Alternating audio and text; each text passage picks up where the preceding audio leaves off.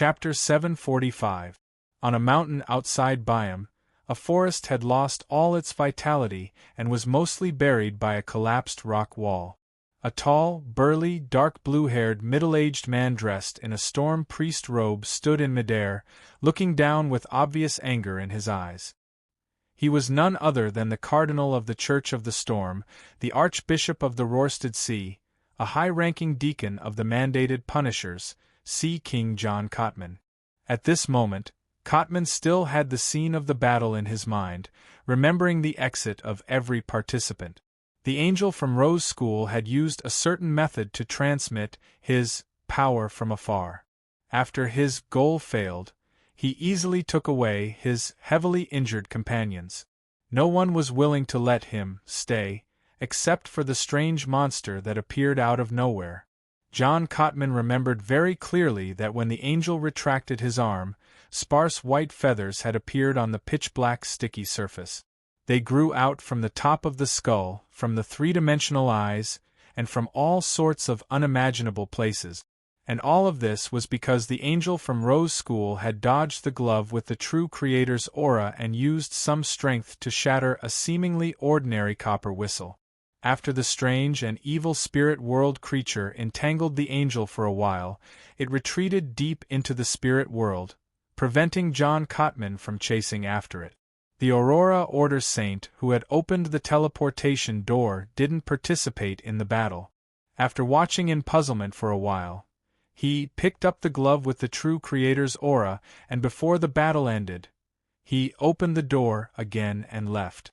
The strange monster that came because of the copper whistle didn't have a fixed form. It was like a manifestation of death itself. He was like a fog that filled the surroundings, but he had many white feathers with pale yellow stains. His target was very clear, the angel from Rose School. After he escaped, he also disappeared from the scene as though he was chasing him. But even so, John Cotman, who had flown over from the city with a sealed artifact, still instinctively felt uncomfortable.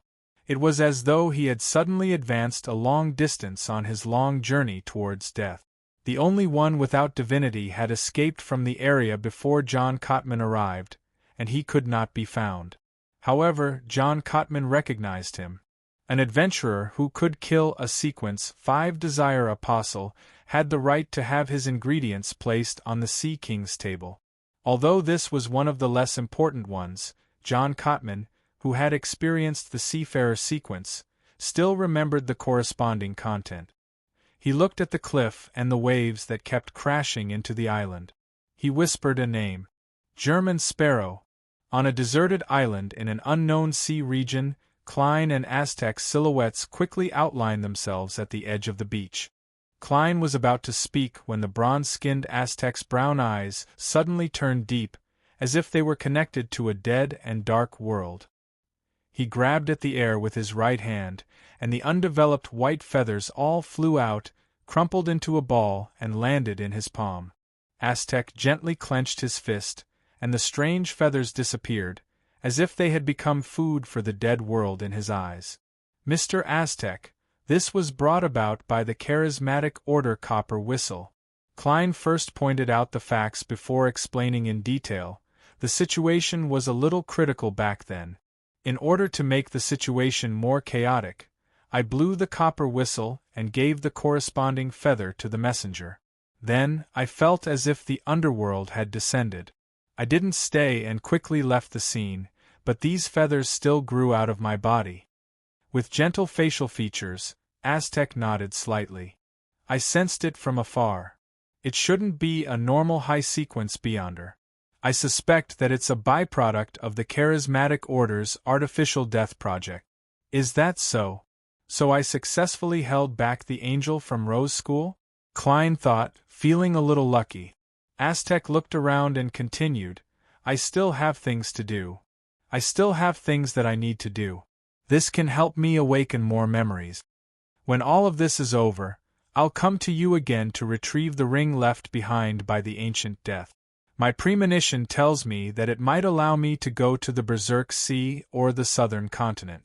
It's best if you go to large cities like Bakeland or Trier.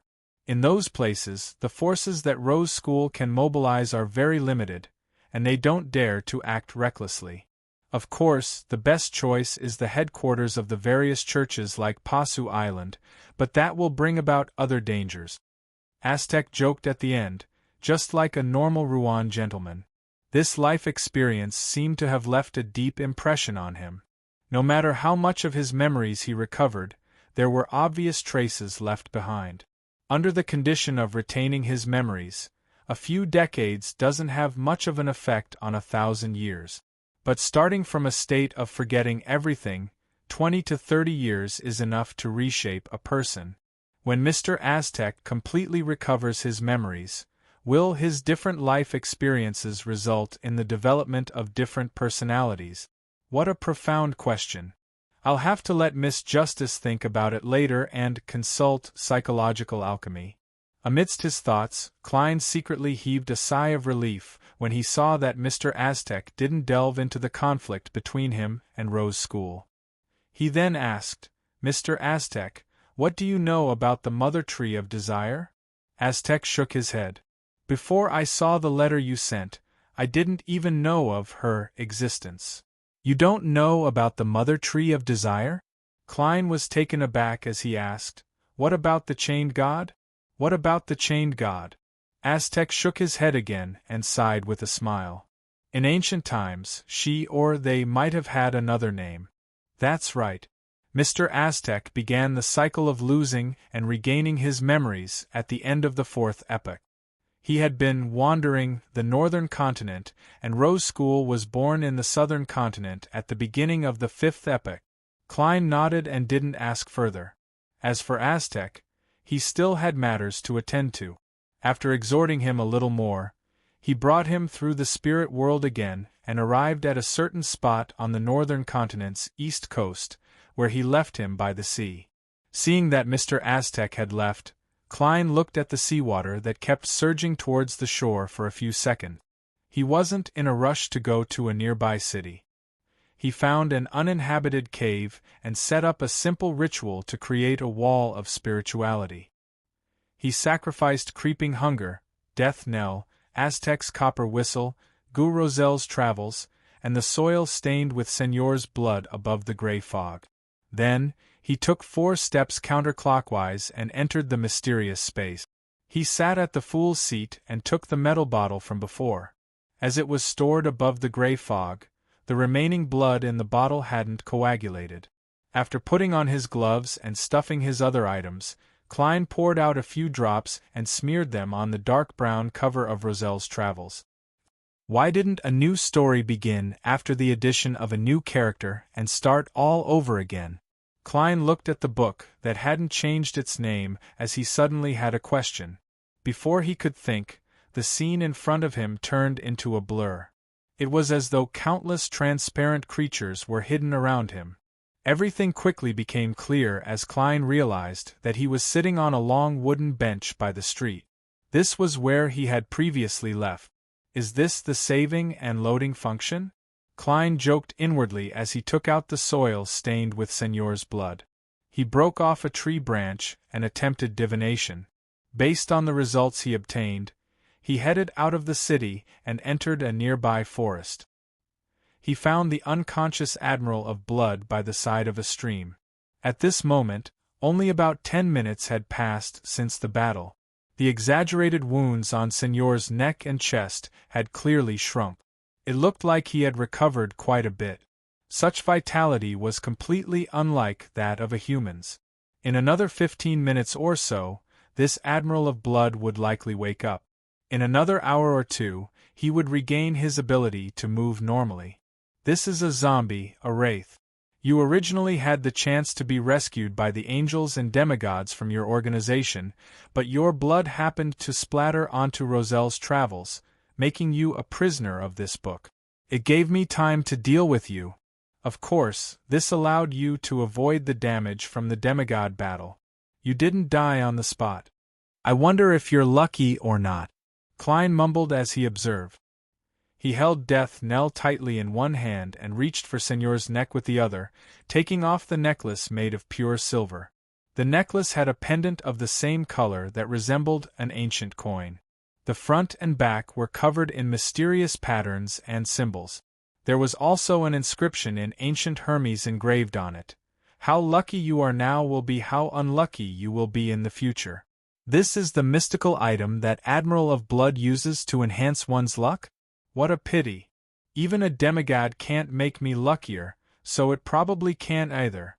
I'll sell it for money later, or I can ask Miss Messenger to see if I can use it to pay off my debt. Klein wasn't in a rush to put away the necklace as he placed it on a rock beside him. He was afraid that there would be unknown negative effects that would affect his subsequent actions. Then, Klein focused on controlling Admiral of Blood's spirit body threads. He wanted to create the first puppet he would use for a long period of time, so as to conclude the acting principles of a marionettist. And there was no puppet that was more convenient to carry around than a wraith. 1 second, 2 seconds, 3 seconds. In 10 seconds, Klein completed his initial control. Señor's spiritual intuition sensed danger as his body clearly struggled.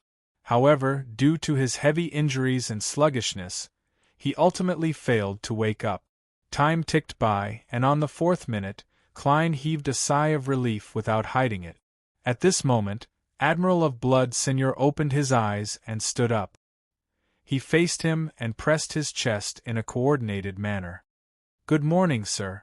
Is there anything I can do for you? P.S. First update. Thank you for the Silver Alliance's happy days." Chapter 746. Illusory black threads extended out from Señor's body and entered Klein's palms, reacting differently with every jump of his spirituality. In fact, controlling spirit body threads didn't necessarily require hands. However, Klein was used to doing so.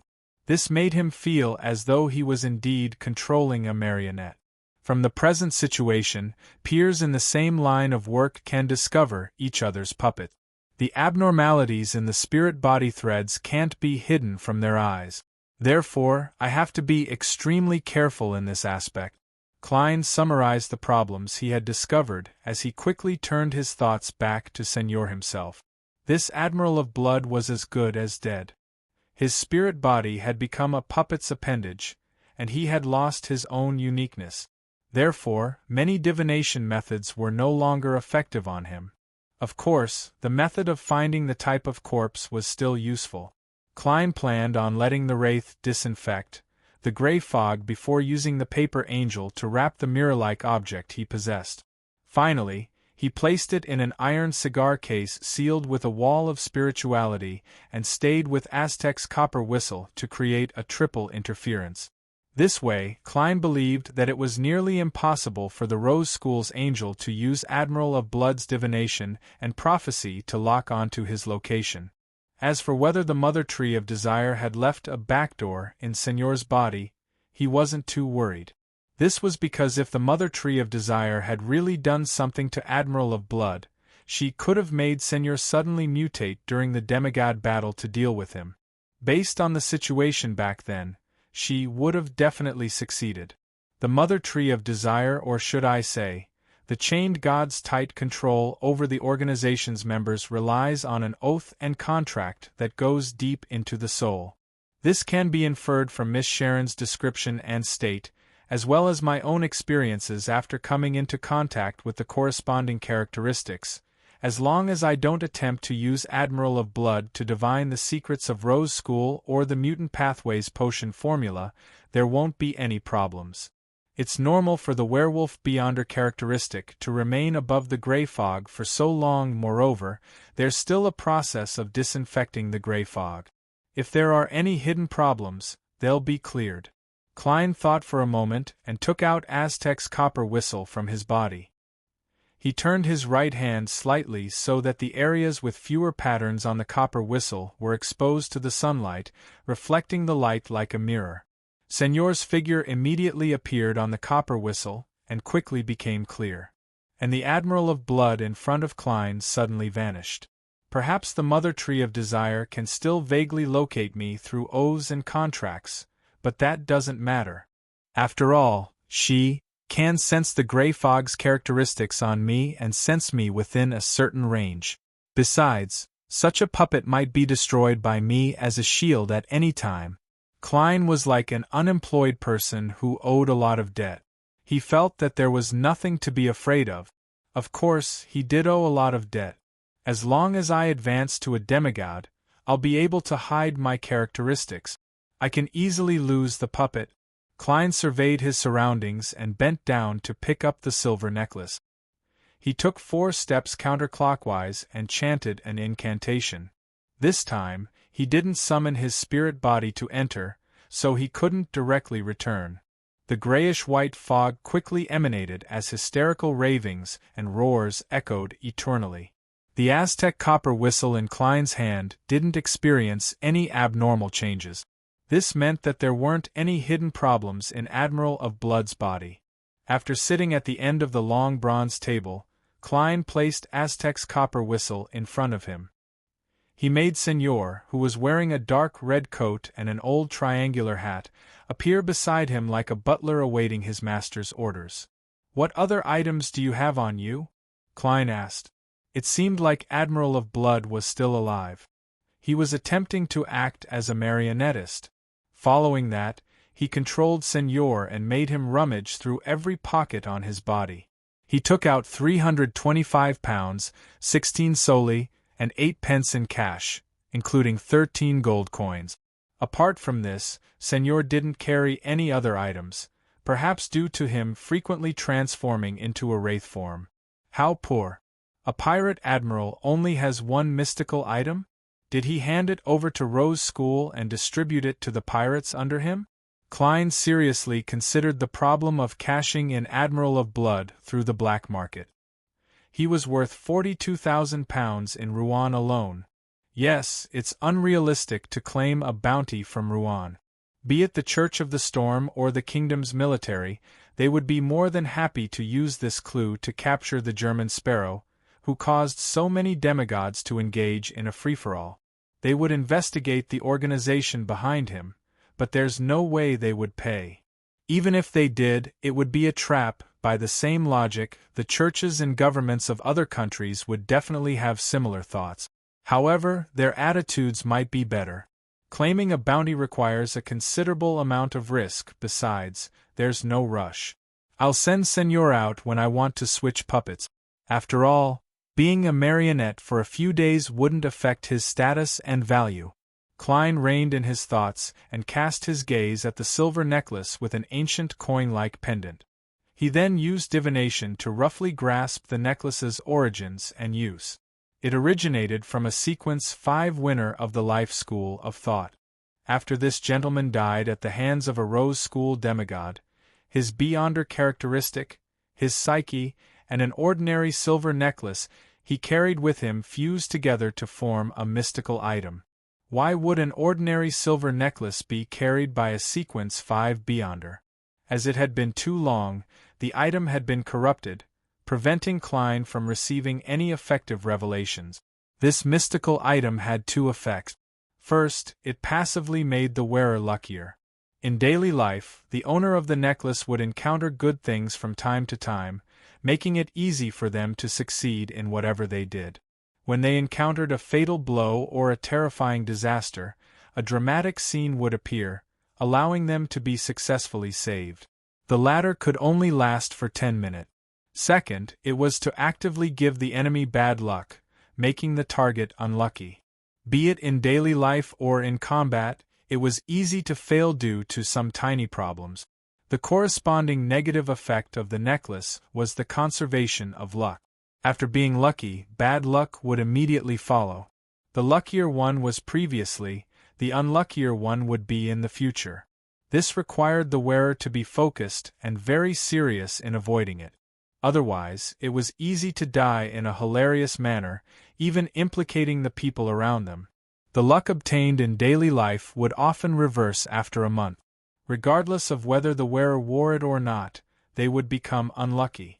However, this bad luck was released in a soothing manner, so the danger level wasn't high. And the luck obtained in combat would return in a similarly intense manner 10 minutes later. Overall, it's a rather good mystical item, but it's not of much use to me.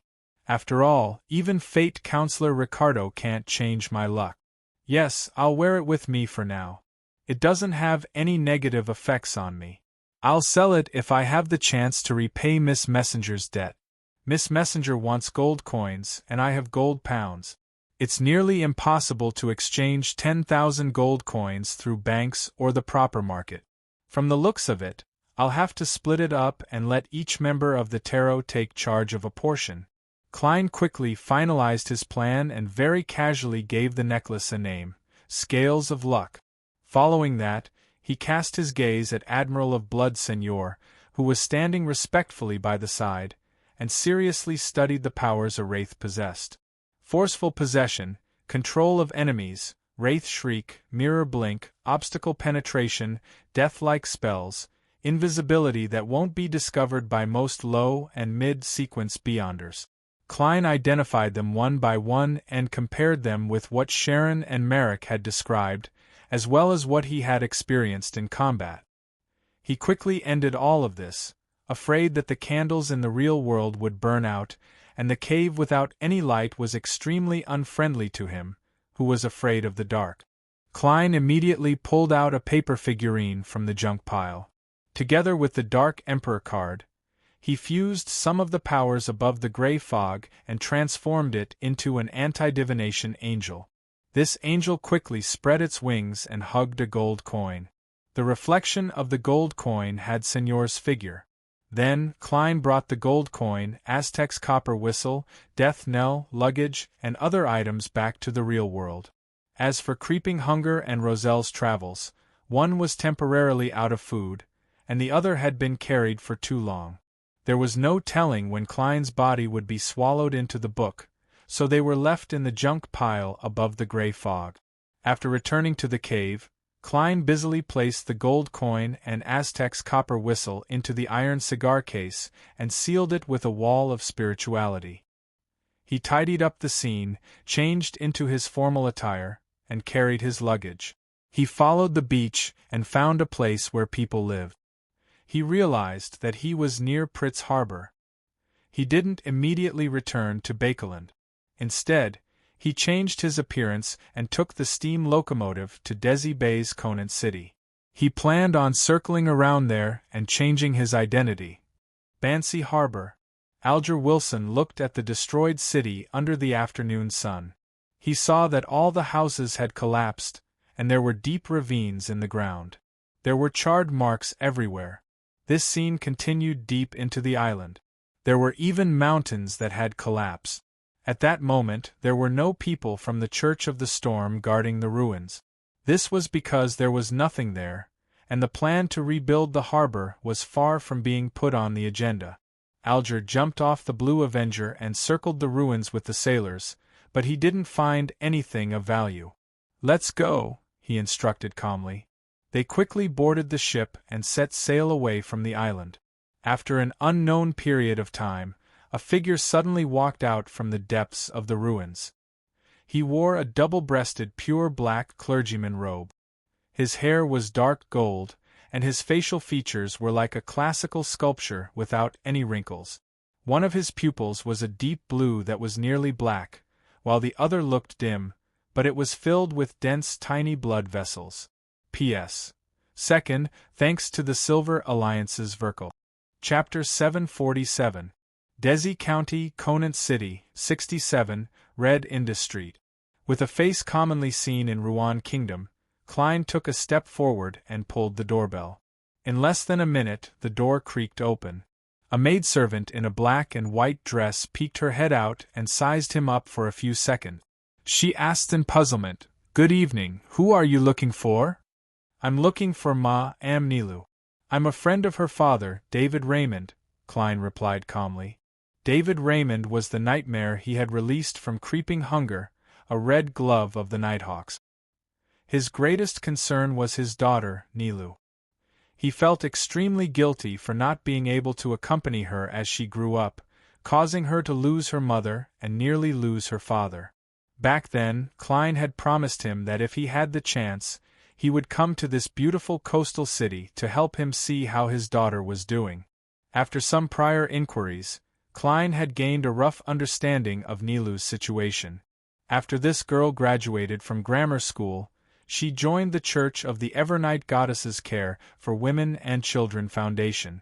Her weekly salary was £2.10 solely, making her the envy of her neighbors. She had also inherited an inheritance from her merchant father. As for the exact amount, no one knew.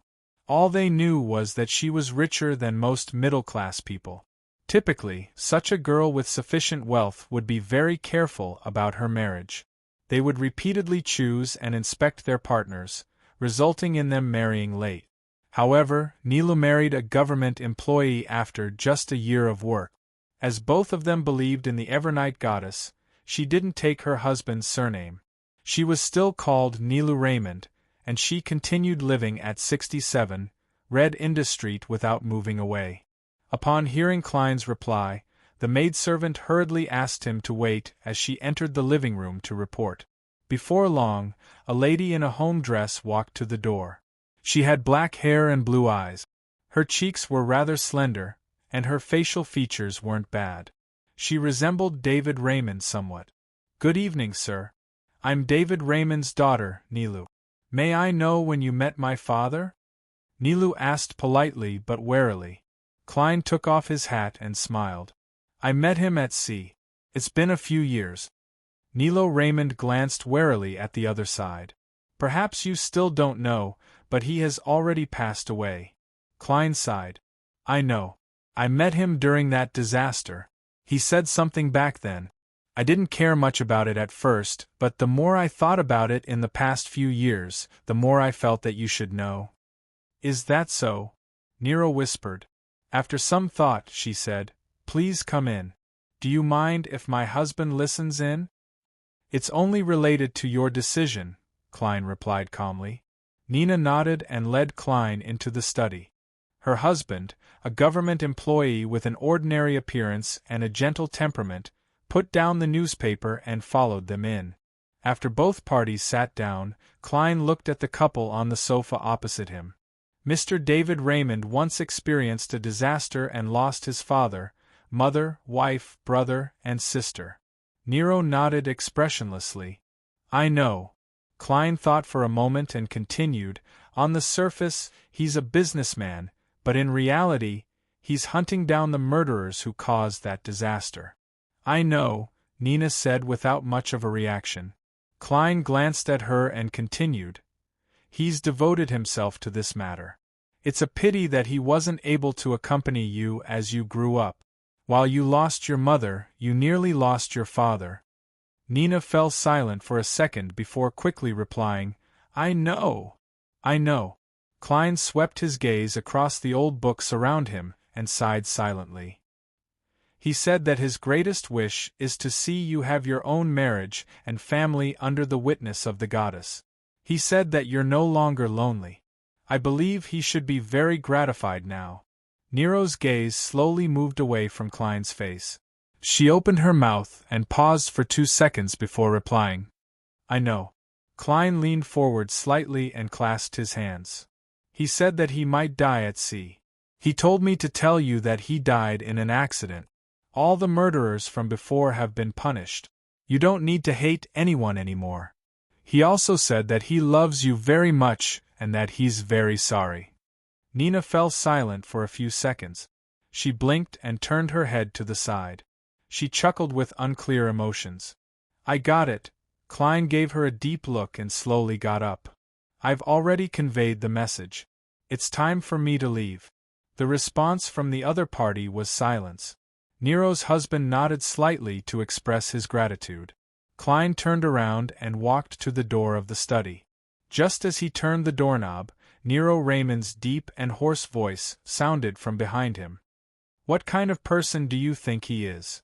After a second of silence, Klein turned his head, curled the corners of his mouth, and smiled. He smiled and said, "A guardian." He didn't stay any longer. He opened the door of the study and walked to the coat rack. When he put on his top hat and left 67 Red Indus Street, a thin sob that he tried his best to suppress suddenly drilled into his ears. Silently shaking his head, Klein left the street and entered a cathedral of the Evernight goddess. Passing through the deep and quiet aisle, he sat in the 7th row from the back. Facing the dark black sacred emblem with the half-crimson moon and resplendent stars, he took off his top hat, lowered his head, and clasped his hands in front of his mouth, just like most of the believers. Time passed quickly in the silence and tranquility. Klein slowly opened his eyes and gently stood up. There was a blob of something wrapped in paper where he had been sitting. Klein walked down the aisle, out of the prayer hall, and walked to the entrance of the cathedral. With his back facing the inside, he put on his top hat, raised his right hand, and snapped his fingers. But the paper where he had been sitting was suddenly ignited, attracting the priest's attention. By the time the gentleman rushed over, the flames had already been extinguished, leaving behind a glossy black gem-like object. This is. Although the priest didn't know what the gelatinous object was exactly, his spiritual perception told him that it was very important. When he and the other priests chased him out of the cathedral, the gentleman in the tailcoat and half-top hat had already disappeared. The next morning, Klein, who had obtained a new identity through the local black market, came to the steam locomotive station. He held a second-class ticket worth 18 soldi and his identification documents in one hand and a black leather suitcase in the other. He stood tall on the platform, waiting for the train to Bakeland to arrive. Now, he looked like a middle-aged man in his 40s. He was more than 180 centimeters tall, and his black hair was mixed with some silver strands. His blue eyes were as deep as a lake at night, and his facial features were rather pleasing to the eye. He had a mature and refined temperament. Looking down at the identification documents in his hand, Klein's eyes reflected his current name. Don Dantes. After some thought, he placed the suitcase on the ground, opened it, and stuffed all his identification documents inside. Inside the suitcase was a small black wooden box. Inside it was the ashes of a former Rouen soldier, Frunzier Edward. Just as Klein tidied up the suitcase, he heard a humming sound. A steam locomotive spewed out smoke as it entered the platform and slowed down to a stop. He looked up and cast his gaze forward. After sizing it up in silence, he whispered to the suitcase, "It's time to go back." He immediately stood up straight, picked up his belongings, and walked towards the opened carriage door. Bakeland, Sherwood Borough, 26, Kingster Street. Banson took off his hat and coat and handed them to the maidservant. He looked at his sister, Melissa, who was focused on reading in the living room. "The entrance exam is in June. You can finally experience the pain of my serious studies." Melissa didn't look up as she continued reading. "I'm studying seriously every day. Be humorous, Melissa. Be humorous. What's the difference between a person who doesn't know humor and a curly-haired baboon?" Banson said with a smile. Melissa casually glanced at him. "That's not what you said before." She didn't dwell on the difference between humans and curly-haired baboons. "Do government employees also finish work so late?" "No, it's just that a lot of things have happened recently. You don't know. In such a big change, the handover of work and the straightening out of different relationships are very troublesome." Banson glanced at the mirror in the living room and could not help but raise his hand to tidy his hair. He said with an unhappy expression, "Although I'm just a small employee in the Ministry of Finance, it doesn't stop me from having a lot of work. The only thing that comforts me is that I've finally passed the damn internship period. From now on, I'll have a weekly salary of £3. Melissa put down her book and said to Banson as she walked to the dining room, "Don't worry. It's time for dinner." She paused for a moment, then said very seriously, "I read in the newspaper that there's something called Donningsman tree sap, which is very effective for hair growth." Banson's expression suddenly became very complicated. "Woo!" Amidst the whistle, the long steam locomotive rattled into Bakeland.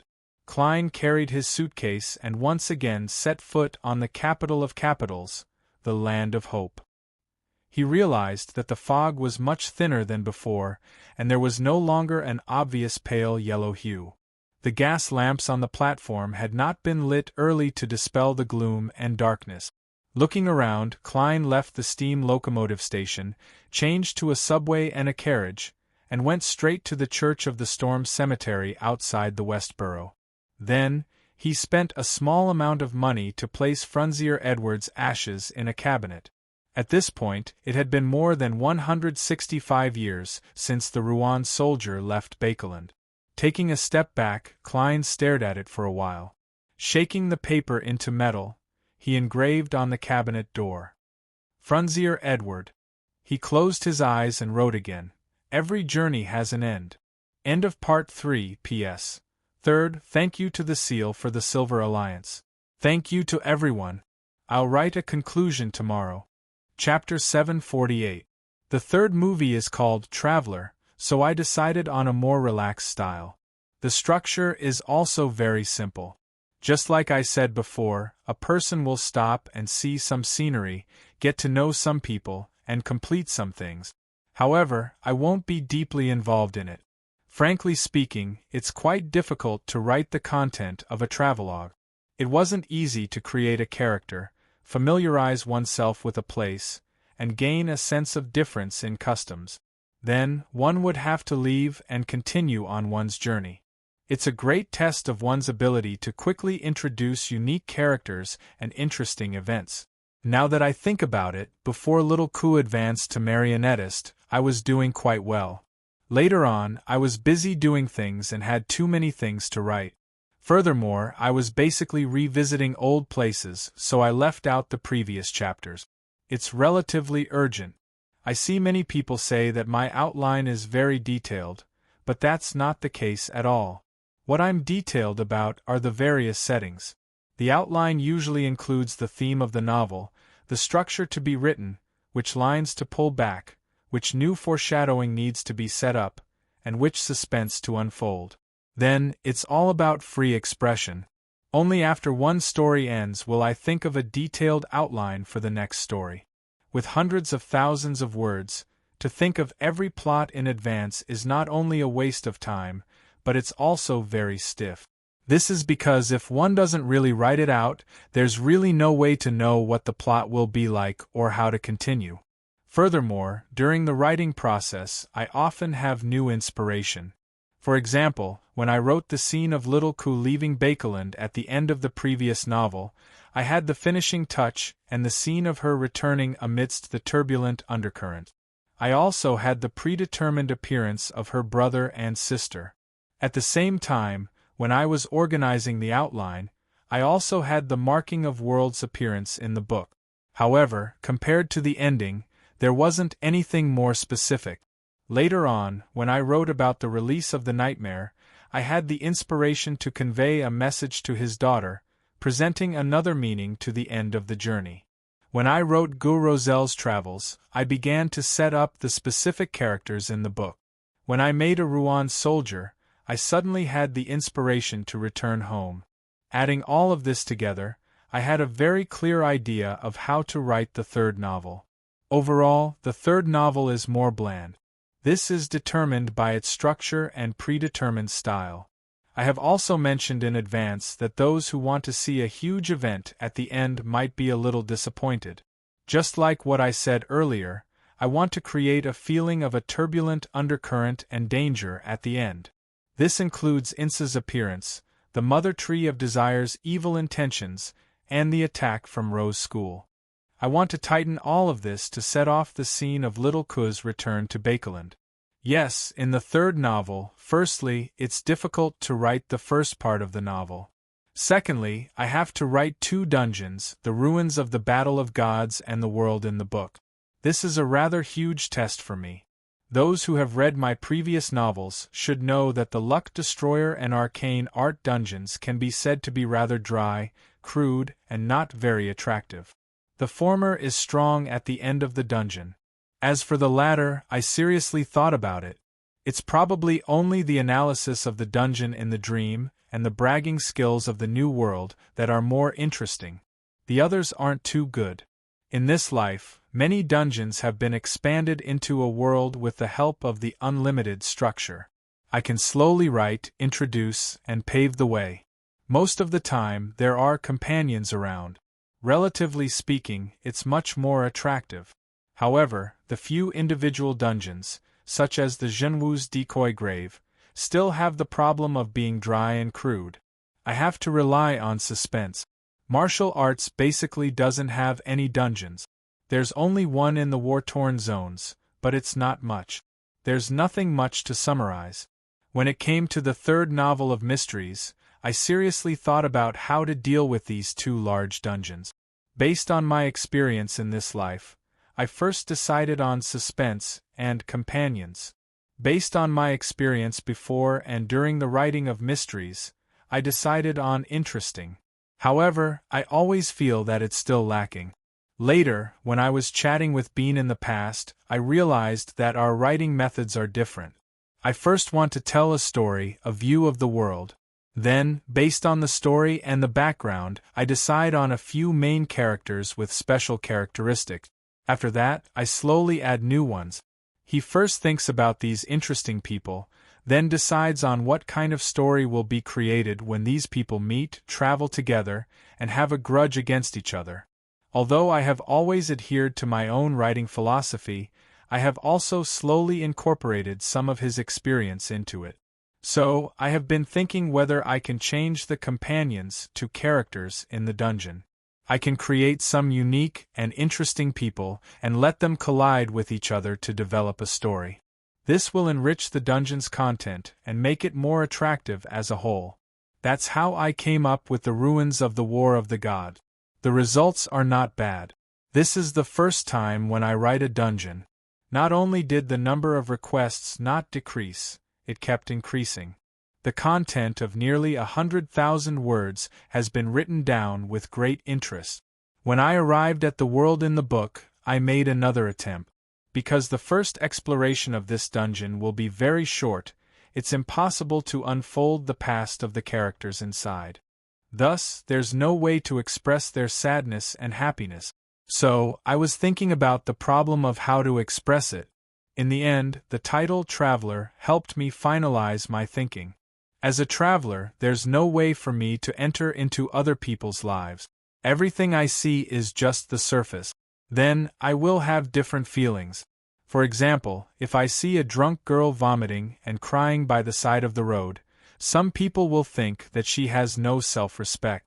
Some people will wonder if she has experienced something sad. Some people will think that it's noisy. Based on the fact that the sadness and happiness of humans are different, I purposely didn't write about the past of Go, Roselle, Mobit, and the others to exaggerate their emotions. I only faithfully, objectively, and calmly recorded what they should say and what they should do. I didn't touch on their inner monologues at all. If you look closely, you'll realize that I basically didn't directly write about Little Ku's inner feelings in that paragraph. I purposely left it blank. So, some people will feel that it's forced to be emotional and a little awkward. Some friends will be more sentimental. Some will think deeply and extend the story, trying to restore it. This is the effect I want to achieve. The sadness and happiness of humans are different. In the eyes of a traveler, it's even more so. Smile. I wrote a lot. The conclusion of the third dungeon is that the characters and the story are very well integrated, but it's a little rushed when I'm buttoning it up. Some parts can be stretched out a little more. Alright, the further I write, the more difficult it gets. I need time to relax my mind and organize the outline. I have to apply for leave again. Also, my stomach hasn't been feeling well this week. I'll go and take a look tomorrow. I'll rest for 3 days. From this summary, it'll be 2.5 days. I'll start updating the fourth dungeon on Saturday at noon. I'll go and update the characters later. Everyone, please mention which ones are there so that I don't forget. Oh right, some of my friends guessed correctly. The fourth dungeon, The Undying. Thank you again, everyone. I'll also ask for monthly votes. Chapter 749. The pitter-patter of rain, the faint mist, the rows of gas lamps that tried their best to emit a misty glow, and the carriages that drove through the streets from time to time formed the most common night scene in Bakeland. Apart from these, Klein, who was standing behind the window, noticed some gratifying changes. Ding-ling-ling! As the crisp sound echoed, a strange machine with only 2 wheels sped along the edge of the road, heading to the other end of the street. Its frame was black, but parts of it had the grayish-white color of steel. Under the illumination of the gas lamps that penetrated the rain, it shimmered with the beauty of metal. Sitting on the machine was a man wearing a postal worker's uniform. His legs were constantly pedaling, appearing to be working very hard. Behind him was a wooden box that had been painted green. "It's been well promoted." The mature Klein in a white shirt and black vest looked at this scene and sighed silently. In the short few hours since he returned to Bakeland, he had encountered many similar strange machines on the way. These were the bicycles he had invested in and promoted. From the newspapers, Klein learned that the Bakeland Bicycle Company had done a lot of advertising and had held bicycle races in the Sherwood Borough and the Bakeland Bridge area to attract the attention of the people there. Apart from these methods, they had also actively promoted it to the government's postal service, police, and other departments. The results were said to be pretty good. Their pricing strategy was based on Klein's original suggestion. They avoided the middle and upper-class people who often used horse carriages and targeted technical workers with a weekly salary of £1.10 solely and above, students from well-to-do families, and public officials who often had to travel outside. Therefore, a bicycle that cost £3 to £5 was something that people of this class could afford if they gritted their teeth. At the same time, they could flaunt it to people with lower incomes. The problem now is that it often rains in Bakeland, and people who ride bicycles can't use umbrellas. The next step is raincoat. Klein retracted his gaze, shook his head, and chuckled. The place he was currently staying at was a high-end hotel in Hillstonborough. It cost 10 solely a night, which was so expensive that Klein's heart ached. However, in order to match his persona, he could only grit his teeth and bear with it. According to his thoughts, Don Dantes' identity was likely to be a mysterious tycoon from Desi Bay who believed in the Evernight goddess.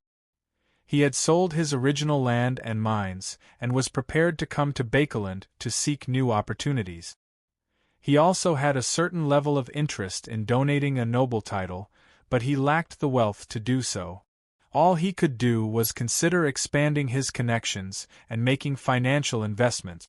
The advantage of such an identity was that it was different from all the characters Klein had played before. There was a clear distinction, and it allowed him to naturally come into contact with people of the middle and upper echelons, especially the people from the Military Officers Club and the bishops of the Church of the Evernight Goddesses Bakeland Diocese. It made it convenient for Klein to continue investigating the truth behind the Great Smog of Bakeland while gathering intelligence to come up with a detailed plan to steal the Antigonus family's notebook. Of course, there were pros and cons. Such a mysterious tycoon would definitely be noticed by the Nighthawks and mandated punishers, and he would be subjected to a certain level of background investigation.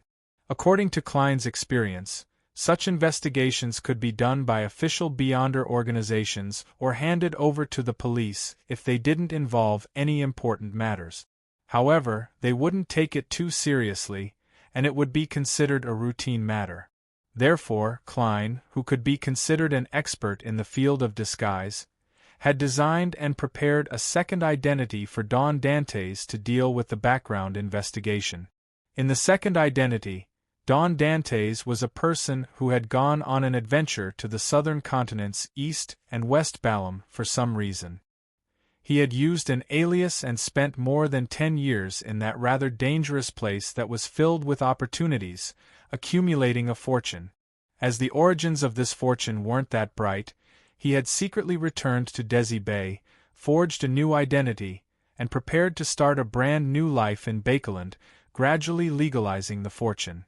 Such people weren't rare in Rouen. Their stories were content that the investigators could accept and imagine.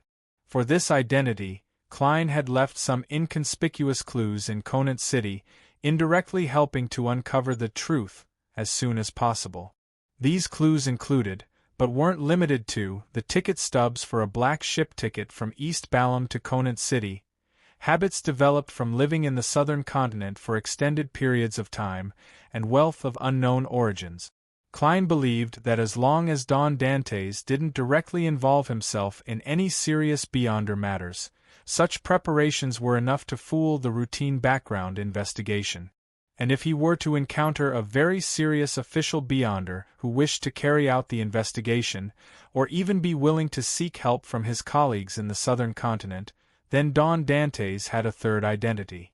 He was a swindler who had a certain level of anti-divination skills. He would disguise himself as a mysterious tycoon and spend large sums of money on investments, all for the final scam. This identity was enough to get Don Dantes arrested, but he wouldn't be given too much attention. This also gave Klein the chance to leave calmly and disappear from the center of the stage.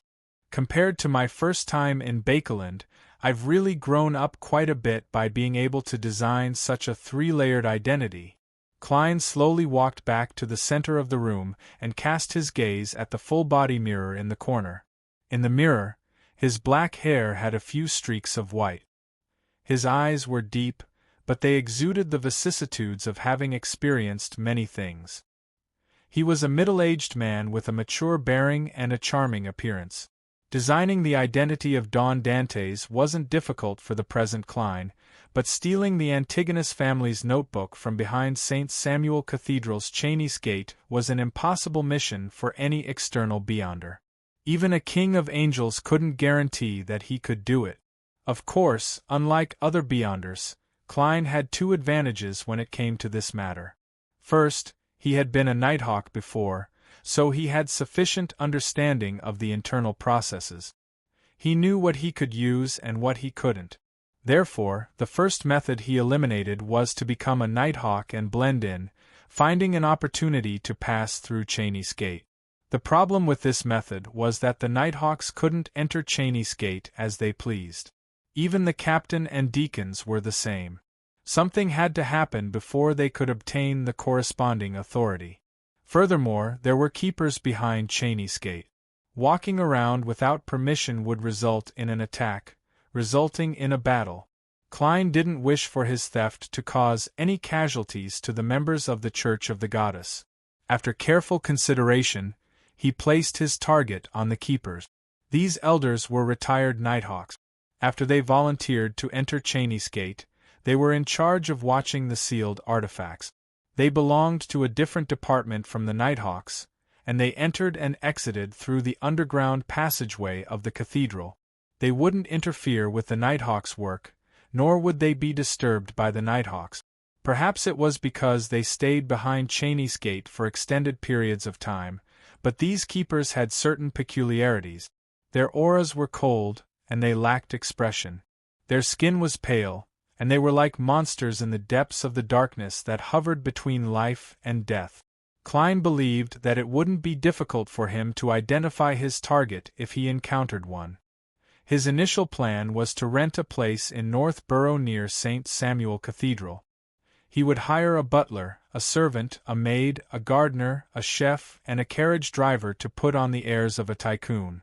Then, he would often head to the cathedral to pray sincerely, participate in Mass, donate money, and slowly familiarize himself with the bishops and priests.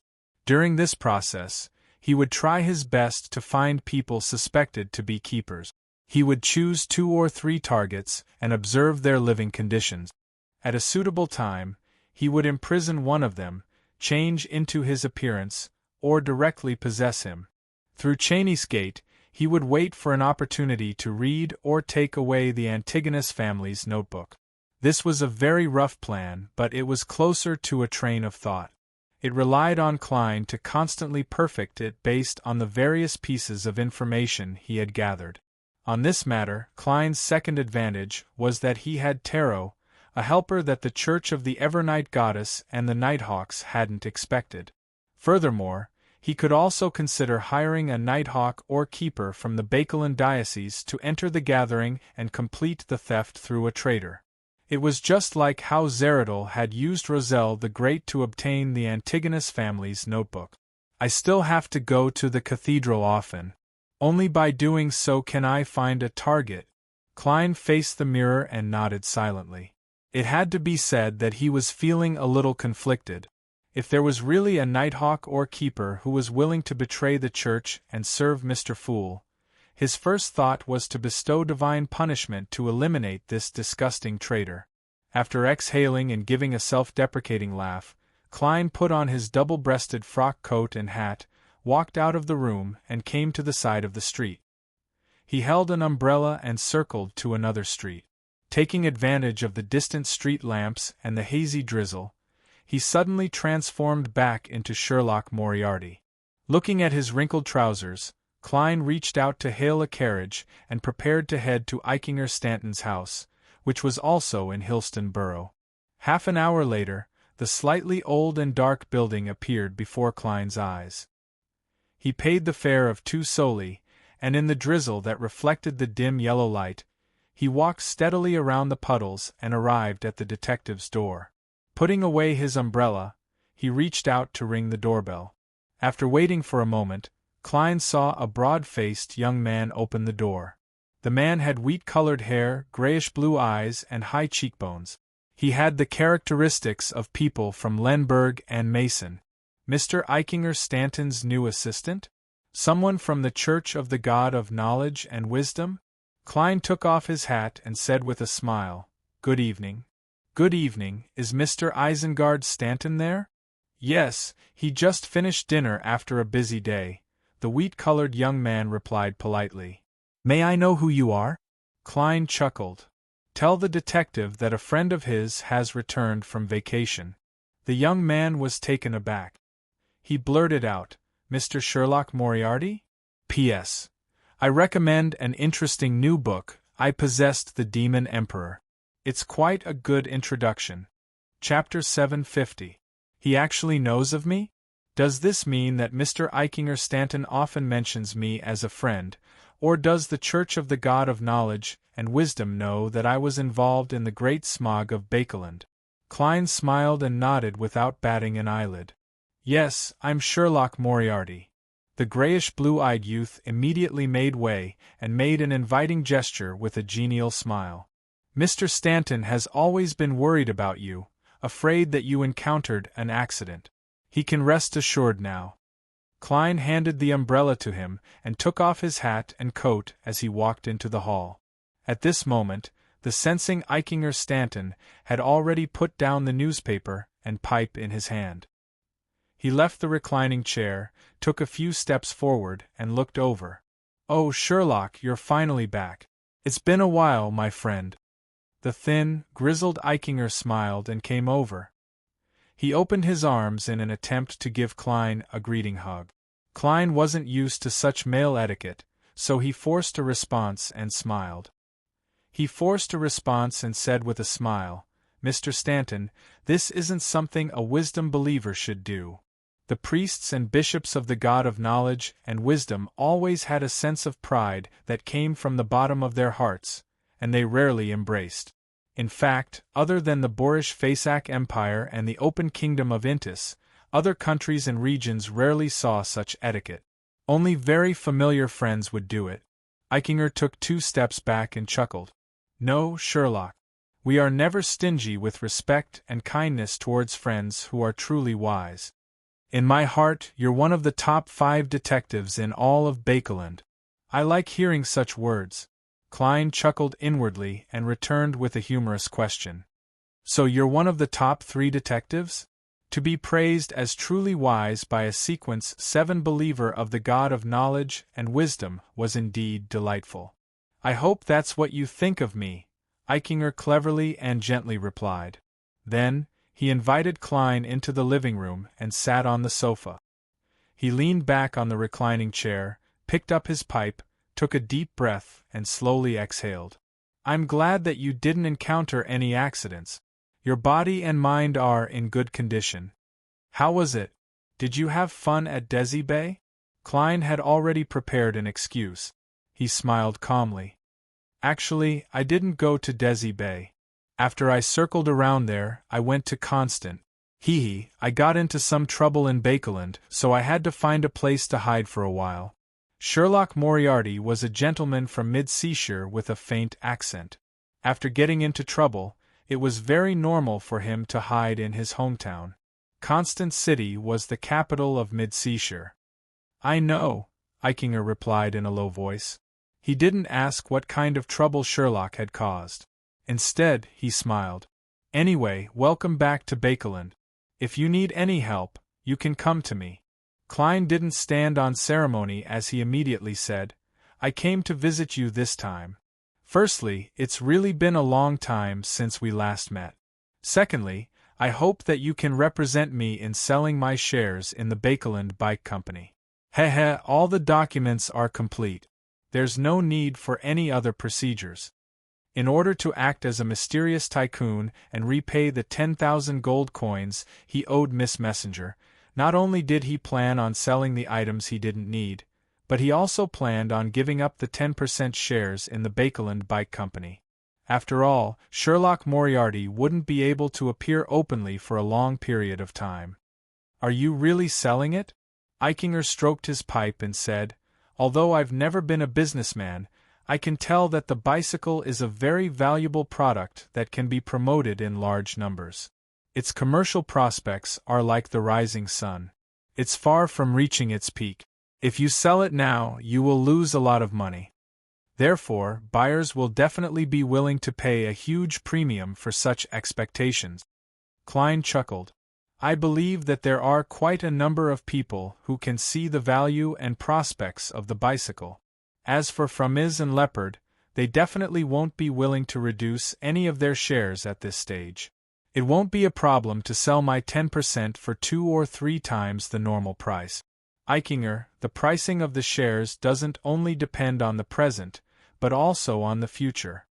It was very necessary to tell a tempting story to a buyer or investor and paint a beautiful future. Of course, there's no need for me to describe the value and prospects of the bicycle. Anyone with a business sense can tell. The only problem is the production of natural rubber. Klein silently added. The pricing of the shares doesn't only depend on the present, but also on the future. Eichinger repeated Klein's words softly. After a while, he sincerely praised, Sherlock, perhaps you should go into business. However, there are always many accidents in the future. Daring to take risks is the spirit of chivalry in the business world. All right, I admit that I'm in urgent need of a large sum of cash recently, Klein replied with a smile.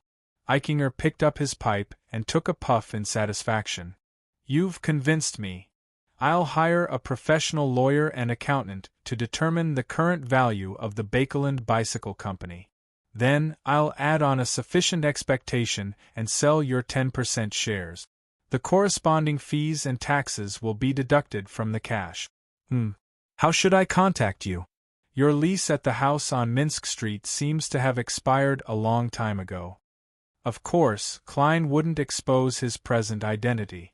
You can publish the news of the transfer of shares in the Tussock Times, Bakeland Daily, and other newspapers to let more people know about it. Only when there's competition will there be better room for negotiation. After the sale, publish a similar announcement to indicate that the matter has been completed and that there's no need to disturb me.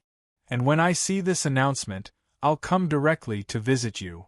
Eichinger was no stranger to using newspaper advertisements to communicate remotely. He nodded and said, No problem. No problem.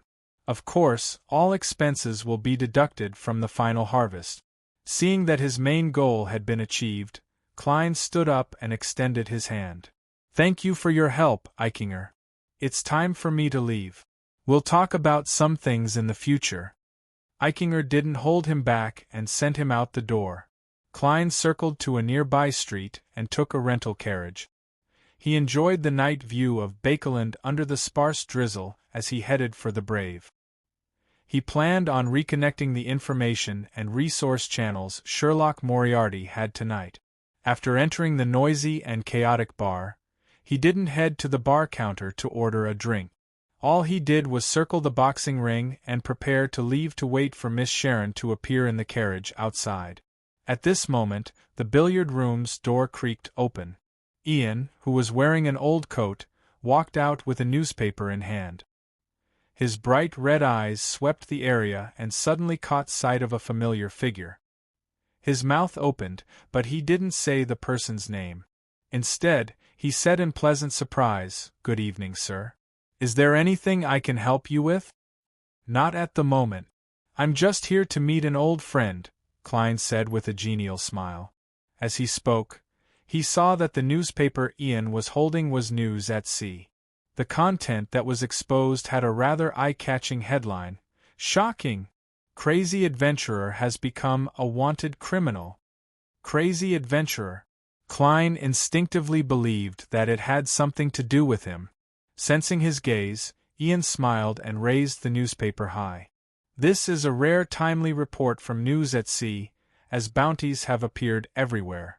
Crazy adventurer, German Sparrow, plotted an incident that harmed the City of Generosity and was proven to be a member of an evil organization. In this incident, thanks to the protection of the Church of the Storm and the kingdom's military, there were no casualties in Byam. However, Admiral of Blood Seigneur, who was involved in the matter, went missing as a result. It's suspected that he was killed by German Sparrow. Guess how much the bounty they offered for German Sparrow is? £50,000. This exceeds Admiral of Blood's and is close to Admiral Hell's. £50,000. Klein's heart palpitated when he heard that. He calmed the ripples in his heart and replied with a smile, "Unfortunately, few people receive such a bounty." He pointed at the bar's door and said, "I'll look for you when I have the time in the future." "All right." Ian didn't ask further as he asked, "Is Mr. White from the Harvest Church your friend? This fellow is finally willing to leave the house? For the Primordial Moon believers?" Klein nodded. "Yes." With that said, he squeezed out of the crowd, pushed open the door, and left the Brave. After getting on a rental carriage, Klein cast his gaze out the window, waiting for Miss Sharon to appear. Of course, he couldn't guarantee that she was still here. Months had passed, and this lady and Merrick might have changed locations. Silently, Klein's spiritual perception was triggered as he turned his head to look out the window. He saw a young lady wearing a black bonnet and a Gothic regal dress clearly reflected on the glass that reflected the night. Turning his head, Klein saw Miss Sharon sitting opposite him. Her pale blonde hair, blue eyes, and pale face were no different from before. "Good evening," Klein, who didn't need to act as German Sparrow, greeted her. Sharon got up slightly, lifted her skirt slightly, and bowed in return.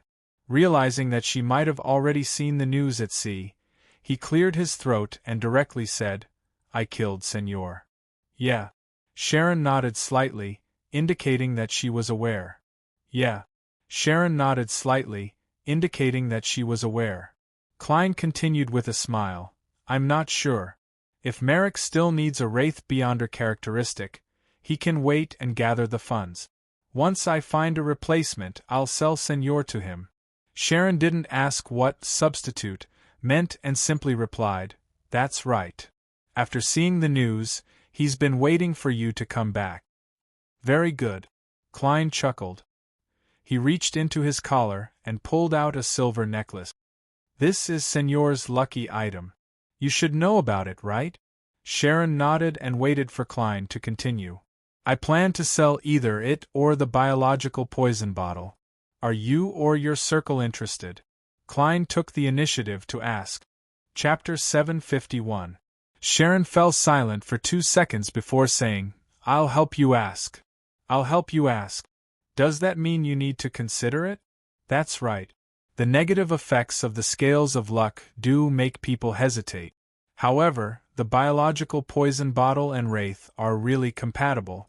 If I wasn't short on money and carrying it around would worsen my physique and cause me to contract diseases, I wouldn't even be willing to sell it. It's rather useful in an ambush." Klein vaguely grasped what Sharon was getting at as he stuffed the silver necklace with the ancient coin back into his collar.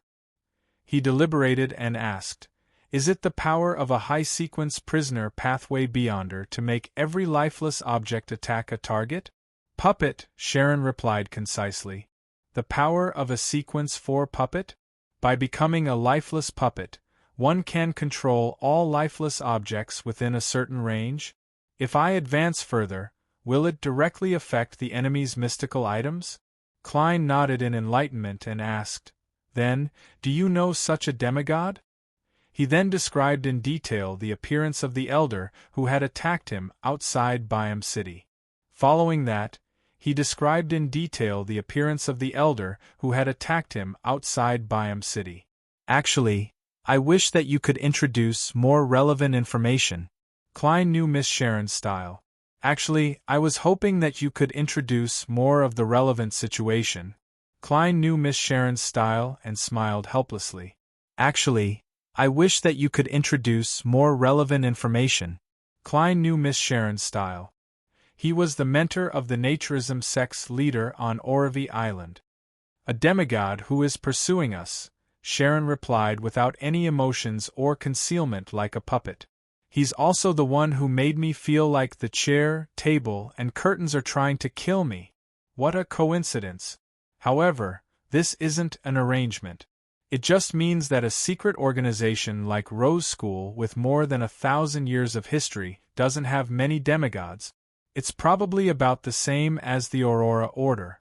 They have about 5 saints and 2 to 3 angels and grade 0 sealed artifacts. Of course, this is because they've been suppressed by the 7 churches for a long period of time. Their main camp has been turned into a colony.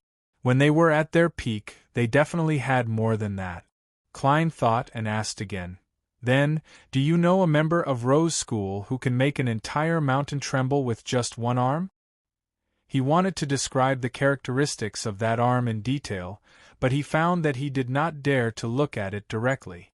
Sharon listened quietly. Her eyes seemed to be alive, and she said in a cold voice, Don't worry. What happened to you? A saint, an angel, and sea king, a demigod of the Aurora Order, a monster produced by the Charismatic Order's Artificial Death Project. Klein silently mocked himself and smiled bitterly. I offended the Mother Tree of Desire and was ambushed by Rose School. Thankfully, I was in Byam, and the Church of the Storm and the Royal Army took action.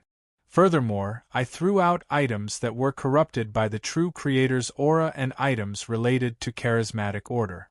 In short, the situation was chaotic, and I took the opportunity to escape. He calmly replied, but he hid the existence of Miss Messenger and Mr. Aztec.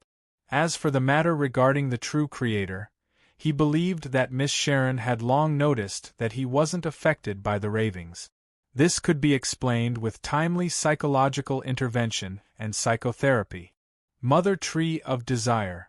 Sharon muttered the name as her blue eyes gradually revealed a rare emotional fluctuation. Klein didn't have the ability to interpret as a spectator, so he was unable to discern Miss Sharon's exact feelings. He only vaguely felt that she was a little afraid and disgusted. Very soon, Sharon held back her abnormal reaction and turned into the most delicate doll again. She looked at Sherlock Moriarty and said, You're very lucky and mysterious. She looked at Sherlock Moriarty and said, You're very lucky and mysterious. Klein smiled without a word. He didn't lie or explain. Sharon didn't inquire further as she said, The one you encountered might be Sua. He is an abomination born 922 years ago.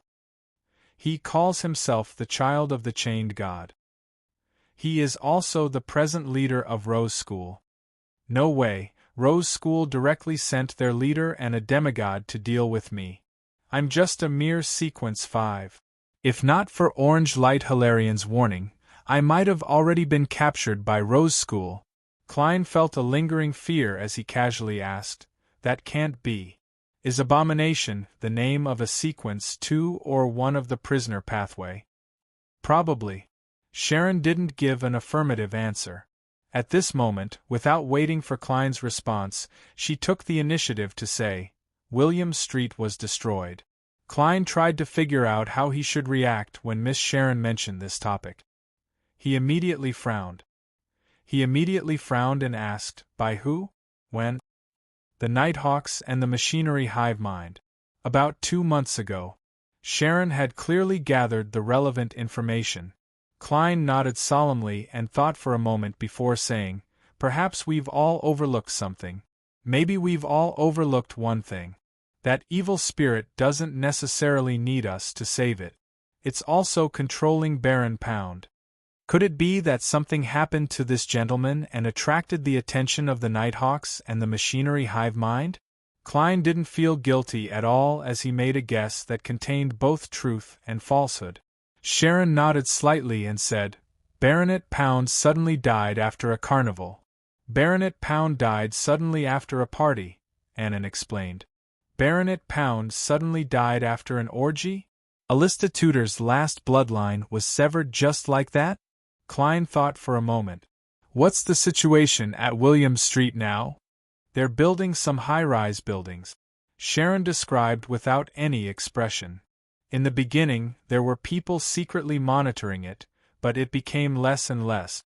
By the beginning of last month, it was gone. Klein pondered for a few seconds. Have you gone down to explore? Sharon glanced at his face and said, I'm not sure. No. Is this because you remember our unwritten agreement? What we discover together, we explore together? What a noble lady. The Rose School of Thought's abstinence faction is many times better than the indulgence faction. Klein probed, What's the matter? Are we going now? Okay. Sharon expressed her attitude concisely. Klein immediately ordered the coachman in front to change their route to William Street, which was at the junction of West Side and Queens. Along the way, he casually talked about what he had seen and heard at sea and his experiences that did not involve secret. Although Sharon did not respond, she listened attentively and seemed to be very interested. This reminded Klein of the first time he met Miss Bodyguard. She was sitting on an illusory high-backed chair inside the oriel window, her right hand holding her cheek as she listened carefully to his conversation with Ian. She had the potential to be a spectator. The carriage passed through one quiet street after another in the pitter-patter of rain, and finally arrived near William Street. Before Klein and Sharon approached, they realized that the area had turned into a huge construction site. After circling around to the area corresponding to the underground ruins and standing under a lush tree, Klein said to Sharon, who wasn't drenched despite not holding an umbrella, Let's go down from here. The rain fell, passing through Sharon's pale blonde hair and body before pattering onto the ground. All right. Sharon didn't ask Sherlock Moriarty what method he was going to use to head down. Klein reached into his pocket and easily dispelled the wall of spirituality before opening the iron cigar case. A figure suddenly appeared beside him. It was none other than Admiral of Blood Senior in his dark red coat and old triangular hat. He's going down in my place, Klein said with a smile. Right on the heels of that, he calmly controlled his puppet. Admiral of Blood Senior immediately pressed his hand to his chest and bowed at Sharon. Good evening. I'm honored to be working with you. Sharon swept her gaze at Klein and Senior without a word. Her body quickly sank into the soil. Miss Sharon seems to hate Senior. Klein curled his lips as he made Admiral of Blood's body rapidly turn into a wraith and sink down. He leaned against the tree with his eyes half closed as he seriously controlled his puppet. There was no one around him. The rain was sparse and the street lamps were dim. Vaguely, Klein found the feeling of being a marionettist. His vision overlapped with Senior's at that moment. He saw black-brown soil, squirming worms, and junk in the crevices of the rock. After passing through the layers of obstacles, he and Sharon arrived at the area where the underground ruins used to be. The dome had collapsed, the stone pillars had snapped, and the soil was filled with rubble. It was nothing like it originally was. Such a scene made Klein believe that the humanoid statues of the 6 deities had definitely been completely destroyed. Thankfully, he and Sharon were located rather close to the room where the evil spirit was sealed. This also meant that in the subsequent explorations, he didn't need to worry that the puppet's range of activity would exceed the 100-meter limit of his control. Amidst the smell of soil and rot, Klein's marionette and Sharon quickly entered the abnormally dangerous room from before. However, in the midst of the bricks and soil, there were only a few piles of bones that were covered in rotting clothes that had signs of being crushed. The dark gold and dark blue light that originally existed had all vanished. The Beyonder characteristic was taken away by the Nighthawks or the machinery hive mind. Señor's face twitched, perfectly reflecting Klein's feelings. Sharon turned around in the dark and solid environment and gently shook her head. They didn't send anyone in. There are no traces of living creatures here. That's right. If there were living people entering and leaving this room in the past half a year, the Wraith should have sensed it. Furthermore, those deity statues clearly can't be seen by the Nighthawks or the machinery hive mind. Then, where did these Beyonder characteristics go? As Klein frowned, Señor had a similar reaction. Could it be that the evil spirit wasn't completely destroyed? Did it escape long ago? As Klein thought about it, he was suddenly alarmed. He suppressed his emotions and made Señor follow Sharon through the room filled with soil and rubble. They arrived at the spot where the bloody door originally stood. At this moment, there were only a few fragments that proved that the target had once existed. After walking a few meters, the two of them entered the room where the evil spirit was sealed. This place had also been destroyed and buried. With Señor's body and eyes, Klein wandered around for clues. There should be a black high-back chair here. Sharon stopped and pointed at a piece of wood that was pressed between two rocks. Klein immediately recalled the scene he had seen in his dream. The young man suspected to be Medici was sitting on a high-back chair with his head lowered, looking like he was dead. Sharon didn't stop. She walked to the side through the mud and searched for other traces. Suddenly, she spoke again. Suddenly, she said again, "There should be one here too." "There's another one? A second black high-back chair?" Klein floated over in surprise. Chapter 752. Under Klein's control, Señor, who had transformed into a wraith, passed through the thick soil and rocks and arrived beside Sharon. He saw a broken armrest with asymmetrical patterns buried in front of him. It was similar but different from the wooden fragments he had previously discovered. The armrest wasn't pure black. There was a dark red color in the patterns, as though iron and blood were intertwined. Recalling the scene from the nightmare, Klein confirmed that this wasn't the high-back chair the young man suspected to be Medici was sitting on. This was the second one. There were at least two high-back chairs in the room where the evil spirit was sealed. Klein and Sharon didn't say a word as they circled around in different directions in search of other traces. Before long, they found proof of the existence of a third high-back chair. It was a leg of a chair. It was mainly dark red with pure black patterns. It was completely different from the two wooden fragments from before. Perhaps it's a problem caused by the asymmetrical characteristics of the fourth epoch. Klein knew Sharon's style, so he took the initiative to speak, saying words that he didn't quite believe. In the nightmare caused by the evil spirit's aura, the high-back chairs that appeared were at least of the same color. Sharon shook her head slightly. 3 foot is more ritualistic. She was referring to the fact that Blood Emperor Alista Tudor wouldn't be the only one who wanted to harm the innocent. There might have been a ritual in the room where the evil spirit was sealed. Klein was taken aback when he heard that as a scene suddenly flashed across his mind. In the spacious and dark room, with a certain spot as the center, there were 3 high-back chairs of different styles. Sitting on each chair was a humanoid creature with a drooping head and no aura. One of them was Red Angel Medici. This scene became clearer and clearer, and Klein instantly thought of 2 other things. The main ingredient of the Sequence 0 Black Emperor's potion was the uniqueness and 2 Sequence 1 Beyonder characteristics, excluding the one he had. Blood Emperor Alista Tudor seemed to have forcefully jumped from Sequence 1 Prince of Disorder of the Black Emperor pathway to Sequence 0 Red Priest, which wasn't a neighboring pathway. He had become a half-mad true god. As his thoughts raced, Klein quickly came up with a guess. This room had once held a ritual to advance to sequence 0, one that involved a true god. Of course, based on the complicated ritual required by the Black Emperor, this should only be part of the potion.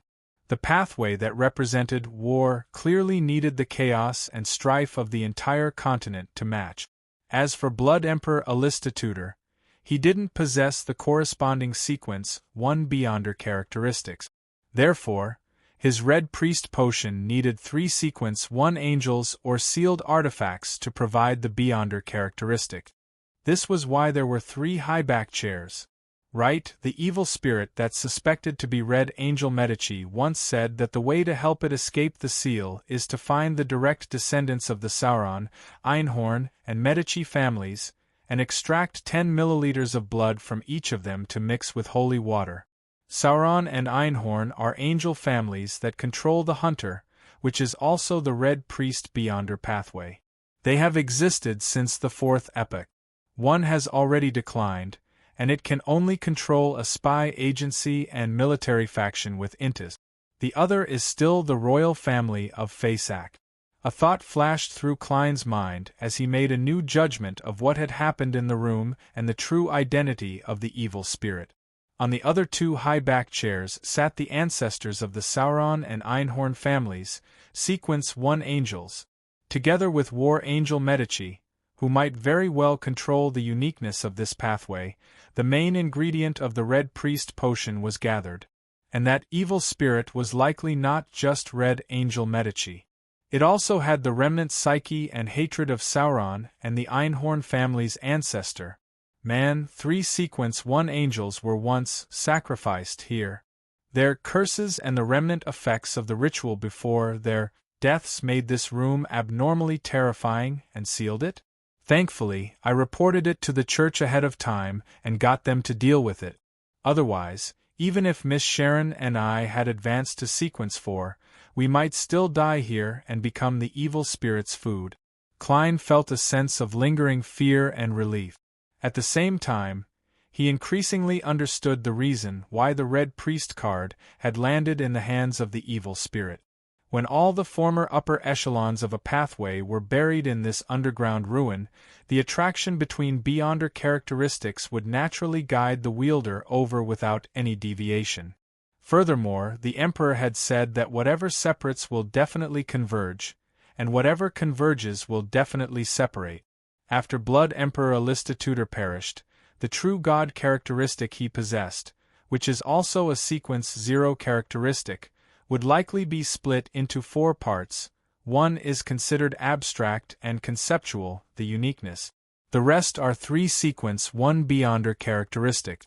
If not, when someone becomes a god, the corresponding Beyonder pathway will no longer have a sequence 1. Would 1 or 2 of these sequence 1 Beyonder characteristics be drawn into the sealed room?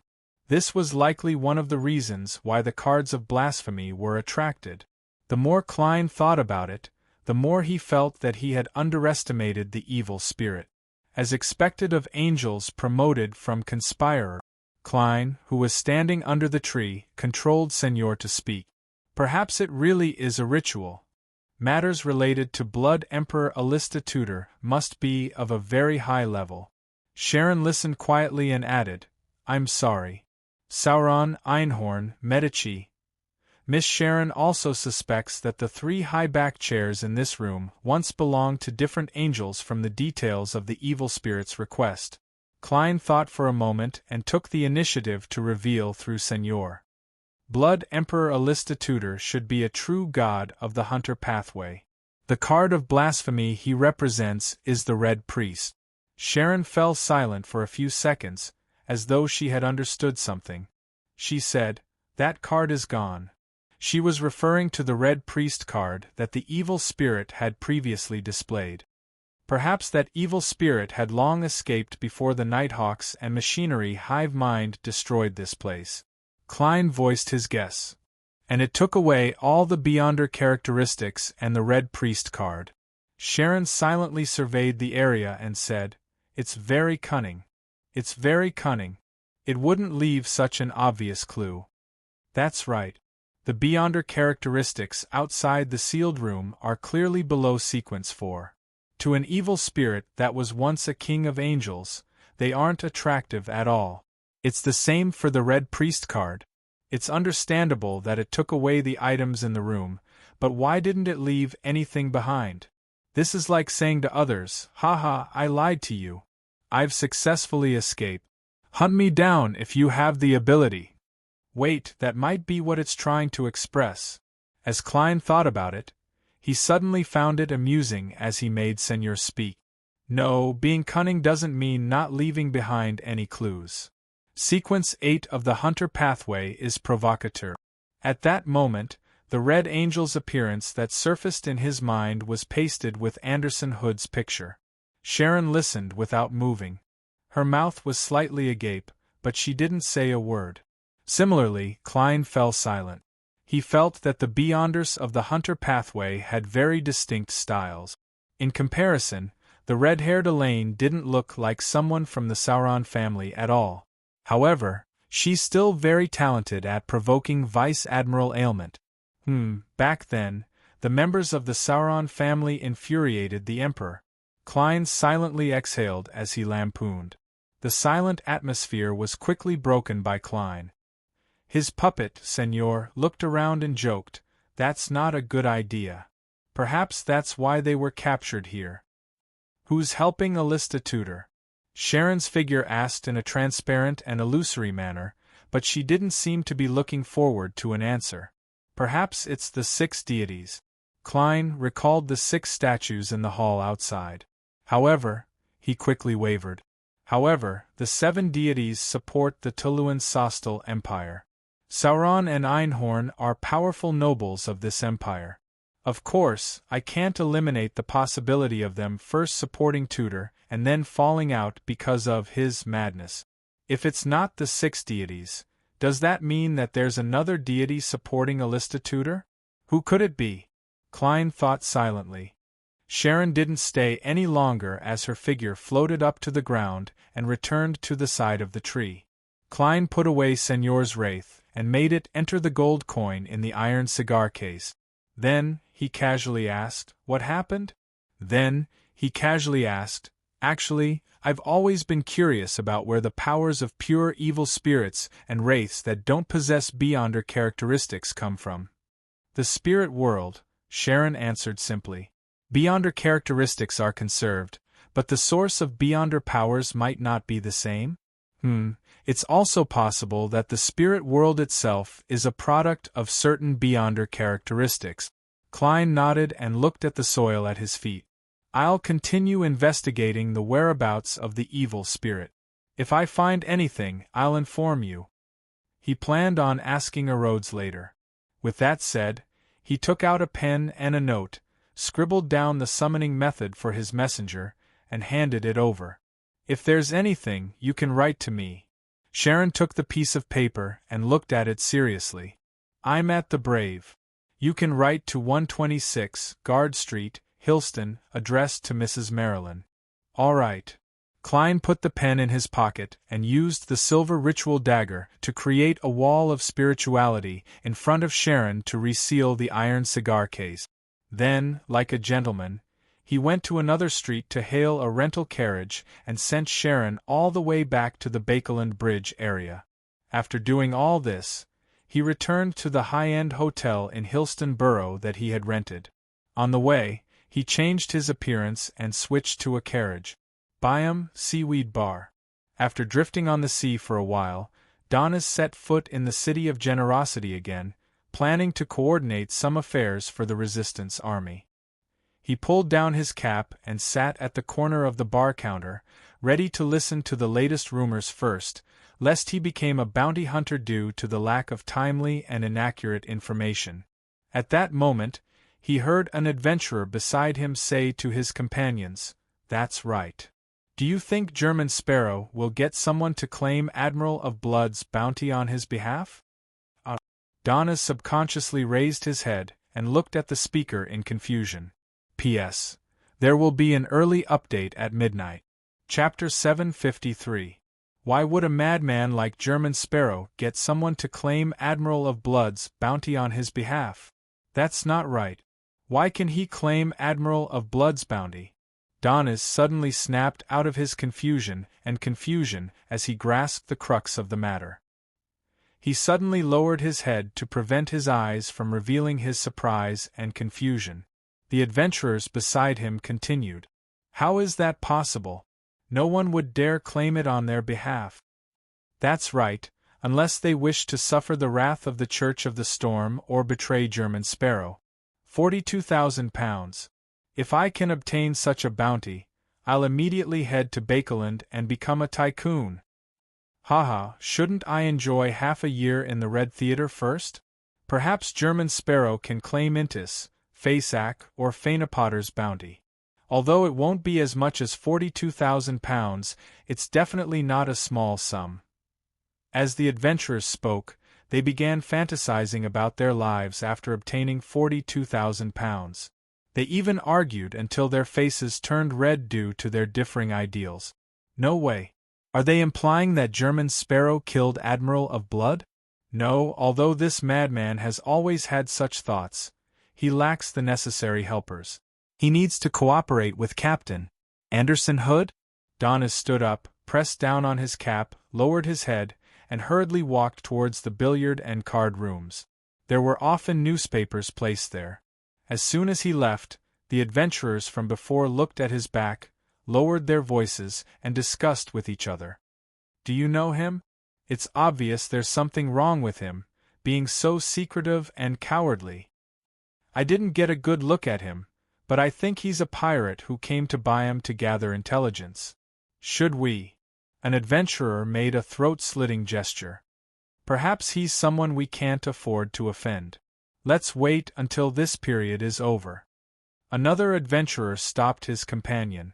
Donis entered an empty billiard room and came to a corner.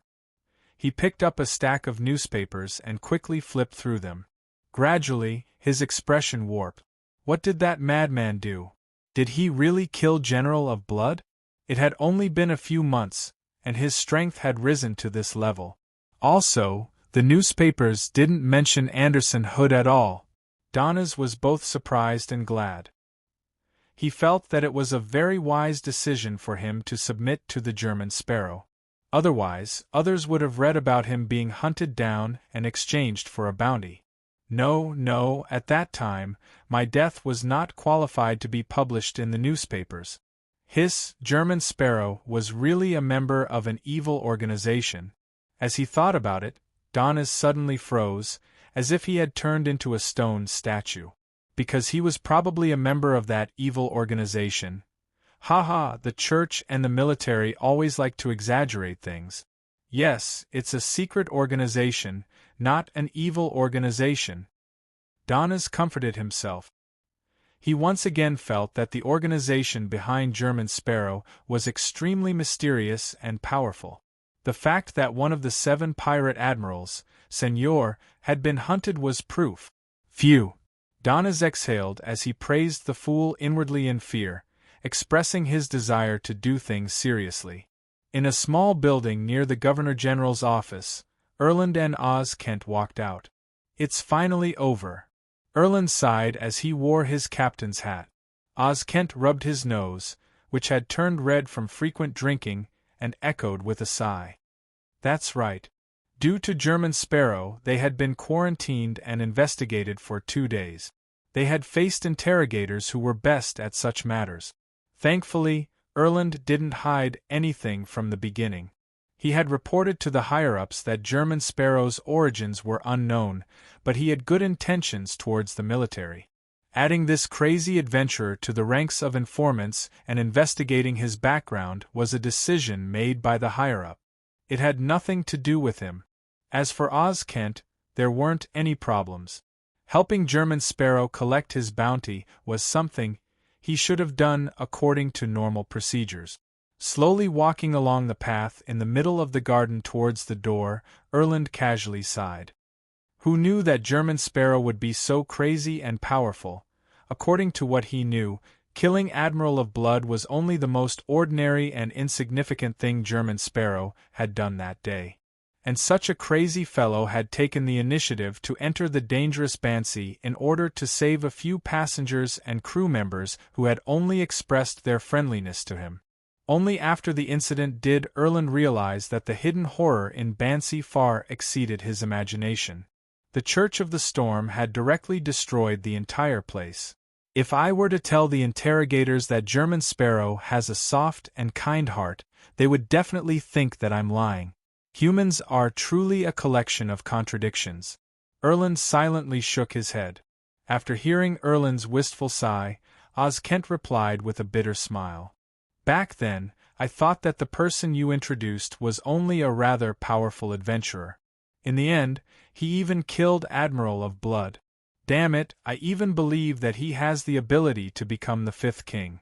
Look at that forest, look at the nearby mountains, and you won't doubt my words. That place is like, Erland glanced at Oz Kent and helped him add, it's like being bombarded by coastal artillery over 100 times. Yes.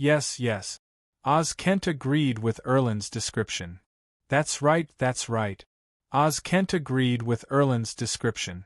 At this moment, the two had already walked out the door. Erland looked at the night sky that was dotted with stars and the crimson but dim moon.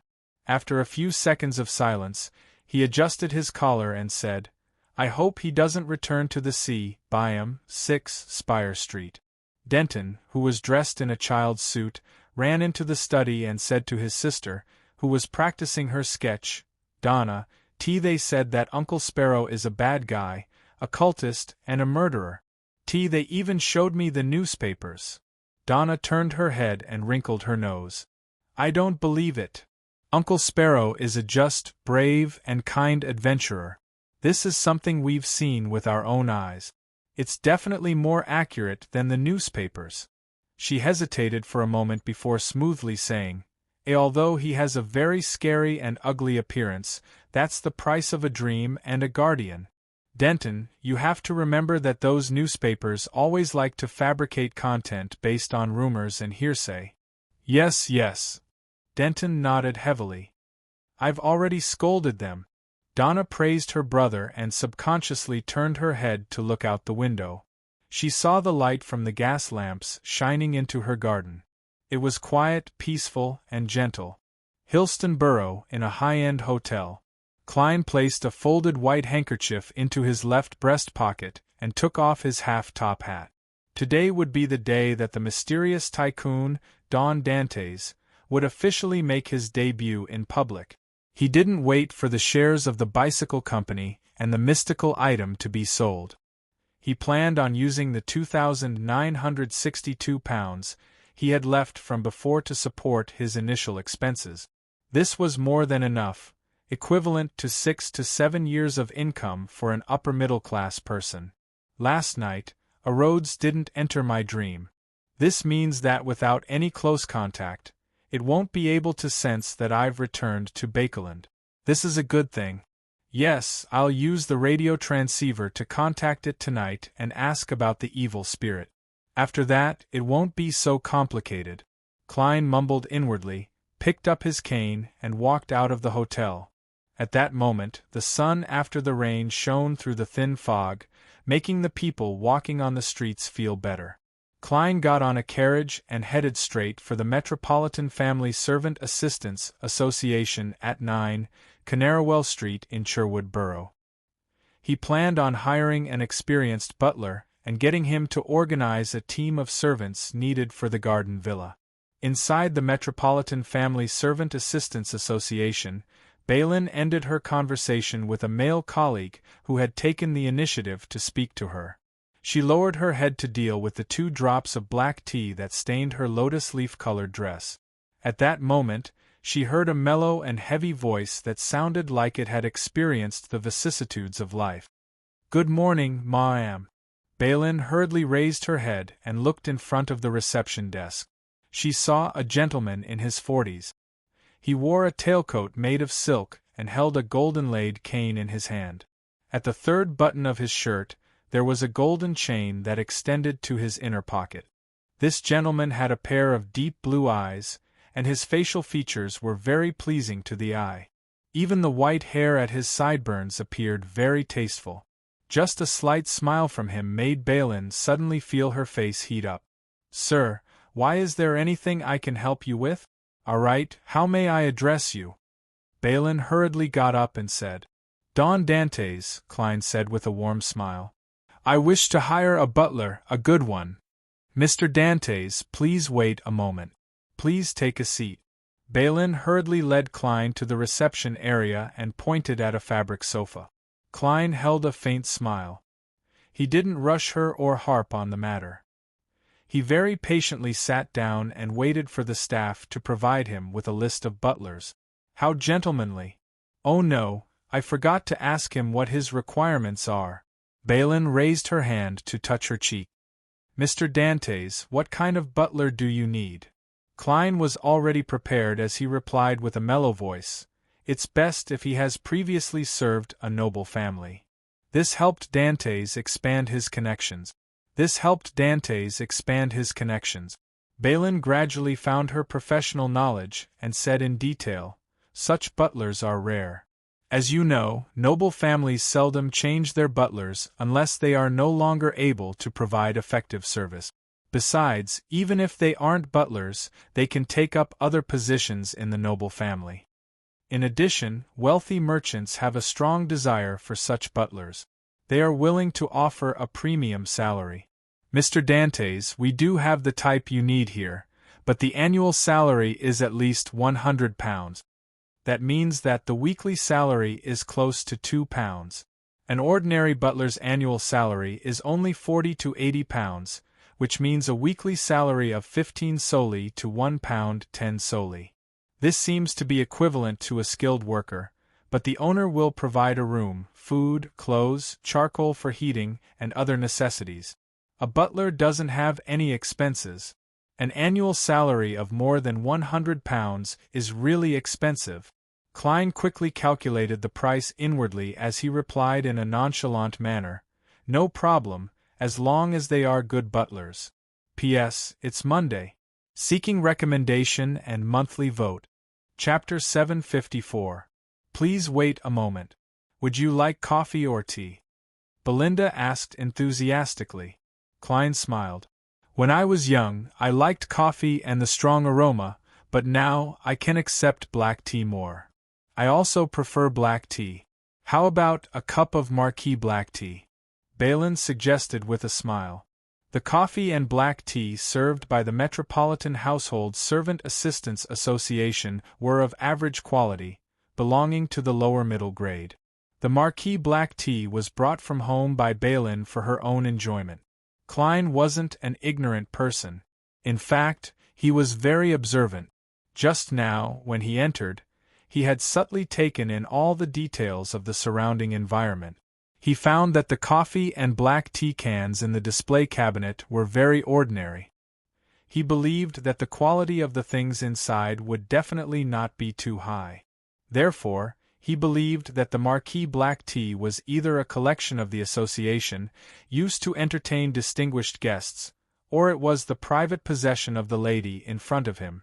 But no matter what, it was enough to show the other party's sincerity. He didn't expose her. "Thank you, I can't refuse your offer. How should I address you, ma'am?" "Balin, just call me Balin." Balin's smile bloomed like a flower. She then walked briskly into the inner room and asked the colleague, who was really in charge of the documents, to pick out a suitable candidate. Then, she returned to the reception desk, picked up a tin can inlaid with silver, and skillfully brewed black tea.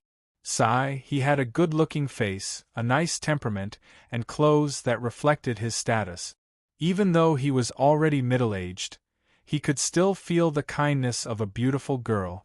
This was the first time Klein had experienced something like this, and he couldn't help but sigh. This made him realize the importance of the faceless man's rule of only himself. If one didn't keep this in mind and indulged in the advantages brought by one's appearance, one would maintain the corresponding appearance, forget or even reject their past selves, and gradually lose themselves. Soon, Balin came over with a white porcelain teacup inlaid with gold. She placed it in front of Don Dantes and smiled. It still needs to cool for a while. Klein looked down at the cup and said half-jokingly, "This will help me adjust my mood and treat this cup of black tea more formally." His implied compliments and thanks lifted Belinda's spirits, and she felt that Mr. Dantes was a true gentleman, and that he had a way with words. "He's definitely not a believer of the Lord of Storms." Balin combed her slightly curly brown hair, and returned to the inner room to urge her colleague. Not long after, she came back with a stack of documents and sat on the sofa beside her. "After screening, there are 3 suitable butlers here. Let me introduce them. The first one is Mr. Asnia, 55 years old. He used to serve Viscount Yorkville, but because the Viscount's investment in mineral exploration failed, the family's finances were in crisis. The Viscount had no choice but to sell the manor and dismiss a large number of servants. In the past 10 years, he has been employed by 2 tycoons and made outstanding contributions to the management of their families." As she spoke, Belin's brown eyes glowed as if there were 2 stars hidden in them, carrying the unique vigor of a young girl. Klein nodded slightly. "Then why did he leave the 2 millionaires?" Balin replied with a smile. "The first tycoon made a huge investment in East Balham, and his entire family moved there. Mr. Asnia wasn't willing to leave Bakeland, so he offered to resign. The second tycoon's health wasn't too good, so he handed the family's matters to his children. As for that gentleman, he had a butler that he trusted more. Mr. Asnia is a believer of the Evernight Goddess, and his political leanings lean towards the Conservative Party. He requests an annual salary of £130. May the goddess bless him." Klein tapped his chest 4 times in a clockwise fashion, drawing the crimson moon. Belin's eyes lit up. "Mr. Dantes, are you also a believer of the goddess?" "Of course." Klein nodded with a smile without further explanation. "It's no wonder he's so gentle." Belin marveled inwardly as she continued her introduction. "Mr. Reback, 48 years old. He once served the Negan family as a deputy butler and assistant butler. Later, he became Baron Syndra's butler in a deal. Not long after the Duke of Negan was assassinated, Mr. Reback, who had reached the end of his service, failed to obtain a new contract from the Baron. He had no choice but to seek help from our association. He's a shallow believer of the Lord of Storms. There's nothing wrong with his character, and his political leanings lean towards the Conservative Party. He requests an annual salary of £120. Klein listened quietly, nodding from time to time in agreement without interrupting Belin's narration. Belin flipped through the paper and took a few glances before saying again, "Third, Mr. Walter. He's 42 years old. He used to be a manor steward and butler assistant at Viscount Conrad's house. Due to certain matters, he had a conflict with the butler and chose to leave. He requests an annual salary of £115. He's a believer of the Evernight Goddess, and his political leanings are the new party. The new Governor-General of Orvie Island is a member of Viscount Conrad's family. Their family is a loyal supporter of the royal family." The corresponding information quickly flashed through Klein's mind. After the introduction, Belin handed over the stack of documents. "Mr. Dantes, who do you wish to choose?" Klein thought for a few seconds before saying with a smile, "Let's do it this way. I'll get the 3 of them to come to my place at 9 tomorrow morning. I'll meet them and have a chat before making a decision." He knew that such associations didn't provide lodging and were purely an intermediary organization. Even if he were to confirm his candidate, he would have to wait until the afternoon or the next day to meet his butler. Therefore, he might as well hold a small interview to choose the one he wanted. "No problem," Belin said with a faint smile. "What's your address?" Klein drank a mouthful of black tea, picked up a pen and paper on the table, and wrote down the current hotel's location and name. "You just arrived in Bakeland?" Belin took a glance and blurted out a question. It was only at this moment that she realized that Mr. Don Dantes' skin was darker than normal. It was slightly bronzed, as though he had been exposed to the sun for a long period of time. He had a rugged look to him. Yes, his accent isn't from Bakeland either. Bellin slowly recalled more details. Klein smiled. I came from Desi Bay, and I was waiting for an excellent butler to help me find a suitable house and servants. After handing over a £3 deposit, he politely drank another mouthful of black tea and got up to bid farewell. Bellin walked him all the way to the door and watched him board the carriage. Mr. Dantes seems to be a tycoon as well. Compared to that, his bearing and gentlemanly style are more charming. Bellin stood in her spot as she thought. In the carriage, Klein half closed his eyes as he leaned against the wall. He couldn't help but calculate the following expenses. The butler is about £120, the valet is £35, the chef is £30, the gardener is £25, the carriage driver is £25, the family nurse is £20, 3 regular maids are £15, and 3 handyman maids are £10. This way, just the servants' expenses will be £330 a year. It's roughly equivalent to £6 and 7 soldi a week. This exceeds my weekly salary back in Tingen City. Furthermore, I need a carriage that costs about £100. I also need a garden house, which costs about £2 a week. Together with the expenses for food, clothes, and charcoal for such a large group of people, the total is ridiculous. Is this the daily life of a tycoon? Klein suddenly regretted creating such a persona. He exhaled and tried his best to throw the matter to the back of his mind. He took the carriage to Phelps Street in Northborough. There was a pure black cathedral here with a bell tower on each side. It presented a symmetrical beauty. It was none other than the headquarters of the Church of the Evernight Goddesses Bakeland Diocese, St. Samuel Cathedral. Klein adjusted the handkerchief in his left pocket, held his gold-inlaid cane, and walked into the cathedral. He passed through the quiet corridor and arrived at the prayer hall under the sunlight that pierced through the stained glass. It was very dark here, making one involuntarily feel calm. Klein randomly found a seat, leaned on his cane, took off his hat, and focused on praying with his eyes closed. Time ticked by. After listening to the sermon, he slowly got up and walked to the altar. He bowed at the bishop with short black hair before coming to the donation box beside him. After silently exhaling, Klein took out 2 £10 notes and 6 £5 notes and threw them in. The bishop's expression couldn't help but soften when he saw this scene from the corner of his eye.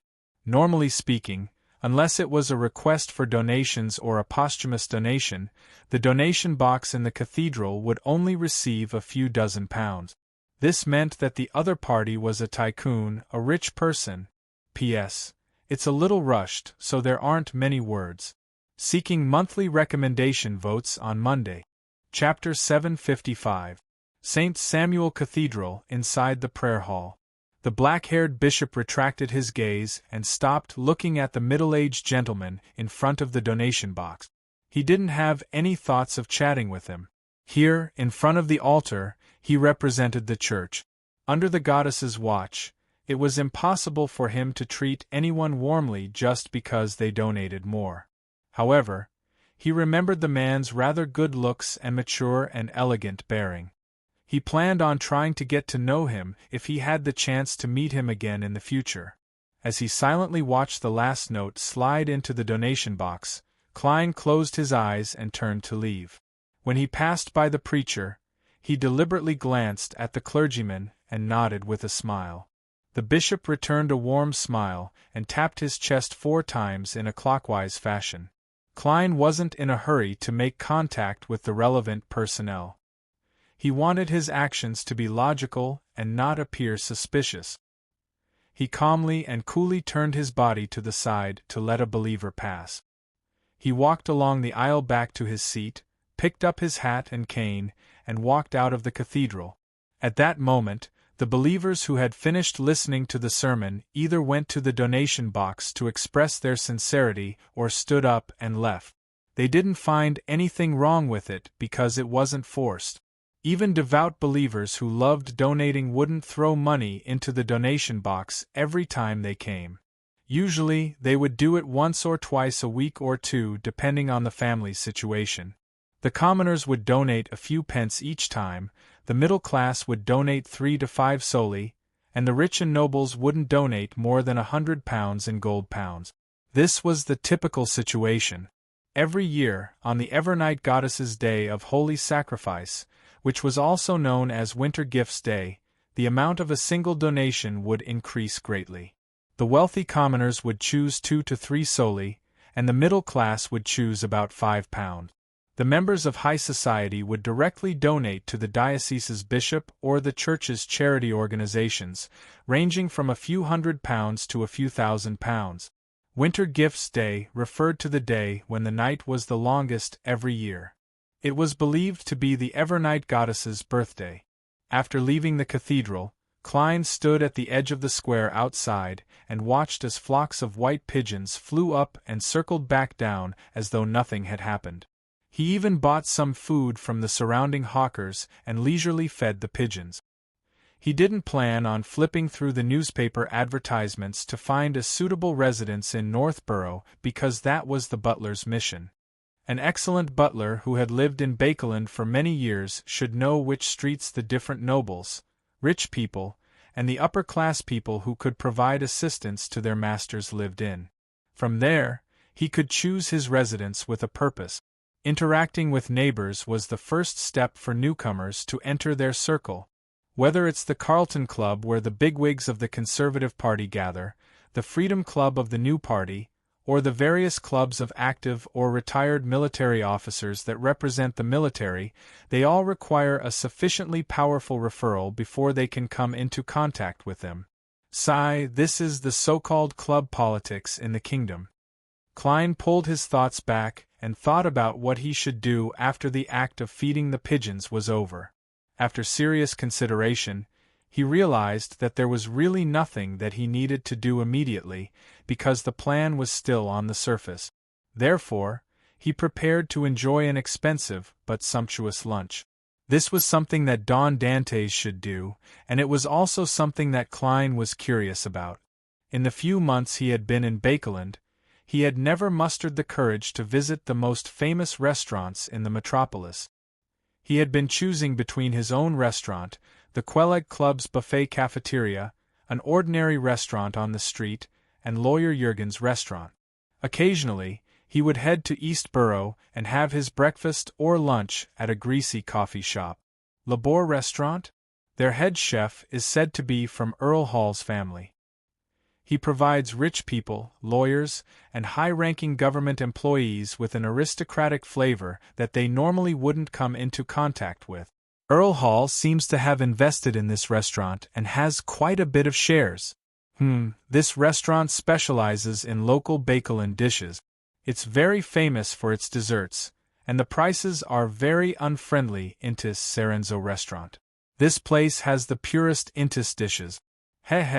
Many of the signature dishes are made under Roselle's name. It's said that they came from the Emperor's palace. Besides, it's not like most restaurants of the same level, which only provide a few main dishes to choose from every day. It's very rich in variety. Klein recalled the information he had read about top restaurants from newspapers and magazines, and finally decided to experience the Emperor's palace dishes. He didn't stay any longer. He hailed a carriage and headed for Intis Serenzo restaurant in West Borough. At the entrance, Klein handed his coat, hat, and cane to a waiter in a red vest. He asked, "Is there any space left? I don't have a reservation." "Yes, there is." The waiter didn't seem to be surprised as he asked humbly, "Sir, is this your first time here? Are you alone?" Klein nodded frankly and smiled. "Yes."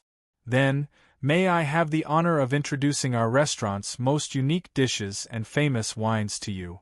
the waiter said as he led the customers in. "That's exactly what I need." Klein passed through the ornate door and saw the walls that seemed to reflect golden light. At that instant, he seemed to be in a vault.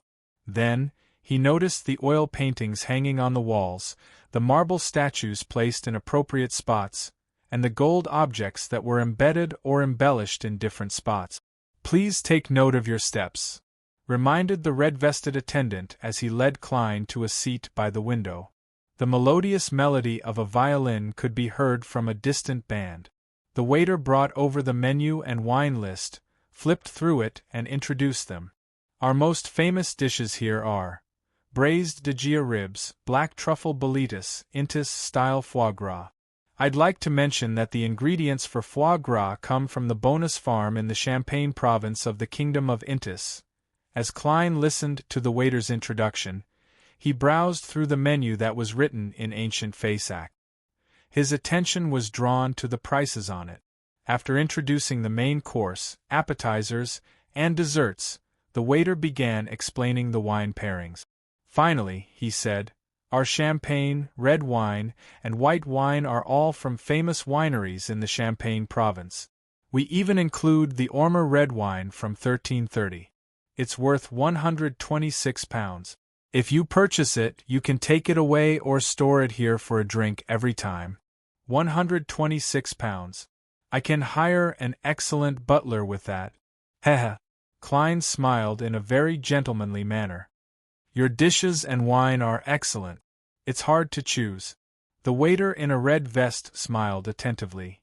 "You can choose today's head chef's recommendation. Our head chef will pair you with a pure and delicious meal for Intis. It has 3 options: £15, £10, and £8. I don't wish to choose any of them." Klein leaned back slightly and smiled. £15. All right." The waiter put away the menu and wine list and walked towards the kitchen. Klein took a deep breath and slowly exhaled as he casually sized up the area in front of him. Suddenly, he saw a slightly familiar figure. It was a lady wearing an olive-green dress. She was tall and had excellent proportions. She wore an old-fashioned black bonnet, and a thin veil hung down, concealing her face. As a faceless, Klein had a strong ability to distinguish human appearances. He immediately recognized the lady. Queen Mystic, Roselle the Great's eldest daughter, Bernadette Gustave. He didn't hurriedly retract his gaze as he naturally shifted his gaze to the side. Bernadette didn't seem to notice anything amiss as she disappeared at the staircase. "Why is she here?" "Right, this restaurant's signature dish is Roselle the Great's palace cuisine." It's completely different from what I imagined it to be. The Emperor probably doesn't know how to cook. At most, he can explain his philosophy. There's indeed stir-fried food here.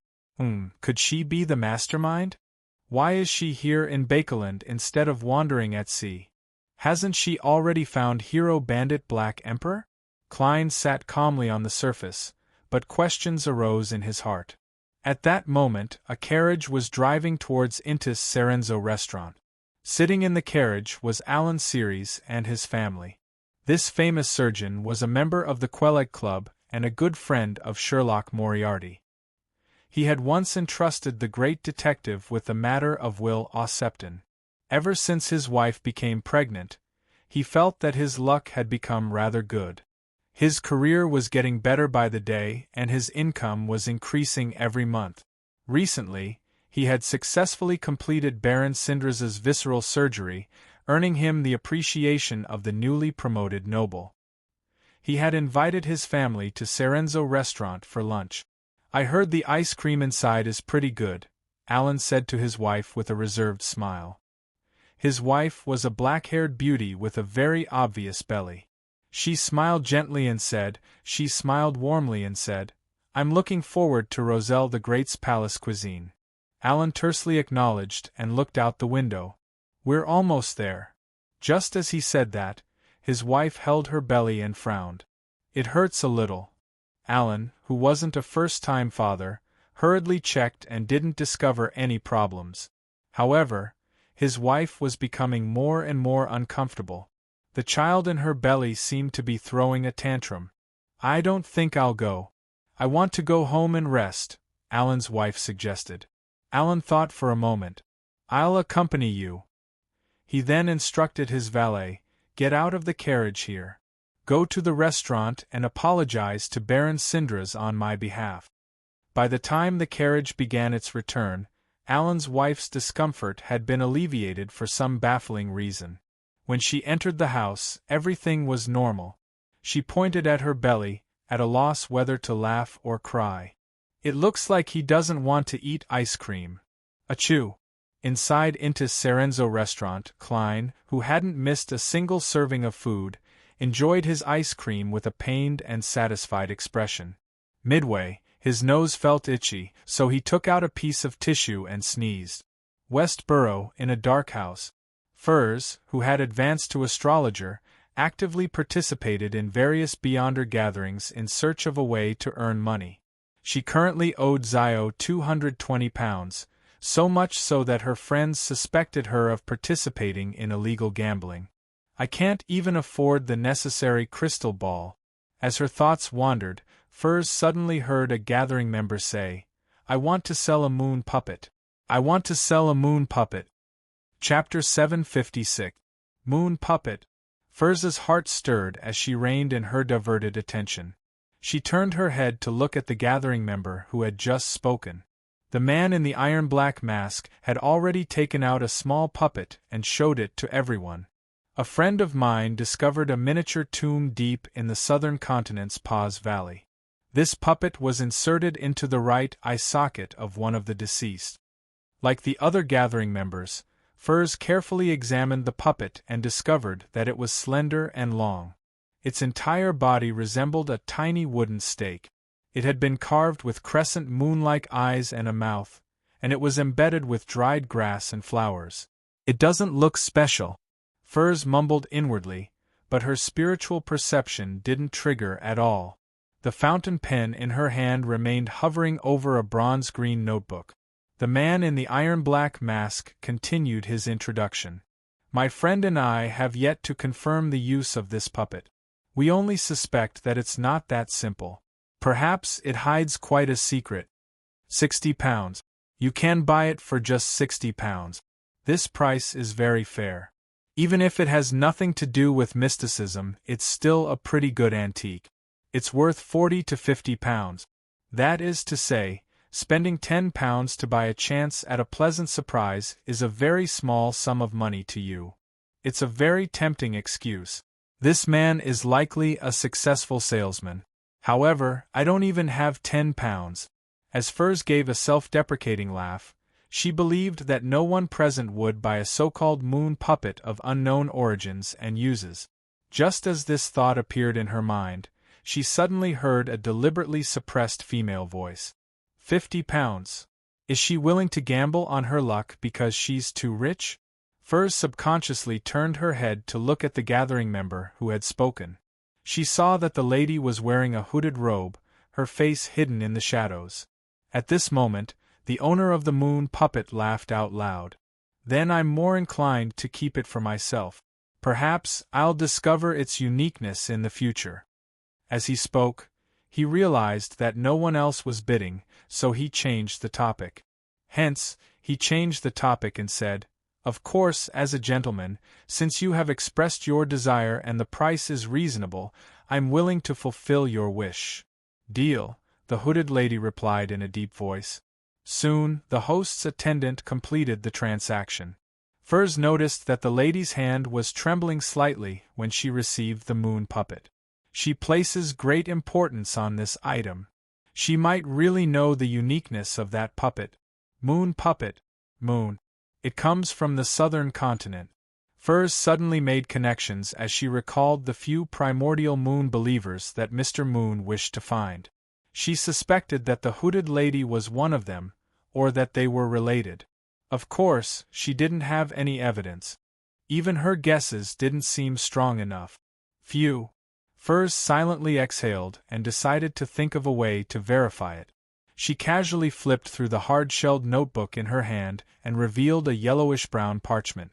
The paper was printed with various lines, deep and shallow, which formed a strange picture of unknown, simple, and mysterious imagery.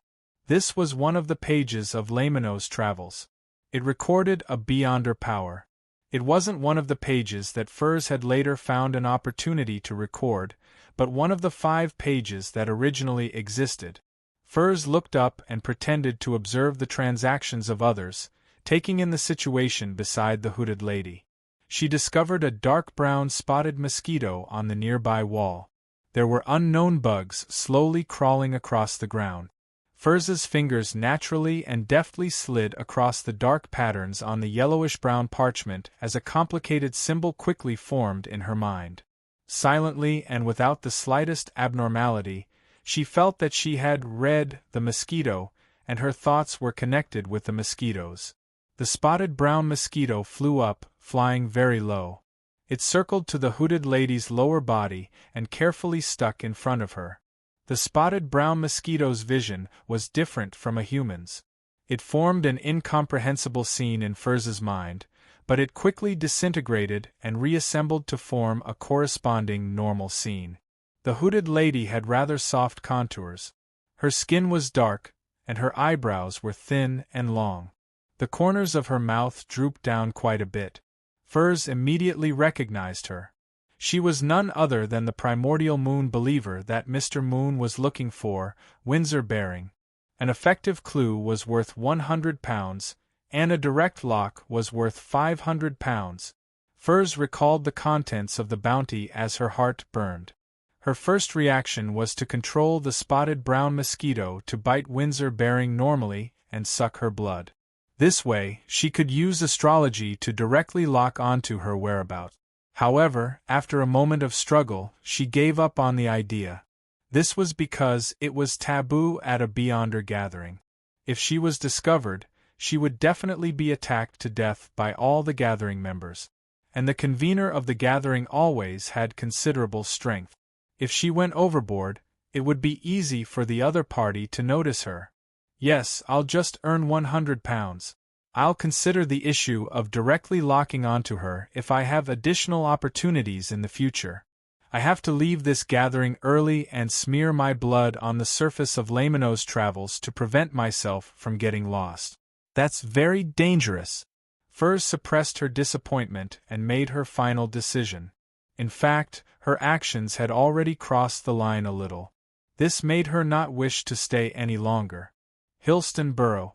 Inside a high-end hotel, Klein stood behind the oriel window, silently admiring the crimson moon and the thin clouds. After an unknown period of time, he combed the white hair at his temples and reached out to draw the curtains. Then, he busied himself moving the radio transceiver back to the real world and dispersed most of its smell. This time, he only waited about 10 seconds before he felt the room turn dark and gloomy. He heard the radio transceiver emit clicking sounds. Klein leaned over and saw an illusory piece of paper being spat out.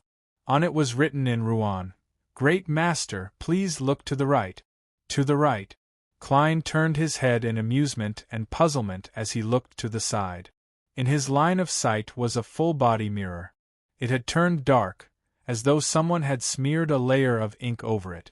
Just as this thought flashed through his mind, the full-body mirror lit up. Illusory fireworks shot up into the sky one after another, blooming and falling in a dazzling and gorgeous manner. At the same time, a line of golden Rouen text appeared in the middle of the full-body mirror. "Welcome back, Great Master." At that moment, although a Rhodes didn't make a sound, Klein had a baffling feeling that it was shouting at the top of its lungs. The fireworks calmed down as the golden words distorted and reformed, forming new text. "Great Master, your humble and loyal servant, a Rhodes, wishes to ask if there's anything I can do for you?" Klein was already very accustomed to this as he skillfully said, "Answer my question. Answer my question." The golden words reformed again. "Thank you for your answer. You may ask your question."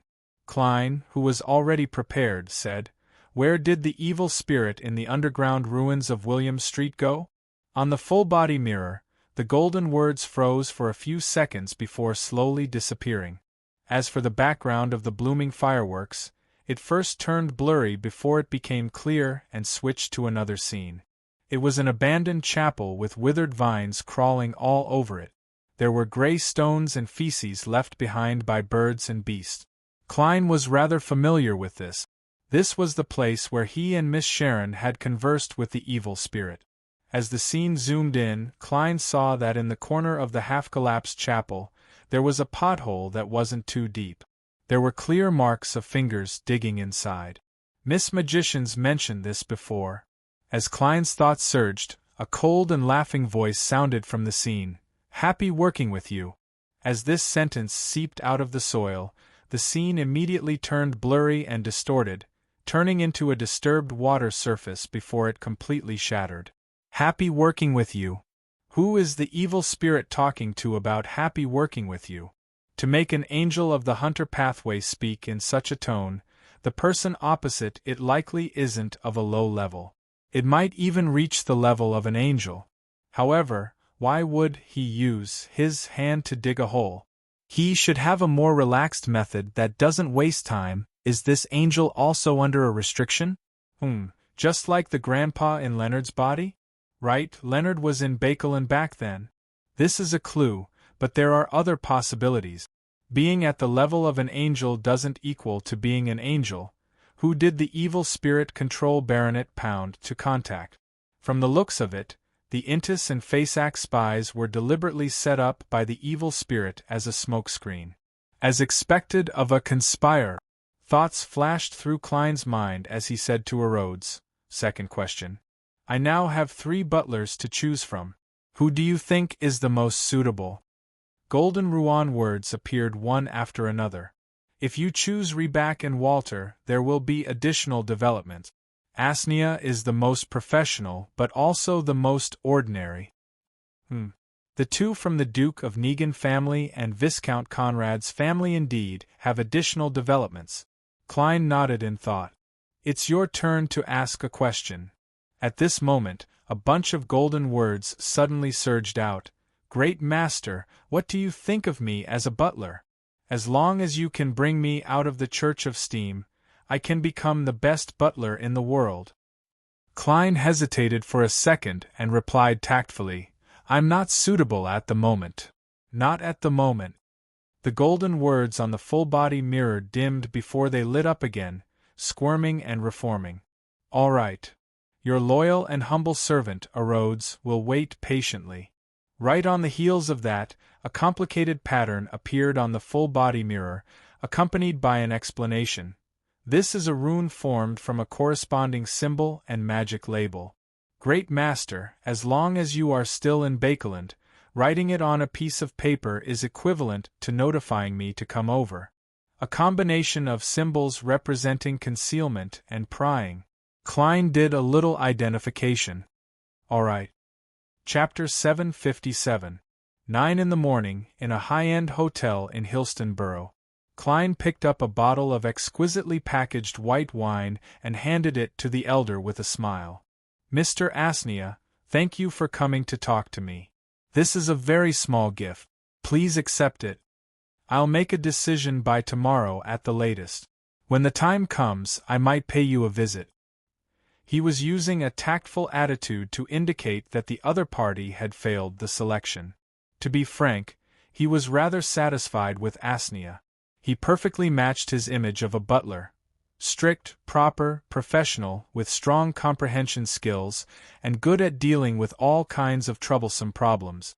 As the oldest and lived the furthest out of the 3 butlers, he actually arrived half an hour early and waited patiently outside the door. Ribbok and Walter were only 15 minutes early. If it wasn't for Rhodes's indication that the 2 of them had additional clues hidden on them, Klein believed that he would have chosen this old gentleman. After all, his main goal was to use his butler's connections to easily and naturally blend into high society and come into contact with the corresponding target. As for the bottle of white wine, he had specially bought it at Intis Serenzo restaurant, considering that there would definitely be people returning disappointed today and wasting the money for a round trip by carriage. Each bottle cost £2. This effectively enhanced Don Dantes' image as a mysterious tycoon who was extravagant and had a very elegant demeanor. In addition, He also believed that he couldn't underestimate a butler from an aristocratic family. Such a person would definitely know a large number of people from high society, many professional butlers, and countless servants in their past careers. They covered the upper, middle, and lower classes, effectively influencing a gentleman's reputation. And this was a necessary reference to enter higher social circles. In this era, the 55-year-old Asnia's hair was already quite white. His blue eyes were filled with the wisdom that time had given him. He didn't reject Dwayne Dantes' gift and took a look at it before bowing meticulously. After taking a look, he bowed meticulously and said, "I like this white wine from Jared very much. Thank you for your generosity." "Jared?" "Yes, the waiter introduced it to me yesterday. This is a winery in the Champagne province of Intis. It is famous for producing high-quality wines, and some of the vintages are considered top-notch. Sigh, even a butler knows more about wine than me." "That's right. Mr. Asnia mentioned earlier that the wine cellars of the nobles and the rich are directly managed by their butler or an assistant butler. Does this mean that I will have to have a wine cellar in the future? The 2-pound wine is the lowest quality, and the 126-pound 1330 Ormer red wine isn't the best. How much money would a wine cellar like this cost?" As he thought about it, Klein felt his chest tighten. He suspected that the 2,888 pounds he had wouldn't last much longer. If it weren't for his experience as a clown, he would have definitely lost his composure and wouldn't have smiled and said, "That's right. Your liking is the greatest compliment you can give me. Mr. Asnia, please invite Mr. Riback from the coffee shop downstairs." Asnia agreed without any hesitation. In less than 5 minutes, Riback knocked on the door and entered the living room. This gentleman had neatly combed blonde hair. There were a few wrinkles by the corners of his eyes and mouth, but they weren't too obvious. His skin was healthy, and he had a masculine bearing. It was obvious that he was the kind of butler who could accompany his master on hunts or even resist enemies. After exchanging greetings, Klein invited him to take a seat with a smile. He went straight to the point.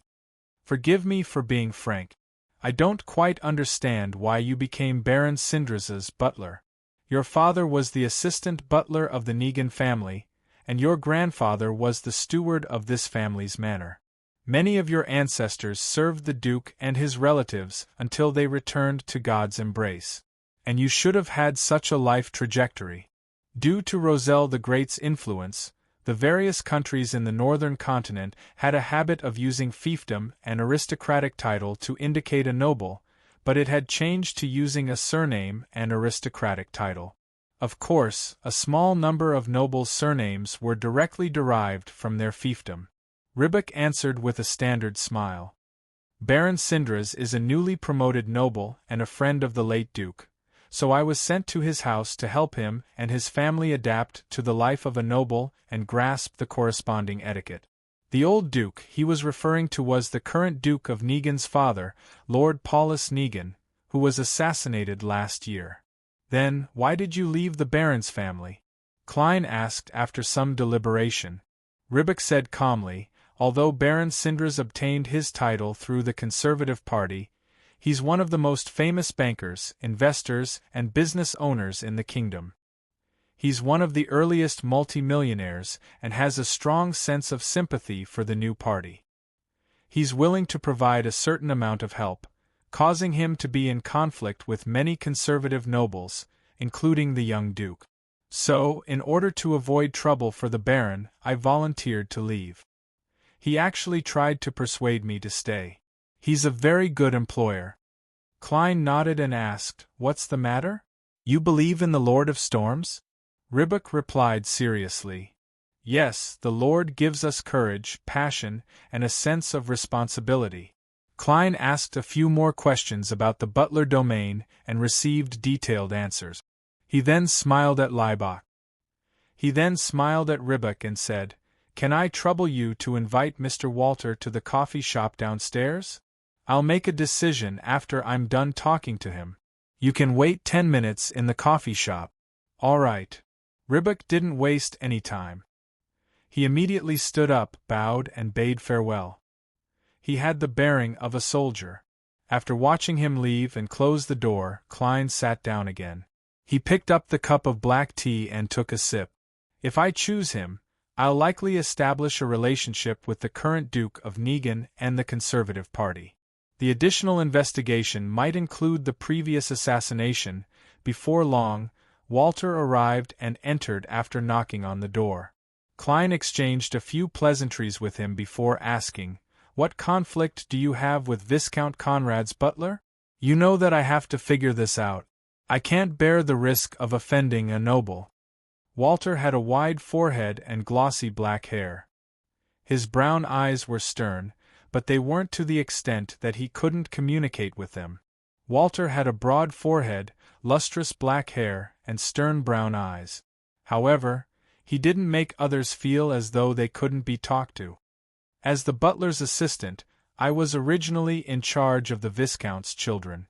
In the process, due to some matters, I received the appreciation of a certain big shot. As a result, I was highly regarded by the Viscount and guarded against by the butler. Later, that big shot passed away in an accident, and the Viscount's attitude toward me changed accordingly.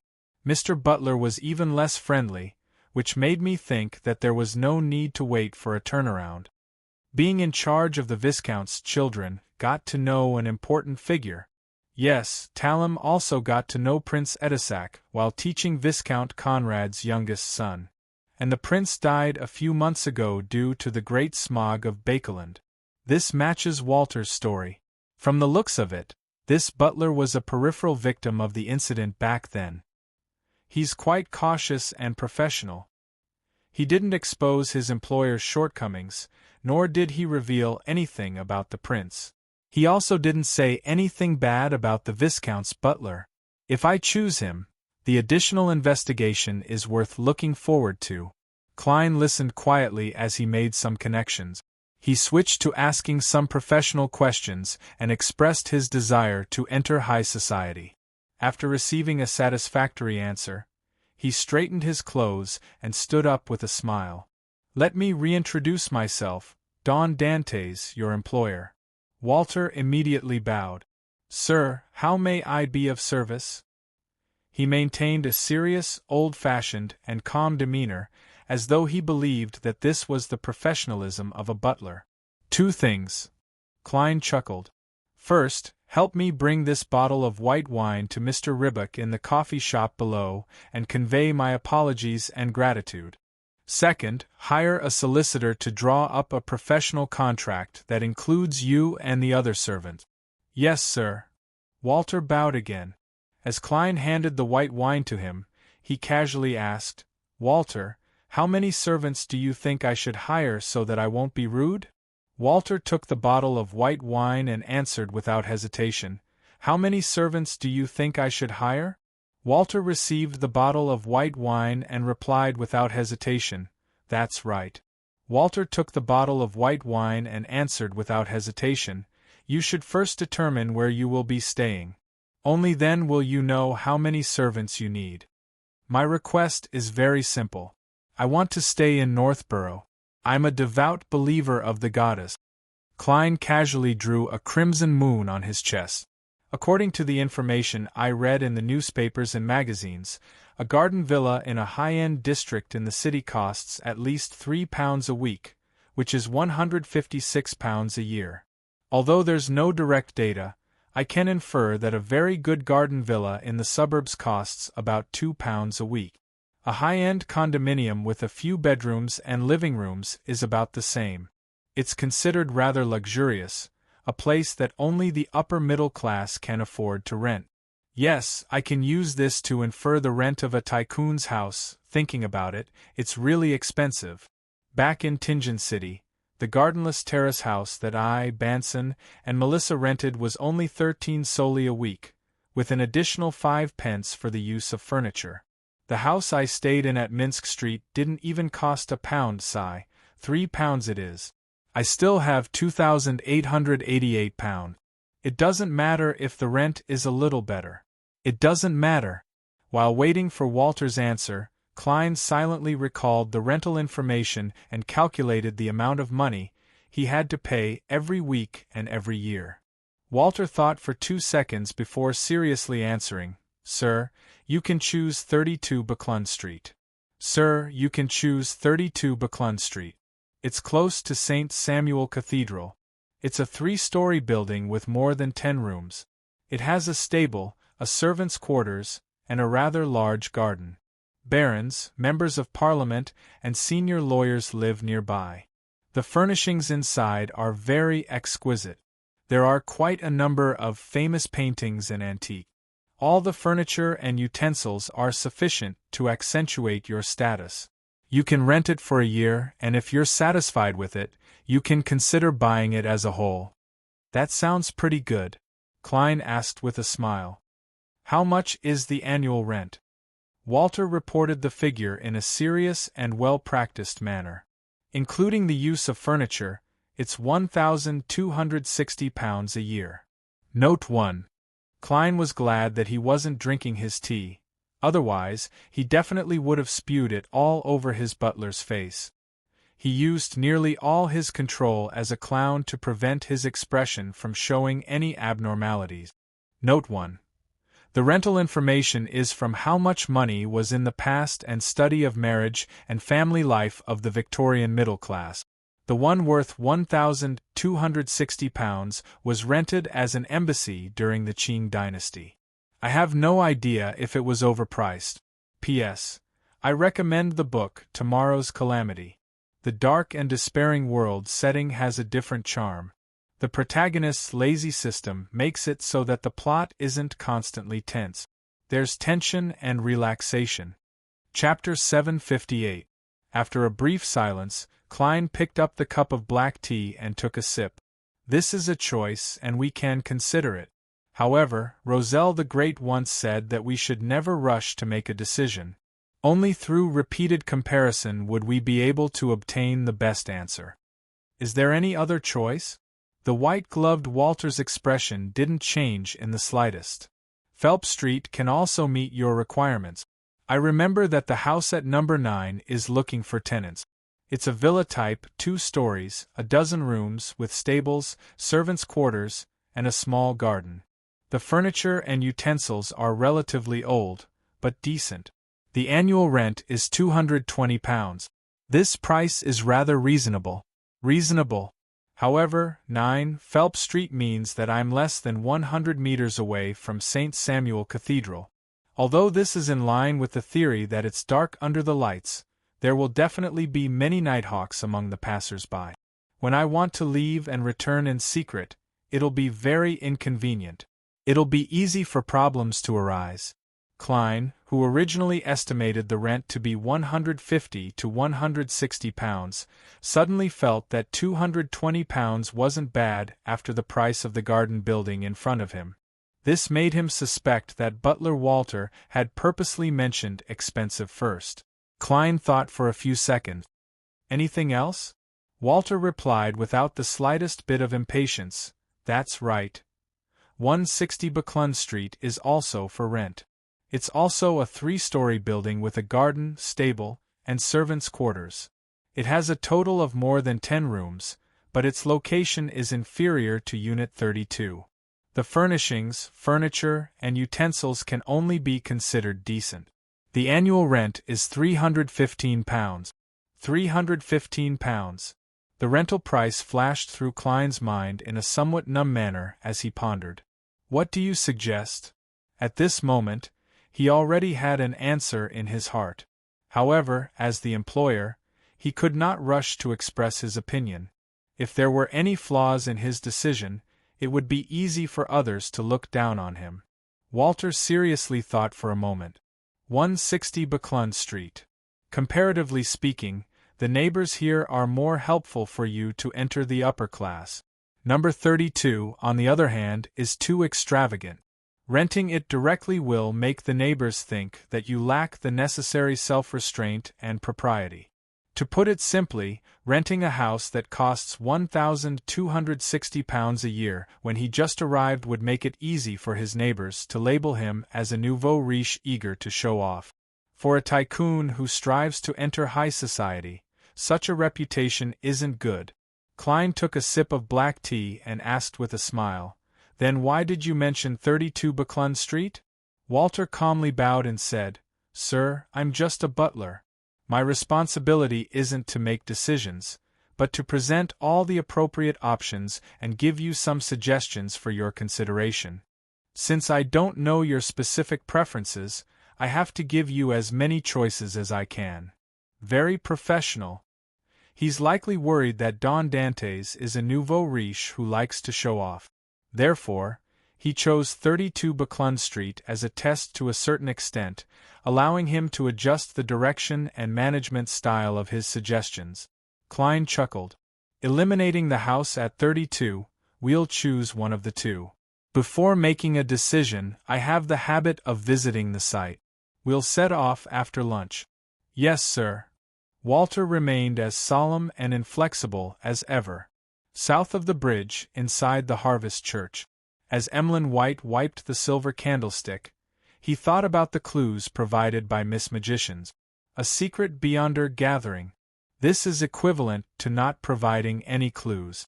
It'll be rather difficult to investigate further. Besides, I won't be able to join that gathering anytime soon.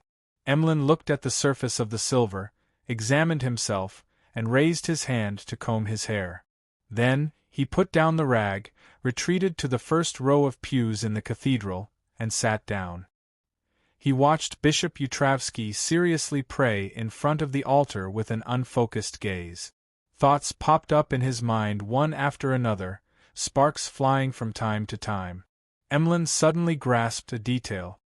Why did a puppet that piqued the interest of the Primordial Moon's believers coincidentally appear? Moon puppet, this feels like bait for fishing. Could it be a trap designed by Russ Bathory and Company? Emlyn's eyes lit up as he suddenly stood up. Russ Bathory was a sanguine baron who participated in the hunting competition, and he was viewed by Emlyn as his strongest competitor. The more Emlyn thought about it, the more he felt that it was possible. This was because he remembered that Bathory was an antique enthusiast, especially one who liked to collect all sorts of strange items from the southern continent. After pacing back and forth, the corners of his mouth curled up bit by bit. He chuckled and muttered to himself silently, "I can't enter the Beyonder gathering to investigate the whereabouts of the Primordial Moon believer, Windsor, but I can monitor Russ Bathory and finish off the target before he does. Haha, I'm looking forward to seeing his expression. Yes, Miss Magicians, this clue is indeed worth £100. Just as Emlyn was feeling abnormally excited, Father Yutravsky ended his prayer and walked over. He looked down at him and gently said, "Our piety isn't in words but in every detail. You weren't focused enough today. Wipe the candlestick again." "Oh, okay," Emlyn suddenly replied, feeling ashamed. When the priest turned around and walked to the confessional, he came to his senses and whispered, amused and annoyed, "I'm not pious at all. I don't need to show my piety." Rows of Intis parasol trees stood tall on both sides of the street, making the street seem quiet and secluded. Klein carried his golden-laid cane and slowly walked out of the house at Unit 160. He took a silent breath and turned his head to Walter. "Tell the master of this place that I'm satisfied. Let's just rent it for a year. We might move to a better place like Queen's." His words implied his ambition to get a title, because Empress was a place where the nobles gathered. As for why they didn't just rent it for half a year to save money, it was because these high-end houses only accepted long-term leases, and 1 year was the shortest term. Frankly speaking, if he was not worried about money, Klein would have liked this house. Its lawn was clean, the garden was beautiful, the house was well furnished, and the utensils were exquisite. There were many bedrooms and enough furniture. Each floor had multiple bathrooms, and the stables and servants' quarters at the back had not been skimped on. It was the best place Klein could imagine. Walter immediately replied, "I'll hire a solicitor later."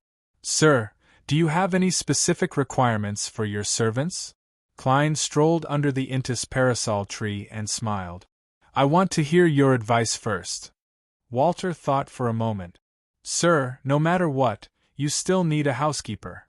During the interview, Klein mentioned that Don Dantes was unmarried and did not have a lover in Bakeland, so he did not need a maid. Seeing that Don Dantes only nodded slightly without expressing his stance, Walter continued. Her job is to manage the maids and the family's financial expenses. Sir, you can't hand over everything to the same person. Checks and balances are an art in politics and a good way to manage a family. Roselle the Great once said that absolute power leads to absolute corruption. In the face of money, I am very confident in myself, but that is all. Very honest. A housekeeper is still necessary. The annual salary is about 30 to 40 pounds. Klein nodded. All right. At that moment, Walter was walking behind Klein with his back straight, reaching out his hand to stop a rental carriage for him. After boarding the carriage, he continued to speak. I will get the Family Servant Assistants Association to provide a list of candidates for the housekeeper. You can choose them yourself. I won't provide any suggestions. Based on your current living situation, you will also need a family property manager. It can be a man or a woman, a valet, 2 first-grade maids in charge of the bedroom, 2 second-grade maids in charge of the living room and living room, 2 male servants in charge of receiving guests, a storeroom maid, a kitchen maid, 2 cleaning maids, and 2 menservants. Apart from these, you will also need a chef, 2 gardeners, 2 carriage drivers, or a carriage driver and a carriage driver assistant. If necessary, you can add an attendant, a laborer, a home nurse, and a chef assistant. You don't have a carriage yet, but you will need 2 in the future. A 4-wheeled sedan will cost about £300, and a 2-wheeled sedan will cost about £100. As he listened to the butler's detailed introduction of the servants he needed, Klein's mind turned numb. He didn't wish to calculate how much it would cost him. After all, it would be paid on a monthly or weekly basis. There was no need for him to pay them for a year. Excluding the attendants, laborer, home nurse, and chef assistant, I will need 10 to 11 male servants, and 9 to 10 female servants and housekeepers. It's almost double what I expected. I will need to spend more than £10 a week. This can only be confirmed after all of them are hired and their salaries are negotiated. There's also the carriage. Klein watched Walter's mouth move as his thoughts involuntarily drifted. When Walter saw the calm, elegant, and extremely gentlemanly Mr. Don Dantes nod repeatedly, he subconsciously expanded the topic. You will also need to rent a manor in the suburbs in the future and entertain some friends to spend the weekends there. There's no rush. You can hold a few balls and banquets at number 160. Sir, don't mention the maidservants in front of the neighbors on this street. Only families with an annual income of less than £500 and are unable to hire enough maidservants to do different things would hire a maidservant. Klein listened numbly as he reflexively put on a warm smile. When he returned to the inn and watched butler Walter leave, he sat down and lost all expression. When it was 40 minutes to 2, Klein rubbed his temples and slowly got up. He entered his bedroom and prepared to gather this week's tarot. Chapter 759. Above the grey fog, in the palace with the towering dome. The fool Klein looked at the sun, who had been pulled in ahead of time, and the world, who had conjured ahead of time. He extended his spirituality and touched the crimson stars representing justice, the hanging man, magicians, the moon, and the hermit. Beams of light soared as relatively blurry figures appeared on both sides of the long bronze table. Audrey, who had just returned from the forest to the castle, had already changed into a dress. Her sleeves were layered with lace, and they were pressed down with round pearls. She stood up nimbly and skillfully, lifted her skirt and bowed. "Good afternoon, Mr. Fool." Klein's mood improved significantly as he smiled and nodded in response. At the same time, he couldn't help but sigh. A newly minted tycoon is already so expensive. How much does a noble like Miss Justice usually spend after the members exchanged greetings? He leisurely looked at the hermit, knowing that this pirate admiral would likely provide a new Roselle diary page. As he expected, the hermit Catlia took the initiative to speak. "Mr. Fool, I've found another page of Roselle's diary." "Only one page? Shouldn't Queen Mystic be able to casually take out a book?" Klein, who had been through the ordeal over the past few days, didn't show any signs of abnormality. He nodded slightly and said, "That's not a problem."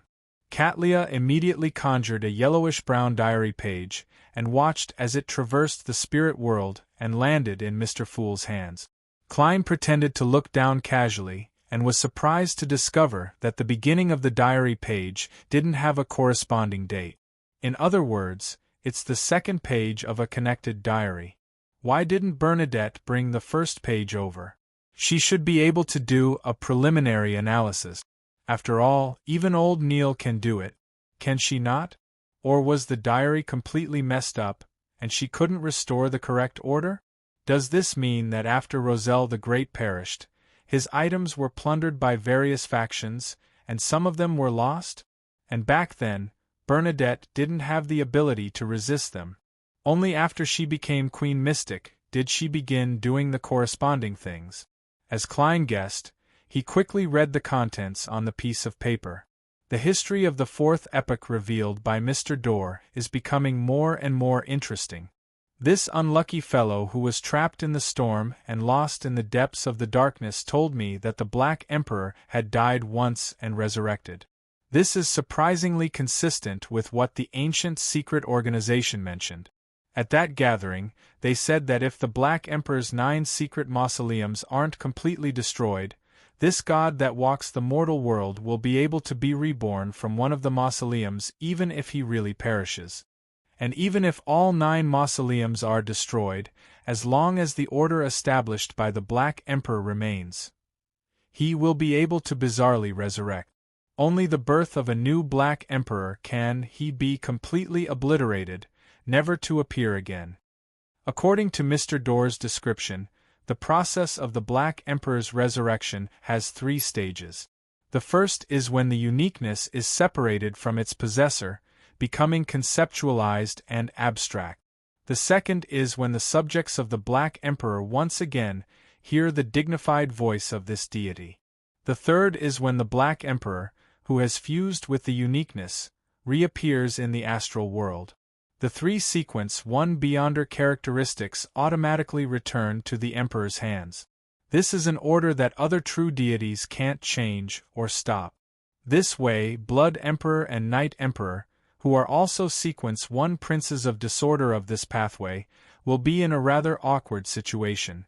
It's very likely that they will instantly drop in level and fall back to sequence 2. Mr. Dorr said that back then, the Lord of Storms and the Evernight Goddess had chosen the Night Emperor and helped him switch to a neighboring Beyonder pathway, which is also the Judge pathway.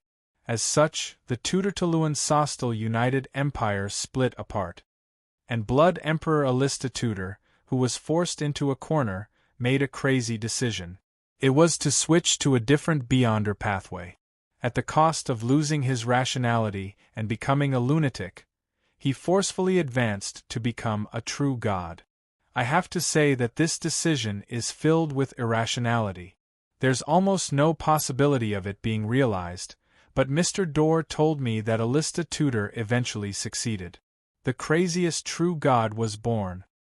It's really unbelievable, but Mr. Dorr didn't go into the exact details and held back. I asked him which was more difficult to accept, madness or death. He obviously said death, because as long as one is alive, it's not impossible to recover even if one goes completely mad. He smiled and gave an example. A crazy true god can rely on their instincts to mate with all kinds of living beings and give birth to all kinds of descendants. During this process, if one is lucky enough, all the conflicting Beyonder characteristics will be expelled. That madness will slowly turn for the better over time. Mr. Dorr deliberately didn't mention the remaining problems, nor did he explain why almost no one has made such a choice. However, I can tell that there's definitely a huge latent danger.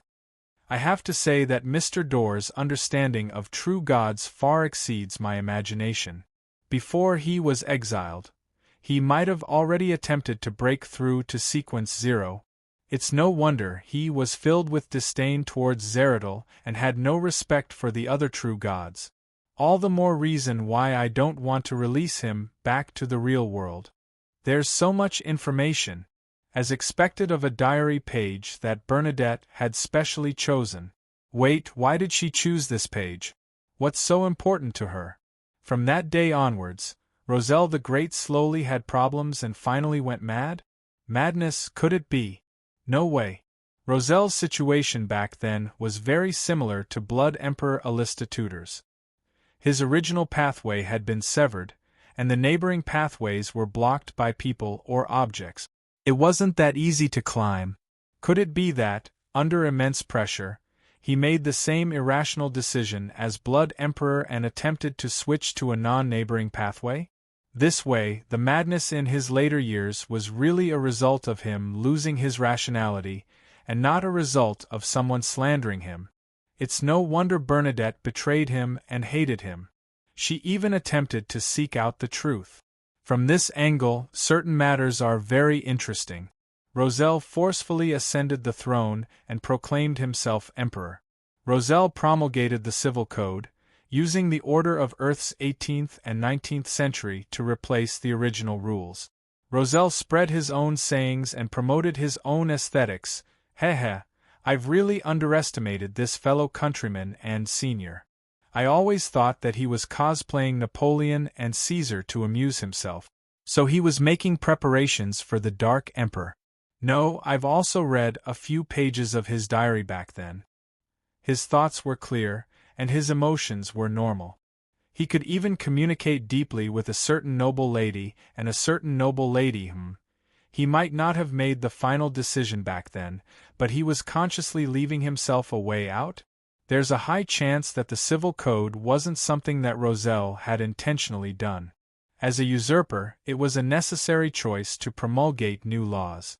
And among the things that can be used as reference, the civil code is the one that's most in line with society and the course of history. The act of declaring himself emperor after that was something that Bernadette found incomprehensible and unacceptable. As Roselle's most beloved child, she might have noticed something amiss before her father proclaimed himself emperor. Therefore, she chose the longest diary entry written during the emperor's reign to give to Admiral of Stars.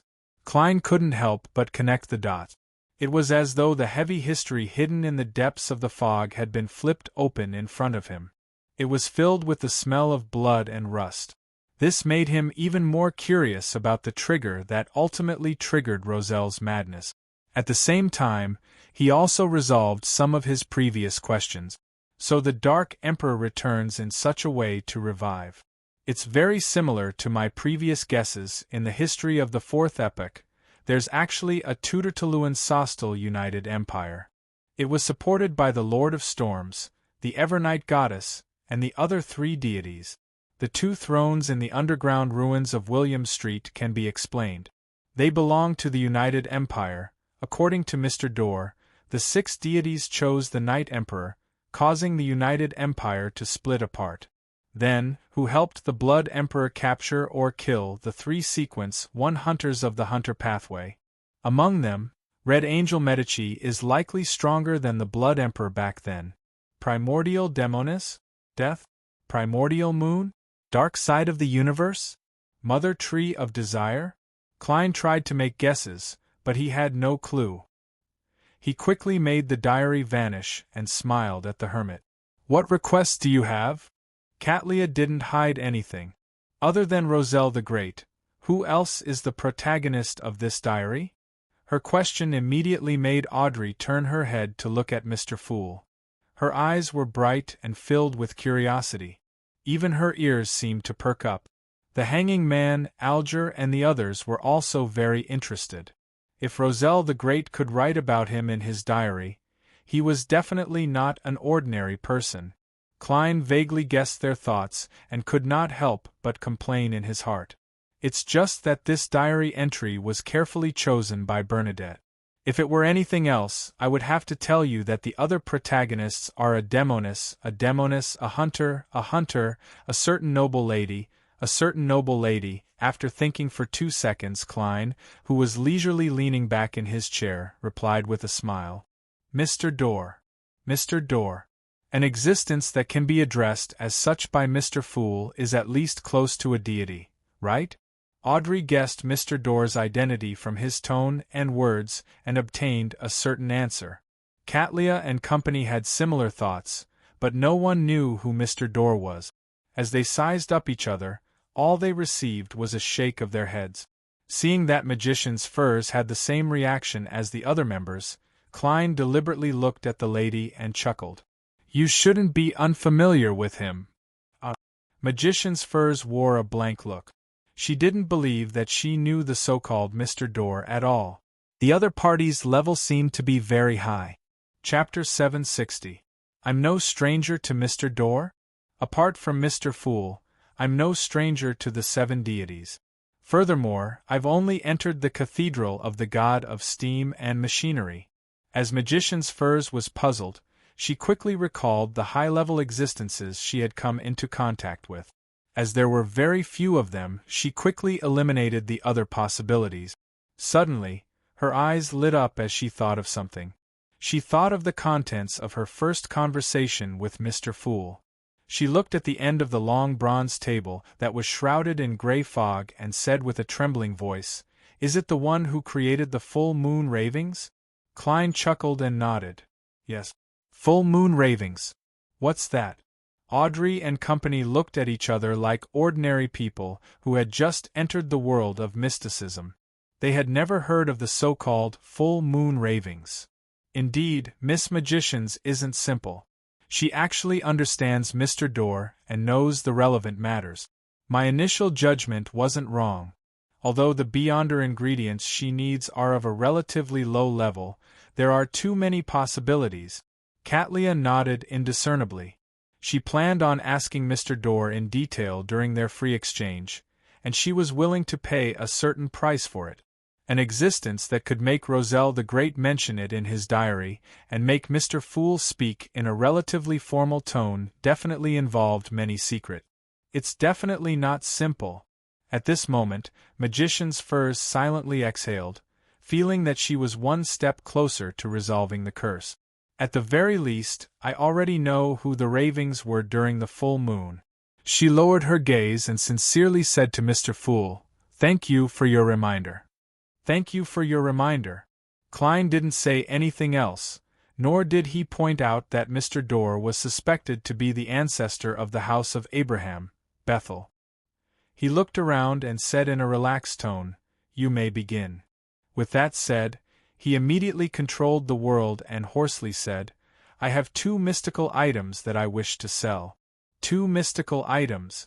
Mr. World has been able to bring out very valuable items at every gathering recently. As expected of Mr. Fool's blessed. Audrey sighed in amazement as she cast her gaze at the end of the long bronze table, waiting in anticipation for the world to display his items and introduce his powers. The hanging man Alger was tempted. He knew that the mystical items sold by the world definitely wouldn't be bad, but when he thought about how he had nothing left and how he had even traded the secret of the primitive island to him, he sighed silently and felt a baffling sense of depression.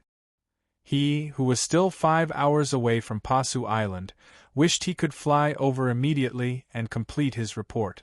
Then, he would be able to leave and find the Obni sea monster to see. At this stage, he could explore the primitive island with the world and obtain the corresponding rewards to alleviate his financial crisis. As for Sun, Emlyn, and Magician's Furs, although they were somewhat curious about mystical items, they lacked the necessary desire to purchase them. One of them was because they had reached Sequence 4, allowing them to apply to the 6-member council to choose one of the mystical items the City of Silver had amassed. The other was thinking of the rewards from the hunting competition, but they were temporarily unsure of what it was. Blindly purchasing items from the outside would easily result in duplication and waste. Furthermore, the £2,000 to £3,000 they had on them still had to be used to pay for clues. The other was purely because they had no money. Katlia looked at the World German Sparrow with interest, thinking about where his mystical items could come from. If it was suitable and didn't conflict with the 2 mystical items she had on her, she was willing to buy it. Seeing that the 2 patrons were more or less tempted, the World chuckled in a deep voice. The first is the Scales of Luck. It's the name I gave myself. As he spoke, he applied to Mr. Fool and conjured the silver necklace with the ancient coin-like pendant. After introducing the mystical effects and negative effects, he glanced at Audrey and specially reminded her, "This necklace isn't recommended for beyonders who lack sufficient combat strength to buy it. This necklace isn't recommended for beyonders who lack sufficient combat strength to buy it. Although it can allow one to dodge fatal attacks, the subsequent explosive backlash is equally dangerous. One needs sufficient combat strength and sharp reactions to have a chance of surviving it." Thinking that she was more inclined towards support, more inclined towards control and influence, and that she didn't have any actual combat experience, Audrey nodded in disappointment, indicating that Mr. World was right. "Mr. World is quite nice to me and the tarot members. He's actually willing to give me such a reminder. This will prevent him from selling the item." Audrey adjusted her understanding of the World. The more the hermit listened, the more familiar she found it. She seemed to have seen the effects of the Scales of Luck somewhere before. Scenes quickly flashed past before finally stopping on a few scenes. Katlia's pupils constricted as she said in surprise, "That's not the case. Senor?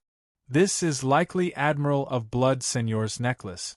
It looks very similar, but the effects are basically the same. Where did German Sparrow get it from? What did he do? The future hasn't docked for the past few days. Did I miss some important news?" Katlia instinctively suspected that the World had done something major again. Klein thought for a moment and controlled the World to chuckle in a deep voice. "He's already dead." He didn't mind letting Miss Justice and company know that German Sparrow was equivalent to the World. After all, 2 of them already knew about it. Furthermore, he didn't plan on using this identity often and only appearing occasionally. A powerful member who often takes action will make others have a greater sense of belonging to tarot. "He's already dead. German Sparrow killed Senor? The last time I fought him, I only had a slight advantage." Katlia realized that she couldn't figure out the World's strength at all. Although Admiral of Blood's bounty was higher than hers, it was mainly because he had done many bad deeds. In terms of strength and mystical items, Katlia was slightly stronger. It wasn't like she hadn't clashed with Senor before. She had gained the upper hand several times, but she was unable to seriously injure him. As for German Sparrow, she believed that he was inferior to her when they met on the future. He might not even be able to defeat Vice Admiral Ailment Tracy in her best condition. After this crazy adventurer completed his advancement and hunted slaughterer Curtius, she determined that he had the strength of a true pirate admiral, on the same level as her. However, in just a week, German Sparrow had completed another hunt and killed Admiral of Blood Senor, who was ranked 3rd among the pirate admirals. This matter was something that Katlia was certain that it was impossible for her to accomplish. Dead? Admiral of Blood Senor is dead? It was done by German Sparrow? Does he kill a sequence 5 a week? Furthermore, each one is stronger than the other. Even if he's blessed of Mr. Fool, isn't this strength a little too exaggerated? Especially since he hasn't reached the level of a demigod. Could it be the work of another blessed? The Church should have the corresponding dossiers, but with my present status, I don't have the right to read them. The hanging man Alger was secretly alarmed as he couldn't help but think of a reasonable explanation. Audrey was still in her family castle in East Chester County. She could only read a few national newspapers and magazines, so she didn't know what had happened at sea. Just from Ma Am Hermit's tone and words, Mr. World had done something impressive again. Senor. Mr. the Hanging Man seems to have mentioned it before. That's the name of Admiral of Blood. Mr. World eliminated this pirate admiral and obtained his item? How impressive. This is my dream. In the past, when I heard of the 7 pirate admirals, I had fantasized about becoming a powerful beyonder and going on an adventure at sea to capture all of them and hand them over to the kingdom. Our tarot is already this powerful. I have to investigate the person who killed Admiral of Blood. That way, I can figure out Mr. World's true identity. Will he be unhappy if I do that? No, he took the initiative to mention it probably because he's willing to be known. Audrey thought in delight. Magician's Furs, who often needed to read all kinds of newspapers to gather information, instantly recalled some of the news she had recently read. Admiral of Blood Senor is suspected to have been killed by the crazy adventurer, German Sparrow. Could Mr. World be that crazy adventurer with a bounty of £50,000? Furs felt a deep sense of respect as she truly began to believe that he had the ability to help her kill the Aurora Order's oracle, the suspected traveler, Louis Veen. This was because he seldom read the various tabloids, and the areas he frequented every day didn't include any information-gathering spots. As for Sun, he wasn't surprised at all. He had long believed that Mr. World was extremely powerful. Even though the Hanging Man had once said that Admiral of Blood Senor was very powerful, he believed that he was definitely inferior to Mr. World despite not having a direct impression of him. Catlia fell silent for a few seconds before saying, "How much do you plan on selling it for? Or what item do you plan on exchanging it for? If the price is right, I can consider it." Very good. Finally, someone is interested. Klein, who was burdened with heavy financial pressure, controlled the world. 12,000 gold pounds. He was afraid that Catlia would be scared off by the price, so he hurriedly added, "You can choose to use a portion of the gold coins to replace it. You can choose to replace it with some gold coins, which will only cost 11,000 pounds in total." Klein believed that Admiral of Stars, who had robbed the gold ships of various countries, should have the necessary gold reserves. Even if it wasn't much, he could still exchange it for other pirates. This would allow him to raise the first sum he owed Miss Messenger. As for salvaging a sunken ship at the bottom of the sea, with the existence of the Church of the Storm, Klein believed that it would be easy to find it. Whatever could be found at present, it would have long been done by the irascible man. A sea king was in no way weaker than a sea god, and in the Church of the Storm, there were definitely 3 to 5 people at the level of a sea king. Catlia did the math and said, 4,000 pounds worth of gold coins and 6,500 pounds in cash. 4,000 pounds worth of gold coins and 6,500 pounds in cash. If you agree, we have a deal. This amount of money wasn't that easy to gather for her. However, she had the Moses Ascetic Order backing her. To be able to use about 10,000 pounds to obtain the Scales of Luck was something no secret organization would reject. As expected of a pirate admiral. Unfortunately, I have to hide from Rose School and can't plunder Admiral of Blood's ship.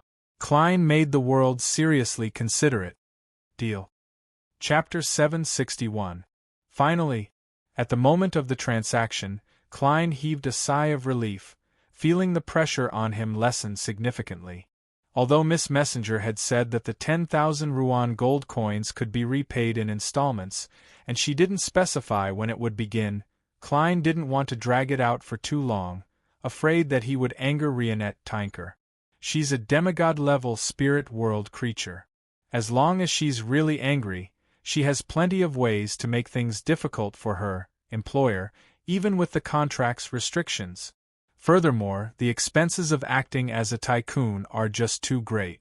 The salary and corresponding expenses of the 20 or so servants are just a small part of it.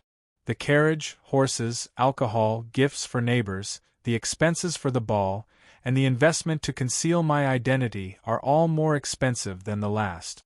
If I don't save up some cash, I'm afraid that I'll go bankrupt one day and won't be able to continue, sigh. £6,500 plus the money I already have should be enough until I confirm my goal, right?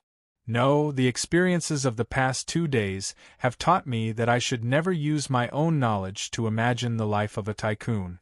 I should still need £5,000 or £6,000 to barely maintain it. Klein really wanted to raise his hand to rub his son acupoint, but he ultimately resisted the urge. He calmed his emotions and made the world survey the area once again before laughing hoarsely. He hoarsely laughed and said, "The second item is the biological poison bottle." He used relatively concise words to describe the brown translucent glass bottle he conjured, emphasizing the characteristics of a few poisons, the time when they take effect, the precautionary measures, and the negative effects of carrying them around. Audrey felt a chill run down her spine when she heard that, and she felt a little embarrassed. The former was because of the terrifying poison that could rip off one's skin and flesh, while the latter was because of the strange aphrodisiac effect that had a wide range. This is really a crazy mystical item. It's the type that needs to be prepared in advance to be effective. To an ordinary spectator, it's rather easy because observation and mind reading can help low-sequence beyonders of this pathway sense danger ahead of time and respond. But I don't need to do that. If I sense danger ahead of time, I can directly shout for my protector. Besides, the effects aren't what I like. It's also easy to endanger myself. Audrey, you're already a mature and rational beyonder. You can't buy everything you see. Audrey seriously thought for a few seconds and gave up on asking about the price. Seeing that Miss Justice didn't say a word, Klein couldn't help but get the world to add £5,200. Audrey bit her lower lip and politely shook her head. I wish to obtain a mystical item with more offensive capabilities. Spectator was also a path that lacked direct attack power in the early stages. It was only good at influencing and controlling the target. £5,200. The Hanging Man Alger, Magician's Furs, and Emlyn repeated the price softly without any other thoughts. £5,200. Catlia seemed to recall something as she paused for a moment before quickly adding, "There's no need for that for me. Hermit seems to be afraid of something." Audrey acutely read her emotions. In that instant, Catlia first felt that the biological poison bottle was very compatible with poison expert Frank Lee. Furthermore, their powers didn't overlap too much, and they complemented each other. She wondered if she should buy it for her first mate since he had saved up quite a bit of money. But then she considered the terrifying experiments Frank Lee would do after obtaining the biological poison bottle. She shuddered for some baffling reason and gave up on her initial thoughts. She didn't wish to see the future's deck grow the children of the crew, especially the mooing ones. After the gathering, I'll write to Miss Sharon and tell her that Admiral of Blood's necklace has been sold. All that's left is the biological poison bottle. Klein hid his disappointment and thought for a moment before getting the world to say, "I have a book of secrets." It's a mysticism book left behind by the southern continent's shaman king, Klarman. It's suitable for mid-sequence beyonders with decent foundations. The price is £1,000. Knowledge equals money. After being taught by Mr. Fool, Mr. the Hanging Man, and the other members of psychological alchemy for a long time, Audrey was instantly tempted. She already had a very solid foundation in mysticism, and she yearned for advanced content. In the future, psychological alchemy will likely teach me a portion of high-level mysticism knowledge, but it definitely won't be very comprehensive. It'll be limited to the realm of the mind. Audrey convinced herself simply and nodded slightly. That's exactly what I want. Magician's Furs was also very interested, but when she thought of the money she had, she silently shut her mouth. As for the other members, they didn't lack such knowledge. As expected of Miss Justice, she didn't bargain at all. My bottom line is actually £800. No, there's no bottom line at all. It's not like knowledge can only be sold once. Klein happily made the world chuckle. Deal. However, I have to remind you that you absolutely cannot pray to the primordial moon. This will make you become a squirming piece of meat that will crazily mate with different species and give birth to all kinds of children. Of course, you can't pray to other secret existences either. It's equally dangerous. Audrey felt a sense of fear when she heard that. She couldn't help but change her sitting posture. She immediately calmed down and looked at the end of the long bronze table. She said firmly, "When holding a secret ritual, I'll only pray to Mr. Fool." She spoke with sincerity, without the slightest bit of falsehood. Miss Justice really worships and trusts the Fool. While Klein was inexplicably touched, he also felt a little ashamed. This was because the sea god Scepter's domain didn't overlap with the primordial moon.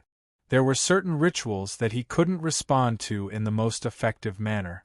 All he could do was attempt to use a tiny bit of the mysterious space above the gray fog as a feedback. Following that, as the Fool, he expressed his attitude. Very good. At the same time, having achieved his initial goal, he made the world casually say, "I still have an interrogator beyonder characteristic here. I still have an interrogator beyonder characteristic here. It's only 1,200 pounds. Just how many items does he have?" Magician's Furs was stunned. Considering that Zio was still lacking quite a bit of money and lacked the corresponding formula, she could only retract her gaze and pretend not to hear. As for the interrogator beyonder characteristic of Mr. Fool's subordinate, she didn't believe that he would keep it for her for so long. Seeing that no one responded, the world coughed and said, "I have no more deals." Just as he said that, the hanging man Alger, who had been waiting all this while, looked at Katlia. "I want to know where there are Obninsk sea monsters that don't belong to the Church of the Storm." An Obninsk that does not belong to the Church of the Storm? Was the hanging man really not a member of the Church of the Storm? Katlia frowned for a moment before relaxing her brows. "I'll help you ask around. We'll discuss the price when there are definite clues." "All right." Alger silently exhaled. There was silence for a few seconds.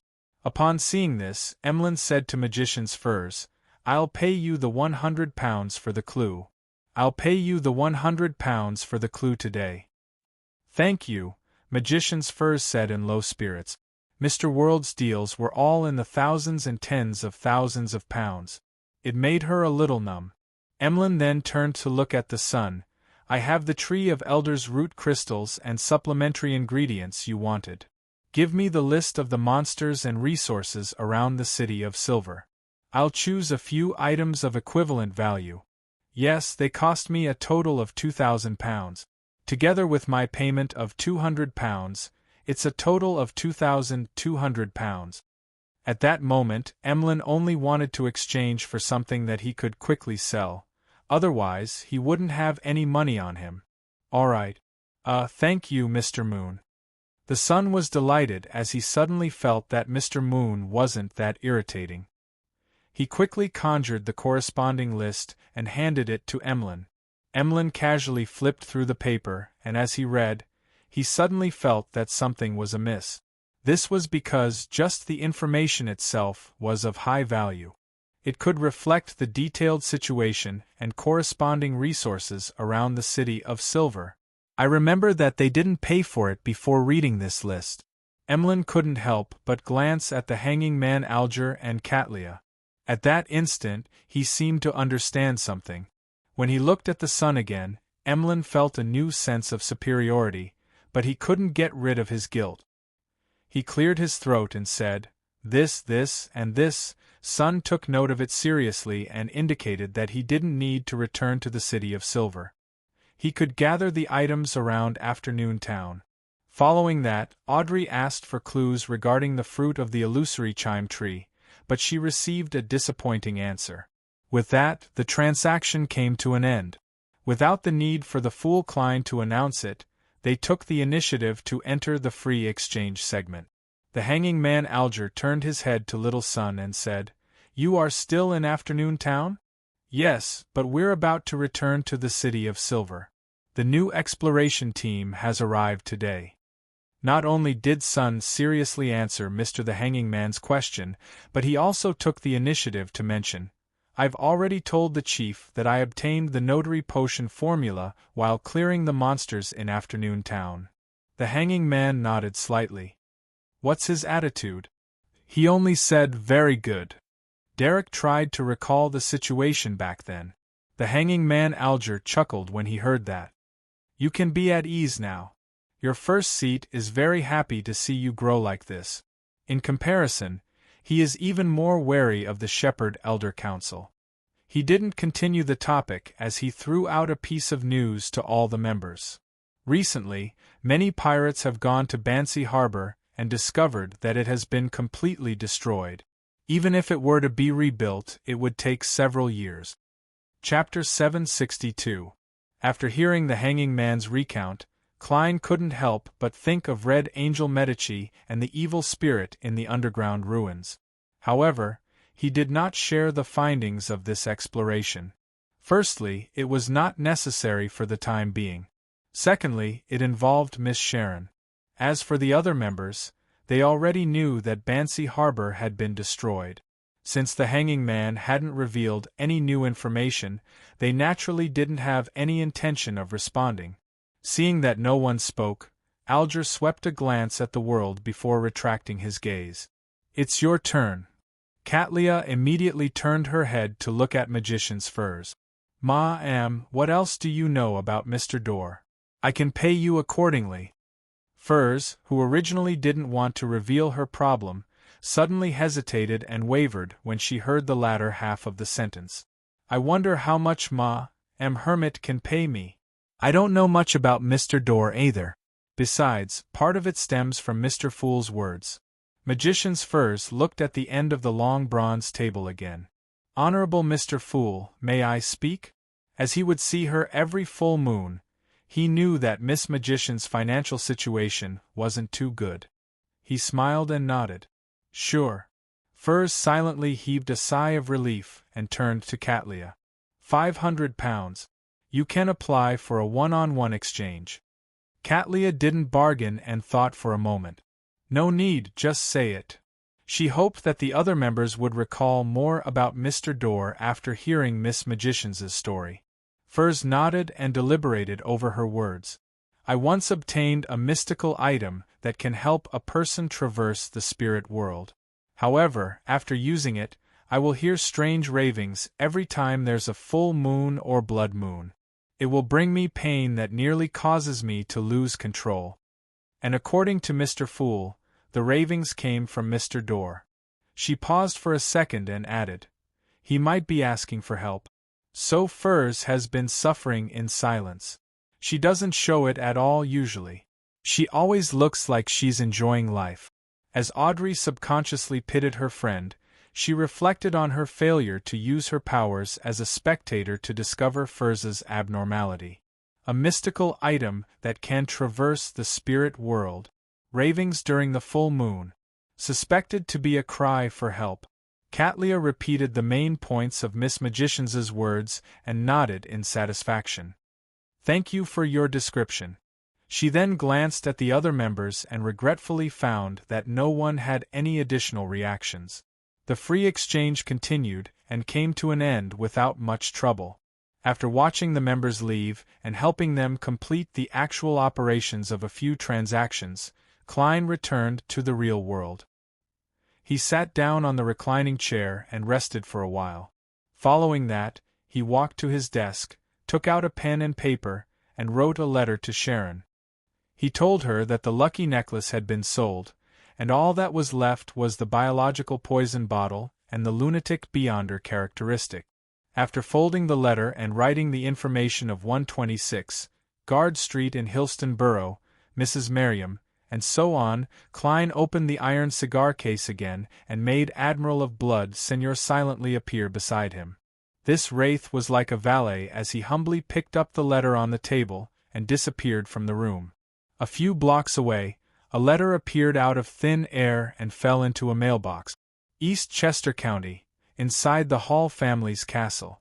Audrey's blue eyes looked at the mirror without focus as her mind was filled with the contents of the Book of Secrets. This knowledge intertwined to form an illusory book. Once she recalled it, it would appear, and she could flip to the corresponding page according to her will. This was a product of Klein's ability to directly use some of the powers of the mysterious space above the gray fog, combining the information bestowed with a seer's ability to recall dreams. Could last for a week or two. And this was enough for Audrey to finish reading the Book of Secret. If there was anything she couldn't remember, she could continue asking for a bestowment. Mr. Fool's condition seems to be getting better, Audrey thought in delight as her eyes gradually regained their luster. She stood up and walked to the door, smiling at the golden retriever who was sitting outside in boredom. "Susie, you don't look ladylike like that." Susie looked around warily and sniffled before saying, "This is the most standard action for hunting dogs." "But you're not a qualified hunting dog," Audrey lampooned and said with a smile. "I thought you'd answer me like this. Audrey, I'm just a dog." "But you're not a qualified hunting dog," Audrey lampooned and said with a smile. "I thought you'd answer me like this. Audrey, I'm just a dog." Susie replied in a serious tone, "It's easy for others to grasp one's habits and mental activities with overly repetitive words." "Audrey, that's what the psychology book said." Audrey was momentarily at a loss for words. At that moment, she saw her father, Earl of Hall, walk up the castle stairs with a valet and an attendant. And even though the sun was shining brightly outside, it remained dark and gloomy inside. There were even candlesticks that had been lit. They were embedded in the walls, illuminating the stairs. "This castle is really too old. I think it needs a major renovation," Earl of Hall casually complained to his daughter. Audrey nodded reservedly. "Yes, my dear Earl. That's exactly why I don't like this place. It makes me feel like I'm slowly rotting. But I actually spend £13,000 to repair this place every year," Earl of Hall said with a sigh with a smile. Audrey glanced at Susie and smiled at her father. "Father, why are you looking for me?" Earl of Hall pointed at the piece of paper in his attendant's hand.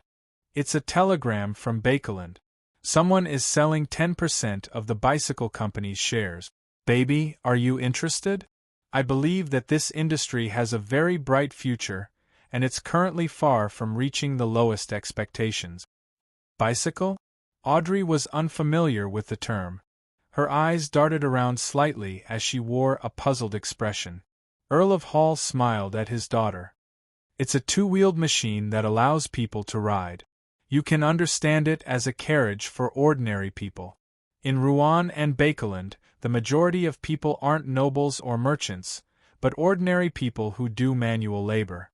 Next are the more skilled and have a certain level of status. These are the people that the bicycle target. They have the absolute majority and a certain purchasing power.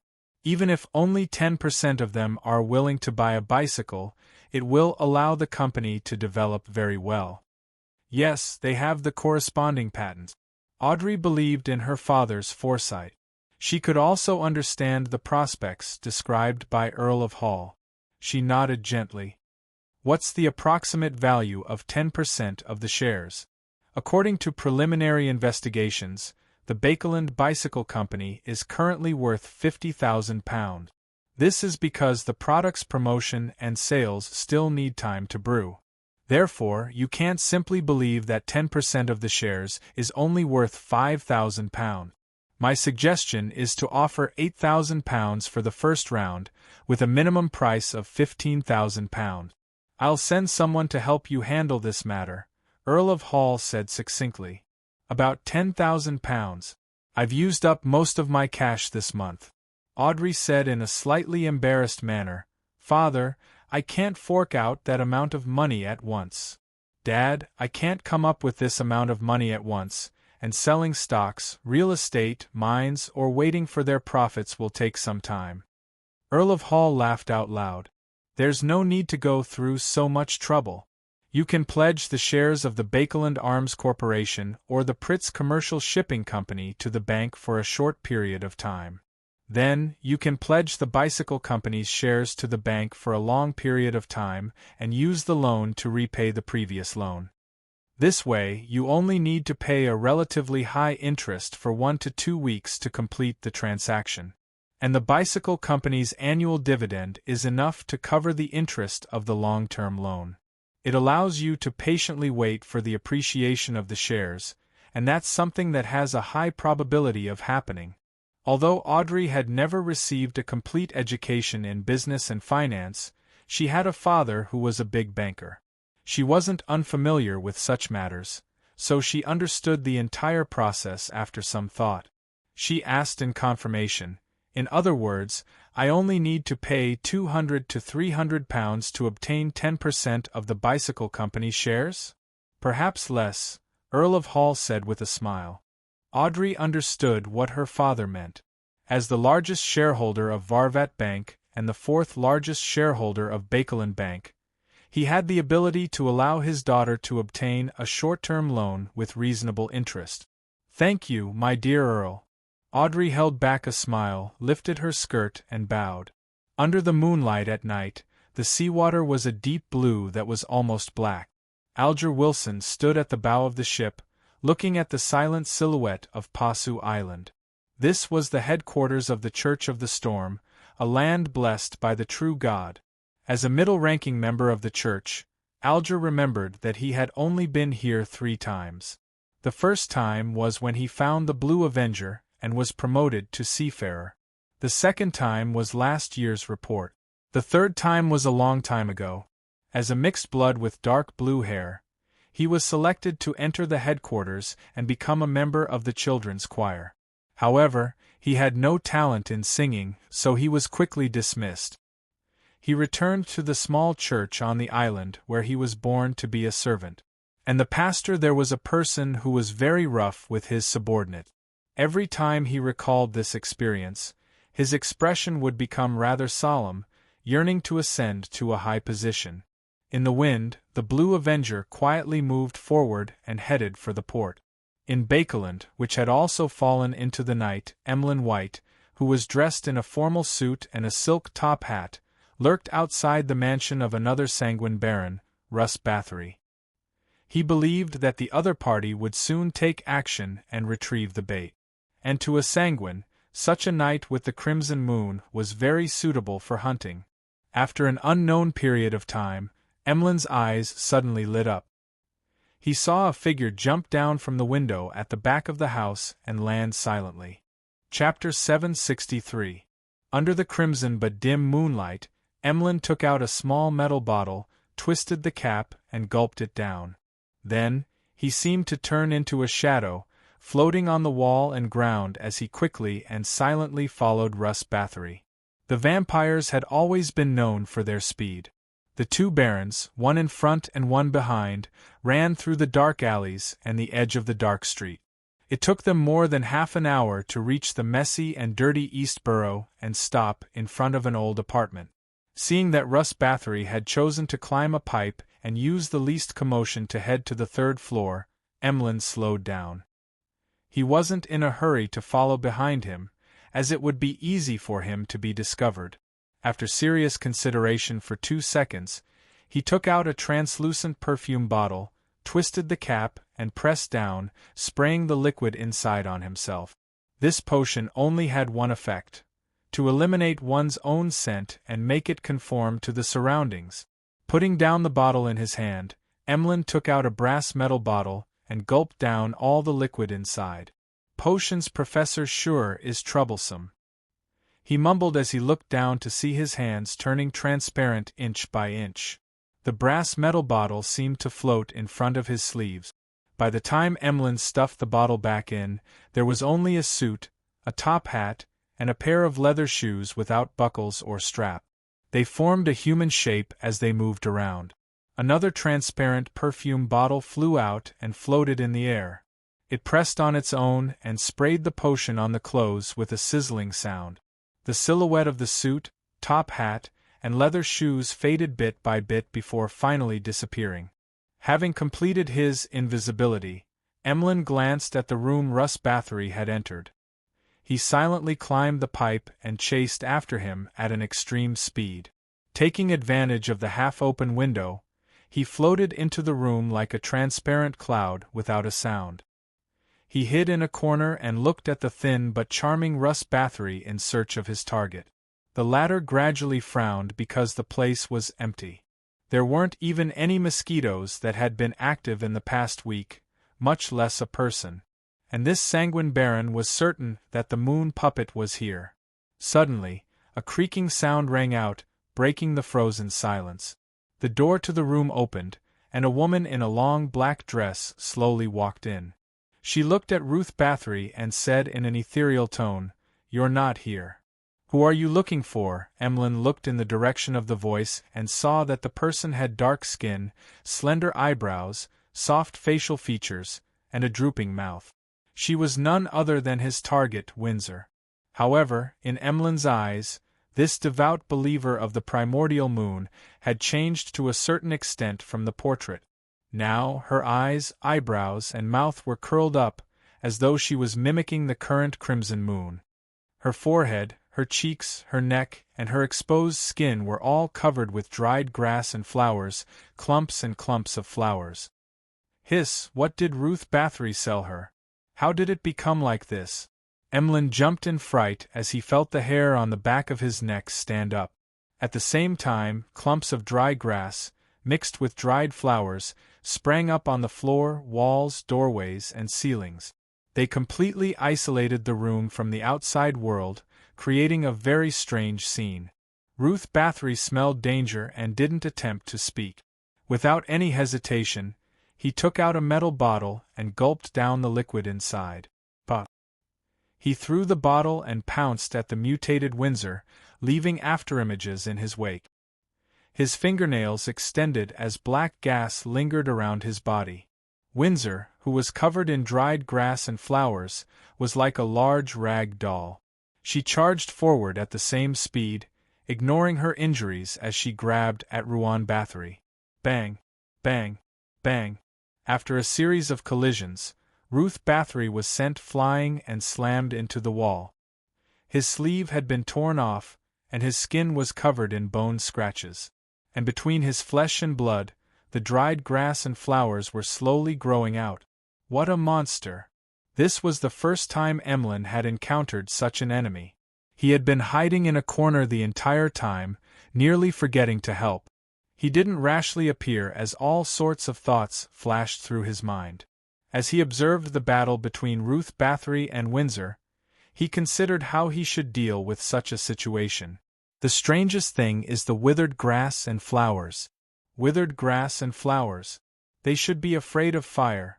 Emlyn's heart stirred as he immediately abandoned his invisibility. He took out another metal bottle, unscrewed the cap, and gulped it down. With a puff, he spat out all the liquid in his mouth. The moment the grayish-red water droplets encountered the air, they immediately ignited, extending out scorching flames. The flames stacked on top of each other, instantly turning the room into a sea of scarlet. Amidst crackling sounds, the dried grass and flowers were ignited one after another, quickly infecting their companions.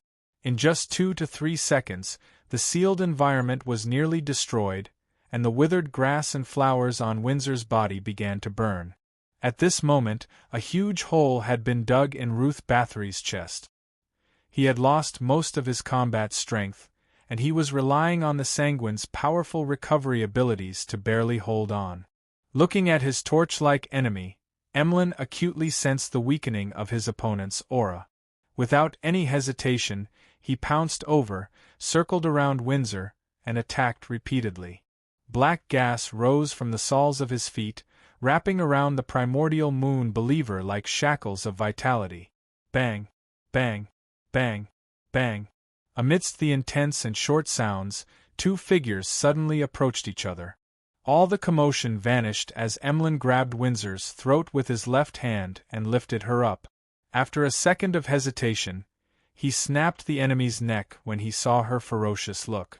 But a slender puppet embedded with withered grass and dried flowers fell from Windsor's body to the ground. The flames in the room gradually subsided. Emlyn pulled off Windsor's mutated head, turned around, and looked at the panting Ruth Bathory. He pressed his empty right hand to his chest and bowed with a smile. "Thank you for your help." Seeing Ruth Bathory instantly turn furious and powerless to snatch it, Emlyn added in a good mood, "Remember to hand that puppet and the Beyonder characteristic to Lord Nibs. Remember to hand over the puppet and the Beyonder characteristic to Lord Nibs. They're very problematic." With that said, black gas condensed behind him, growing 2 illusory bat wings. With a whoosh, the wings flapped, and Emlyn flew out of the window, landing in a nearby dark alley. After landing firmly on the ground, he dispelled the condensed black gas and looked back. Seeing that Ruth Bathory wasn't following, Emlyn heaved a sigh of relief. He clenched his fist to his mouth and mumbled as he coughed, "I hate flames. I hate smoke." Just as he was about to leave Eastborough, he suddenly felt a chill behind him.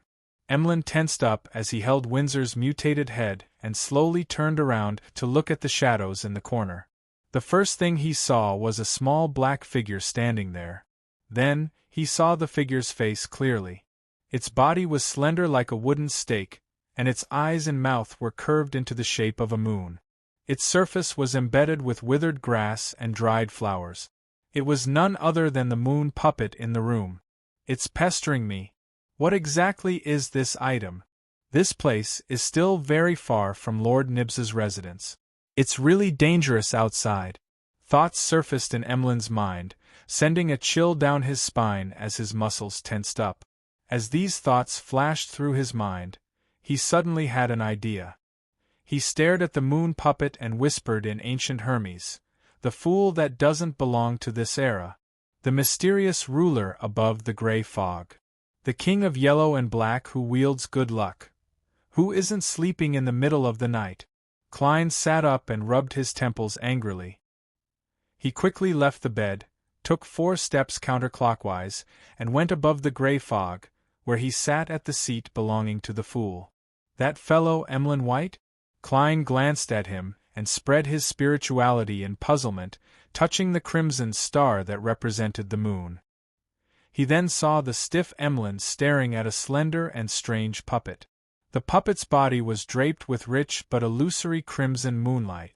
It gently undulated like a tide, forming a connection with something high in the sky. At that moment, the crimson moonlight was silently spreading towards Emlyn White. "There's a problem. There's something wrong with this puppet." With the help of the grey fog, Klein didn't hesitate to let the sea god's scepter leave the junk pile and fly into his hand. The blue gems at the tip of the bone scepter lit up one after another, emitting a blinding light. After chanting Mr. Fool's honorific name and requesting for help, Emlyn felt his already cold blood turn colder and colder, as though it was about to condense into frost.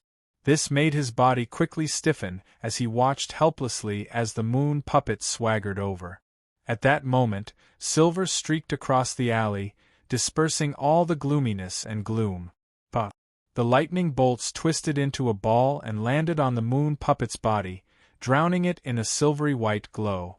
With a flash of light, the strange puppet's body was charred black as it fell to the ground, losing all its decorations. As for Emlyn, his blood was no longer frozen as it began to flow again.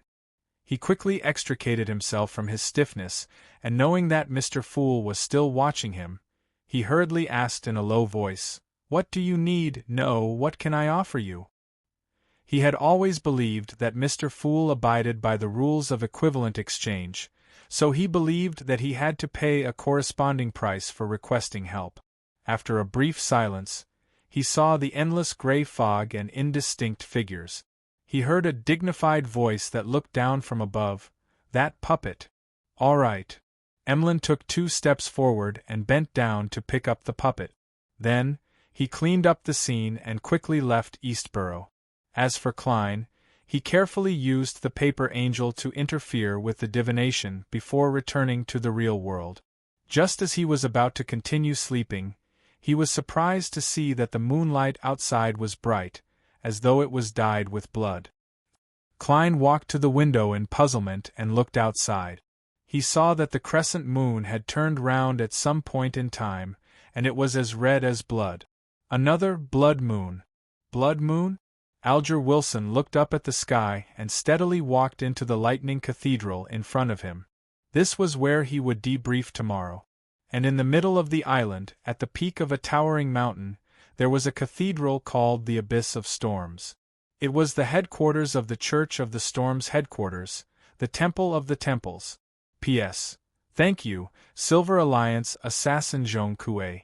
Chapter 764. Inside the Thunder Cathedral, the dome was high and wide, and the arches were connected. The murals were connected, and there wasn't a single blank spot. They were mainly gold and blue, making the people walking inside subconsciously feel a sense of holiness and solemnity. They couldn't help but lower their heads. Alger Wilson often came into contact with secret existences, and he often gathered in the palace that resembled a deity's residence. He no longer felt as reverent about it as before, but he didn't show it. Like the sailors around him, he kept looking down at the ground, taking light and gentle step. He didn't even dare to breathe clearly. In the quiet atmosphere, they were led by the priest to the clergyman's residence at the back of the cathedral, and they were each given a room. After closing the door, Alger saw the blood-like moonlight shining in through the window, making the environment cold and sinister. Countless shadows and wraiths seemed to be staring at the real world through a thin curtain. Every time the blood moon appeared, spirituality would rise. The power that stemmed from the spirit world and hell would be greatly enhanced, and the negative emotions of living beings would also erupt. The higher the sequence, the more obvious the feeling. Vaguely, Alger heard sobbing, soft shouts, and whispers. This was completely different from the solemn feeling he had in the Thunder Cathedral. It was as though illusory arms appeared before his eyes. They extended from the walls, the floor, and the ceiling like a three-dimensional, pale forest. Alger knew of the abnormality of the blood moon, but he didn't panic at all.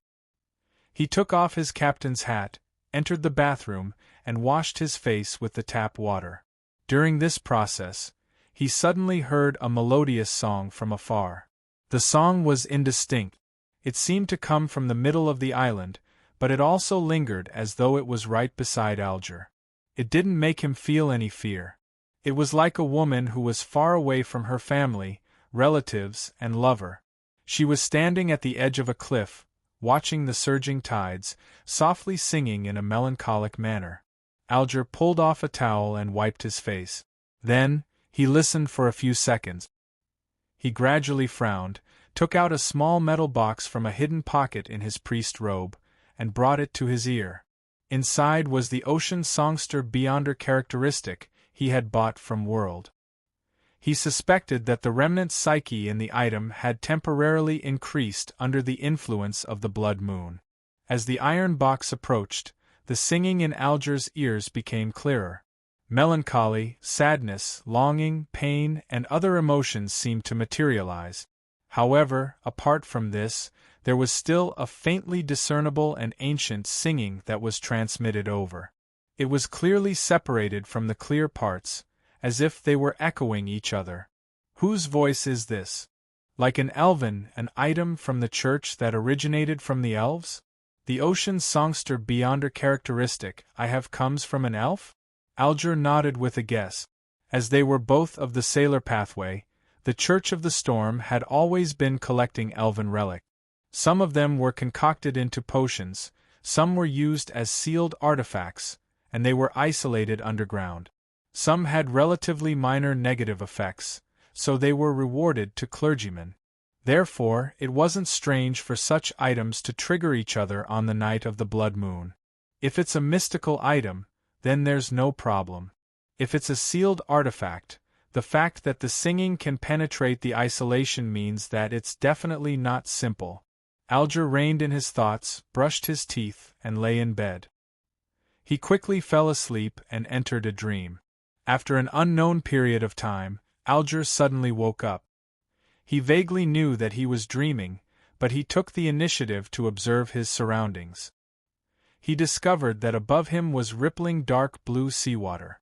Layer after layer of seawater overlapped, making it impossible to see the sky. In front of him was a gorgeous palace that seemed to be formed from coral. It was tall, magnificent, dark, and gloomy.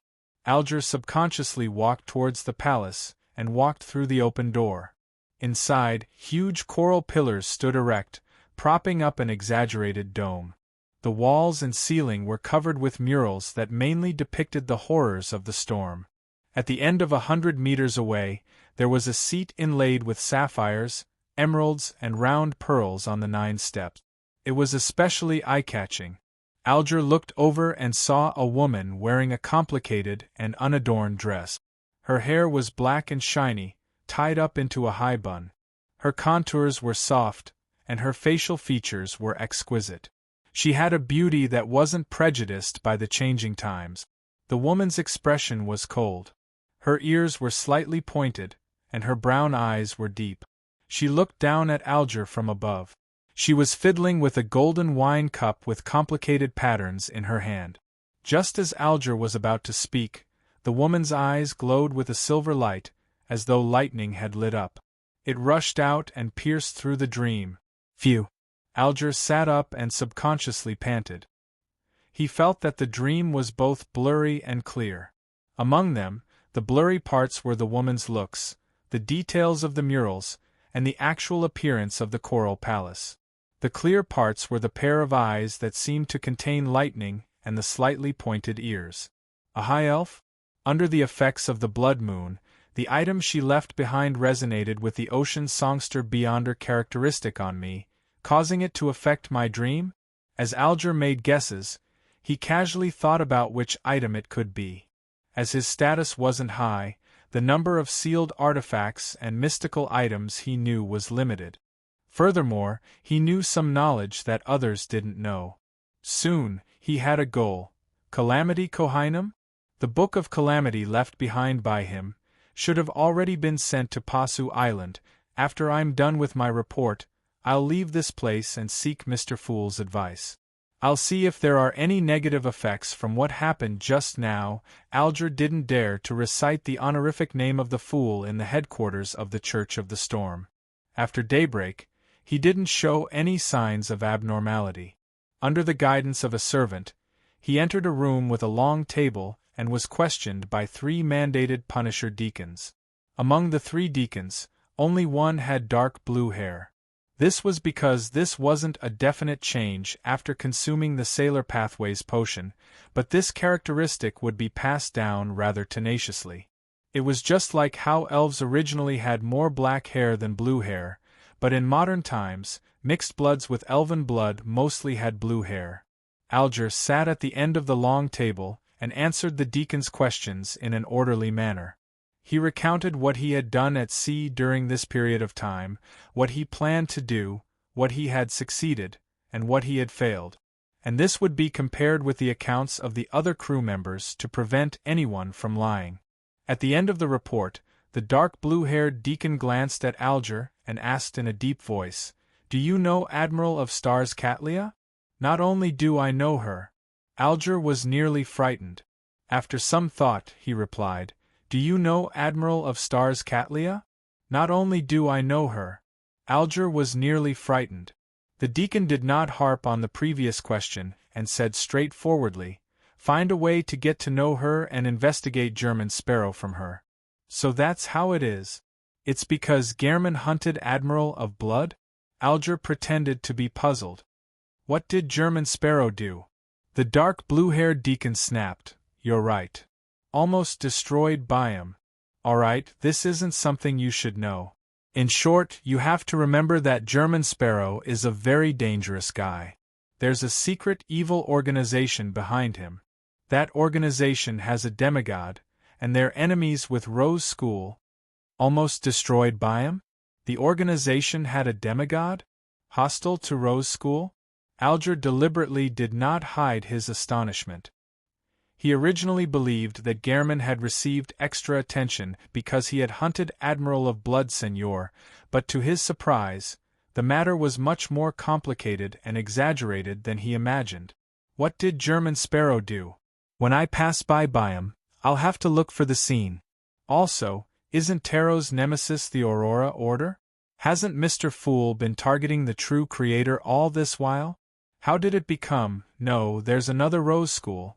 Alger muttered inwardly. As for Tarot having a demigod, he wasn't surprised. He even found it logical. How could an ancient existence not have a demigod as his subordinate? Furthermore, Rear Admiral Hurricane Zillings's silent and bizarre death had already made him believe that Mr. Fool had a high sequence blessed. Thankfully, my meeting with Gehrman was done in secret, otherwise things would be troublesome. Alger listened in silence without asking further. As usual, he accepted the mission and left the room. North Borough of Bakeland, outside 160 Buckland Street. Servants lined up in 2 rows as they welcomed their masters. Don Dantes, who had white sideburns and deep blue eyes, was dressed in a tailcoat and silk top hat. He held a gold-inlaid cane and, accompanied by Walter and Richardson, he walked past the servants and arrived at the entrance of the 3-story building. Waiting there was the housekeeper he had chosen this morning, Tanaja. She was in her 40s, and her hair was tied up neatly. She had ordinary facial features, but she had a capable bearing.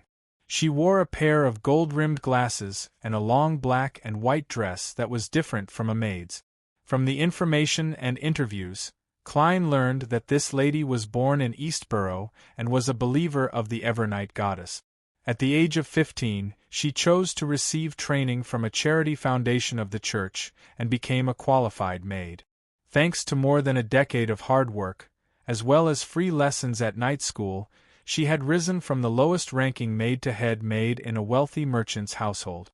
Then, after the merchant's daughter got married, she followed him and became a housekeeper.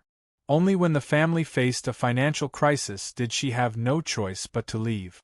She was very experienced in managing a household. This lady had just signed the contract and received £1,000 from Don Dantes for the beginning of the month. Then, she began arguing with Walter about whether to buy or rent the carriage. From her point of view, since Mr. Dantes's goal was to enter high society and move to Westborough or even Empressborough, the carriage definitely needed to be specially customized. This way, it wouldn't be beneath his status. Before that, renting a high-end carriage for a year and customizing it when there was hope was a relatively reasonable choice. It wasn't wasteful or impolite. She had convinced Walter, and of course, she had convinced Klein. This was because renting a high-end carriage for a year, including the horse, only cost £88, and a 2-wheeled carriage cost £42. Indeed, the person who controls a household's expenses has to be someone who's good at calculations. Klein reflected as he smiled at Tanaja and nodded before walking through the 3-story building's door. This was where the tycoon Don Dantes's next stage would be. Chapter 765. Upon entering the house, the first thing Klein saw was a foyer. It was very spacious, with many chairs and umbrellas. Furthermore, it was decorated elegantly and appropriately. If he hadn't known the structure beforehand and had done an on-site inspection, Klein would have thought that it was a guest hall. After passing through the second door, his eyes suddenly opened up to a hall that could accommodate dozens or even hundreds of guests to dance. The center of the hall was covered with colorful, thick, and soft carpet, surrounded by shiny marble tiles. There were pianos, stone carvings, and other objects. There were also stone pillars inlaid with ornaments supporting the second floor. On the left was a row of floor-to-ceiling windows. Outside was a green lawn and a blooming garden. On the right were walls, wooden doors, and corridors that led to the lounge, storeroom, washroom, kitchen, and butler's room. The hall was 2 stories high, with crystal chandeliers hanging from the ceiling. It was easy to imagine what it would be like at night. Walking to the end, there were stairs on both sides that led to the second floor.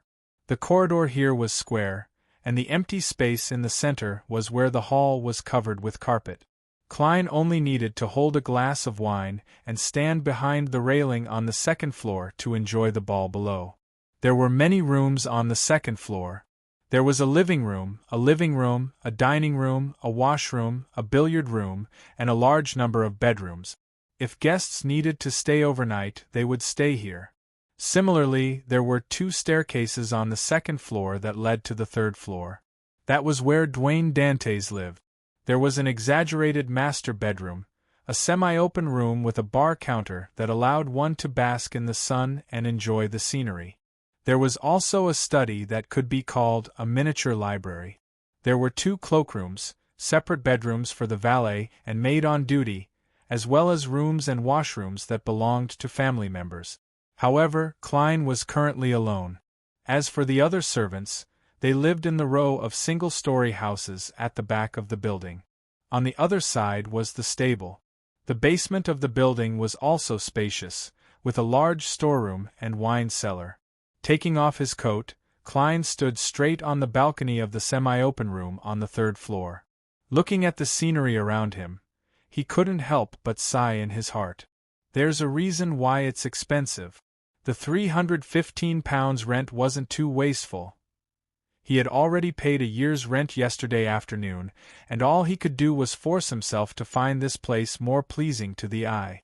At the same time, he directly paid Walter a year's salary of £115. This was because he was likely to abscond after obtaining the Antigonus family's notebook, causing his butler to lose his job. With this in mind, he had also paid the housekeeper, Tanaja, an annual salary of £42. This allowed the lady to have a preliminary understanding of Mr. Don Dantes's extravagance and magnanimity. As the 2 housekeepers discussed and busied themselves, the servants were all hired.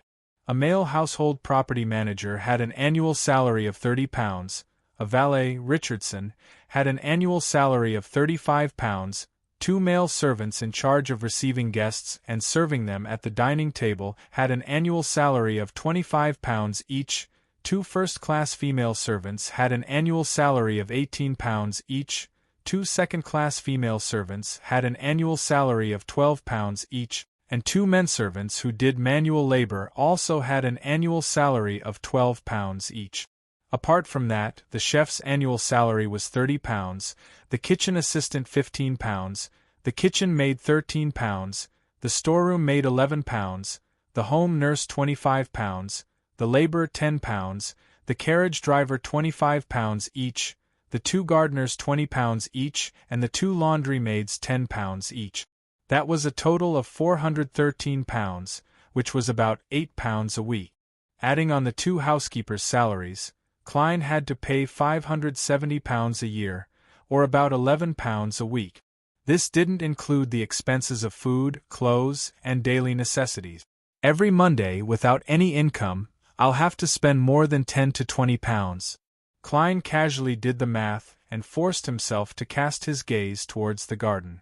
At noon, after paying the rent for the 2 carriages and the servant's first week's salary, as well as giving Tanaja £1,000 for her daily expenses, he was left with £1,286 in cash and 18 gold coins.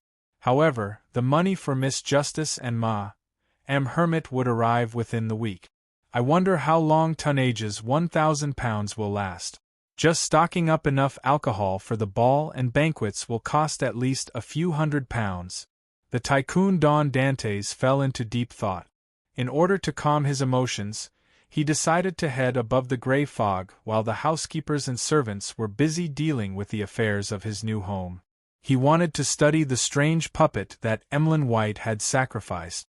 After the blood moon happened, Klein had no choice but to return to the mysterious space.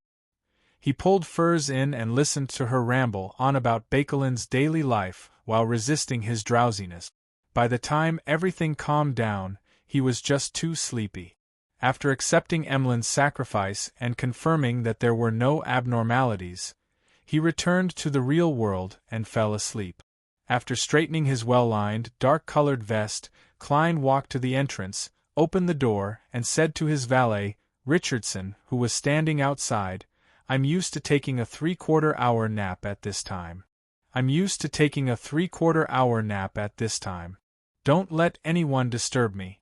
"Yes, sir," Richardson replied humbly. He was a mixed-blood, illegitimate child.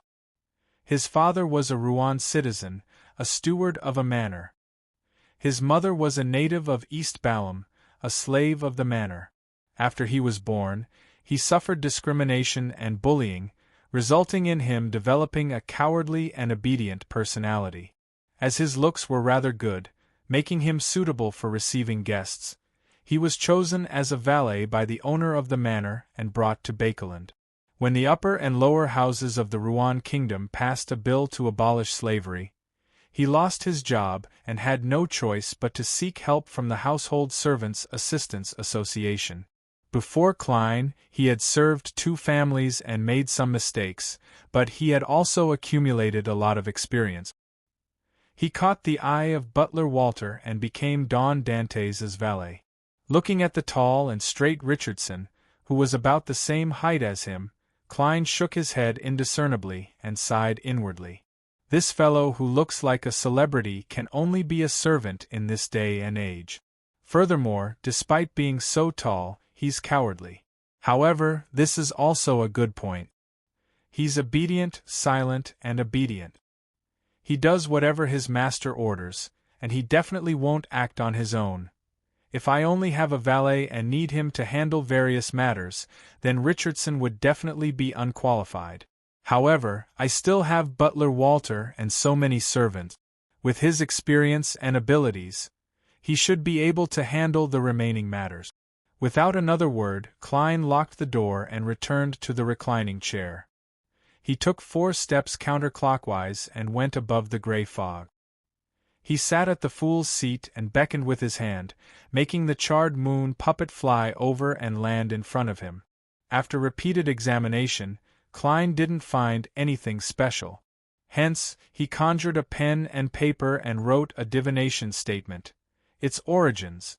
Putting down the fountain pen, Klein waited for a few seconds before picking up the piece of paper and leaning back in his chair. My spiritual intuition didn't stop me from divining. This means that the hidden danger of the moon puppet isn't as great as the Rose School's beyonder characteristic, Klein mumbled as he skillfully recited the divination statement. In the hazy world, he saw an altar with a ring of torches. The altar was covered with what looked like human skin, and there were traces of blood everywhere. In the middle were 3 candles and a few puppets that resembled wooden stakes. These miniature puppets had curved eyes and mouths, as though they corresponded to the crimson crescent in the sky. Therefore, they constantly wore strange smiles, and their bodies were embedded with withered grass and dried flowers. A priest dressed in a dark red robe was circling the altar with great effort, as though he was dancing a dance invented by an epileptic. At some point in time, moonlight gathered and shone on the puppets, making them brighter and brighter. In the end, there seemed to be water rippling gently. The ritual quickly came to an end. The priest picked up a slender puppet and walked to a human tied to a rack. He then stabbed it into the human's eye socket. Amidst the shrill screams, the scene quickly changed. The deceased with moon puppets in their eye sockets were buried in an orderly manner. The scene began to develop in leaps and bounds. Every time there was a full moon or a blood moon, light would scatter over the burial ground, seeping in like water. The surroundings were dark and deep. Klein opened his eyes and adjusted his sitting posture. He roughly understood the origins of the moon puppet. They originated from a ritual that prayed to the primordial moon, a ritual that lasted for centuries. Over the centuries, they absorbed the power of the crimson moon and mutated bit by bit until they were excavated by certain colonists. They usually didn't do anything odd, and only the believers of the primordial moon could activate them using the correct method. As for the effects, Klein wasn't sure. In a sense, these puppets are equivalent to the primordial moon's benefactors. After I killed one last night, the evil god was enraged, resulting in the blood moon? Klein tapped the edge of the long mottled table and made a preliminary judgment. Yes, the wrath of the primordial moon directly changed the lunar phenomena, manifesting as a blood moon. If this guess is correct, it means that in the domain of the crimson moon, the goddess is inferior to the primordial moon. It might even be a title that wields a grade 0 sealed artifact. Klein nodded slightly as he attempted to divine the weakness of the moon puppet. This time, he saw the sun and the lightning. That is to say, the beyonder powers of the sun domain and the lightning of the storm domain are most suitable to deal with it. As Klein deciphered the contents of the revelation, he threw the moon puppet into the junk pile and returned to the real world. An hour later, Walter, dressed neatly and wearing white gloves, knocked on the door and entered the room. He bowed and said, "Sir, I'll be printing some of your name cards and sending them along with some small gifts to the neighbors. They will observe for a few days and confirm your situation. If they are willing to accept you, they will return the gesture and invite you over as a guest. What title do you need added to your name card?" Title: "The Fool That Doesn't Belong to This Era?" Klein lampooned inwardly as he replied with a smile, "Merchant from Desi, Don Dantes, is sufficient." Walter silently lampooned and replied with a smile, "Merchant from Desi, Don Dantes, is sufficient." Walter nodded and said, "Based on your intentions, I will immediately arrange etiquette lessons for you." "According to your wishes, I will immediately arrange etiquette lessons for you. The focus will be on dancing. I will hire a professional tutor to come over." Chapter 766. Having read many magazines, Klein knew that the circles he wanted to enter were filled with balls. He wasn't surprised by Walter's suggestion and nodded. "All right." With that said, he turned his head to his valet, Richardson. "Prepare the carriage. I'm going to St. Samuel Cathedral." Klein remembered very clearly that his main goal was to act as a devout believer of the Evernight Goddess and make contact with the corresponding clergyman. From there, he would find a chance to sneak into Cheney's Gate. Therefore, he planned on praying at the cathedral when he had the time to show his sincerity and familiarize himself with them. "Yes, sir," Richardson replied respectfully. Not long after, Klein, who had put on his coat and top hat, boarded the luxurious four-wheeled carriage that he had rented. He enjoyed the scenery along the way while sipping his black tea with lemon slices. In fact, there was a small bar counter in the carriage. On it were distilled spirits such as Blonde Proof, Austere Black Rand, and various red and white wines that stemmed from intis prepared by Walter. However, Klein wasn't a fan of drinking. As a beyonder, he didn't like the feeling of being drunk. It easily made him think of losing control. Therefore, he used the excuse that he wasn't allowed to drink at the cathedral to instruct his valet, Richardson, to prepare a pot of Marquis black tea. "If possible, I would prefer a cup of sweet iced tea. It's the flavor of the South," Klein said to Richardson half-jokingly.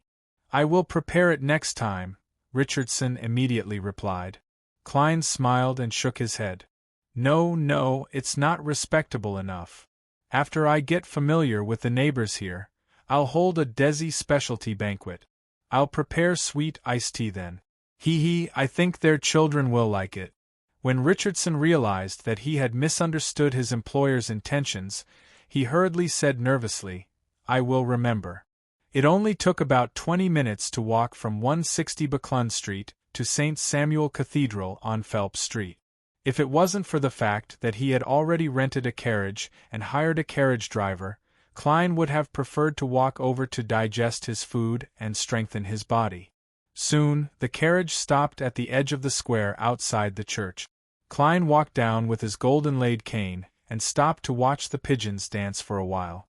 After entering the cathedral and arriving at the main prayer hall, he handed his top hat and cane to Richardson before he found a seat near the aisle and sat down.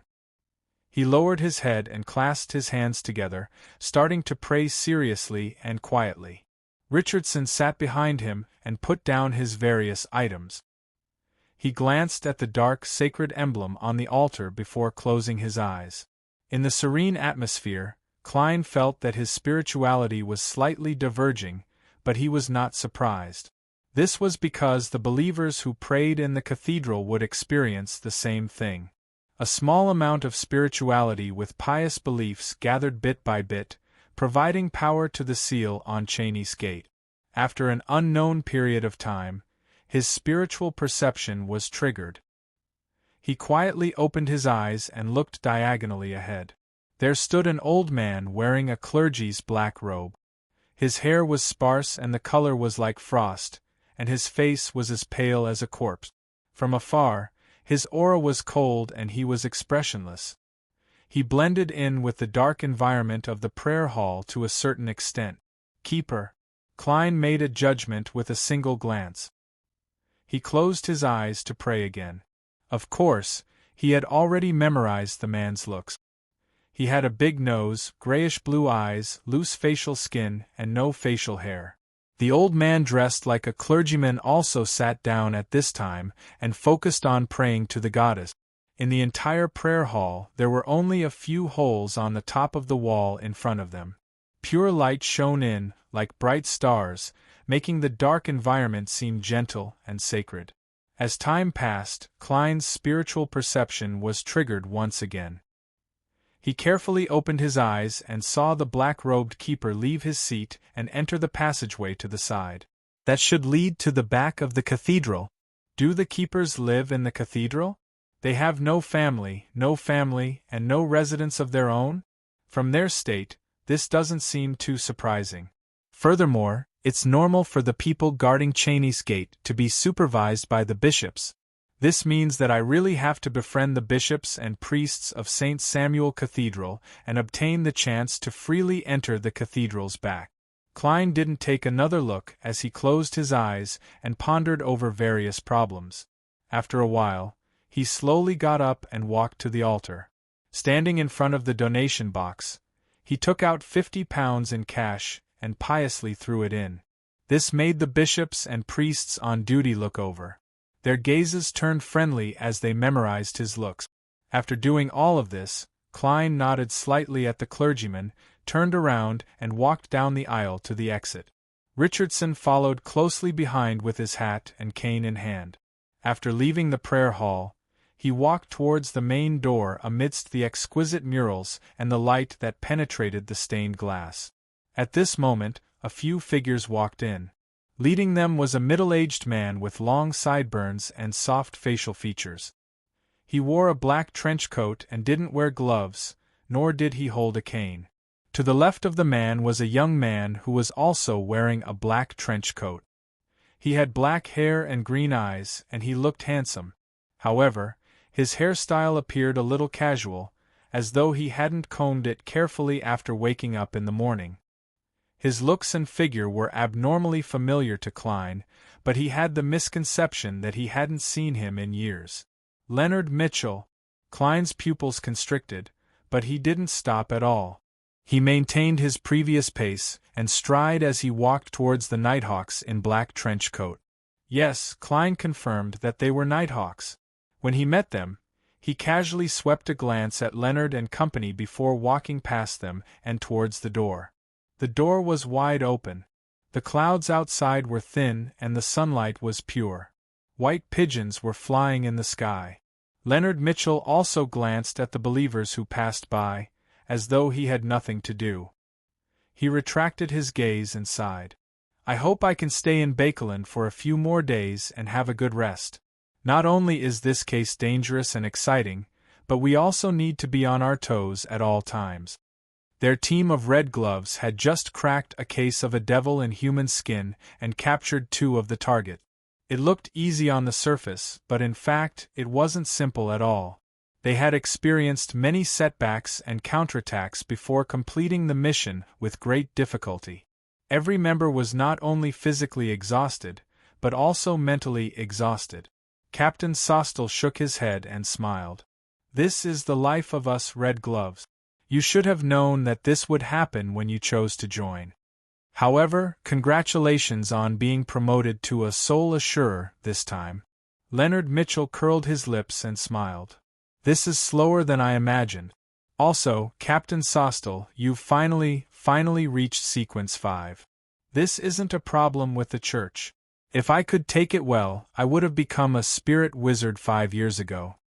Sostel put away his smile and walked to the prayer hall. Go and pray to the goddess. This will effectively eliminate your psychological stress and restore your mental state. As they spoke, the group of Red Gloves entered the dark and quiet hall and found a spot to sit down.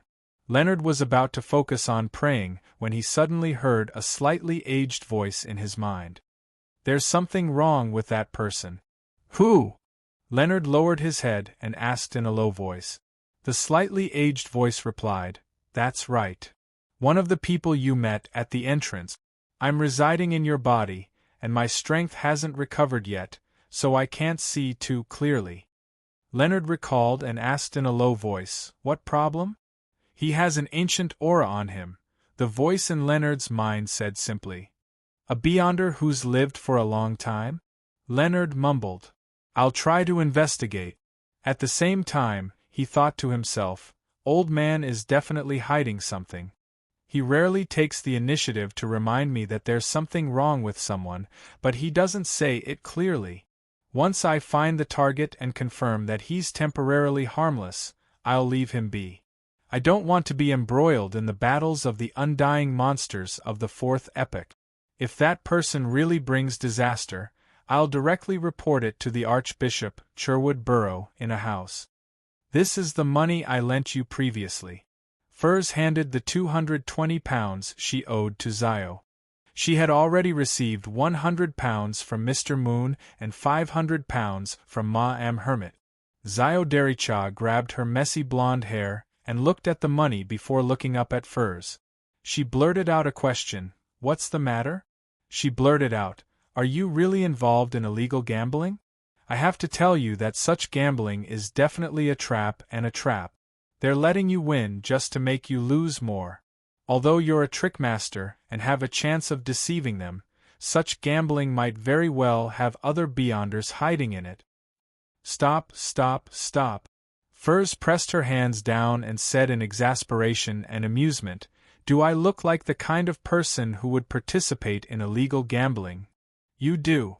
Zio replied without hesitation. If I hadn't stopped you, you wouldn't just be smoking. You'd even want to smoke marijuana. That's because the pain brought about by the full moon's ravings made me seek numbness. It won't be like that now. Furs didn't argue with Zio. Instead, she directly explained, I sold my mysticism knowledge at a beyonder gathering. That person was very generous and offered a few £100. Is that so?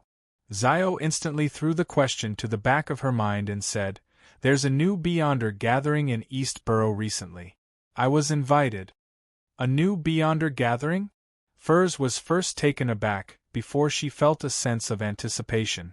According to her teacher, Dorian Gray, and Mr. Fool, she knew that Louis Veen was an oracle of the Aurora Order. He had probably come to Bakeland to replace the previously missing Mr. A and rebuild the Aurora Order's forces in this metropolis. Therefore, there was a high chance that he had disguised himself and organized a new beyonder gathering. Furs thought for a moment and said to Zio in a seemingly casual manner, Are you going to participate? Of course, I have to prepare the interrogator potion formula, Zio answered decisively. Furs nodded, covered her mouth, and yawned. When you have the qualifications to invite new members, remember to bring me along. P.S. I don't have a copy. Update as per usual on Monday. Asking for monthly and recommended votes in advance.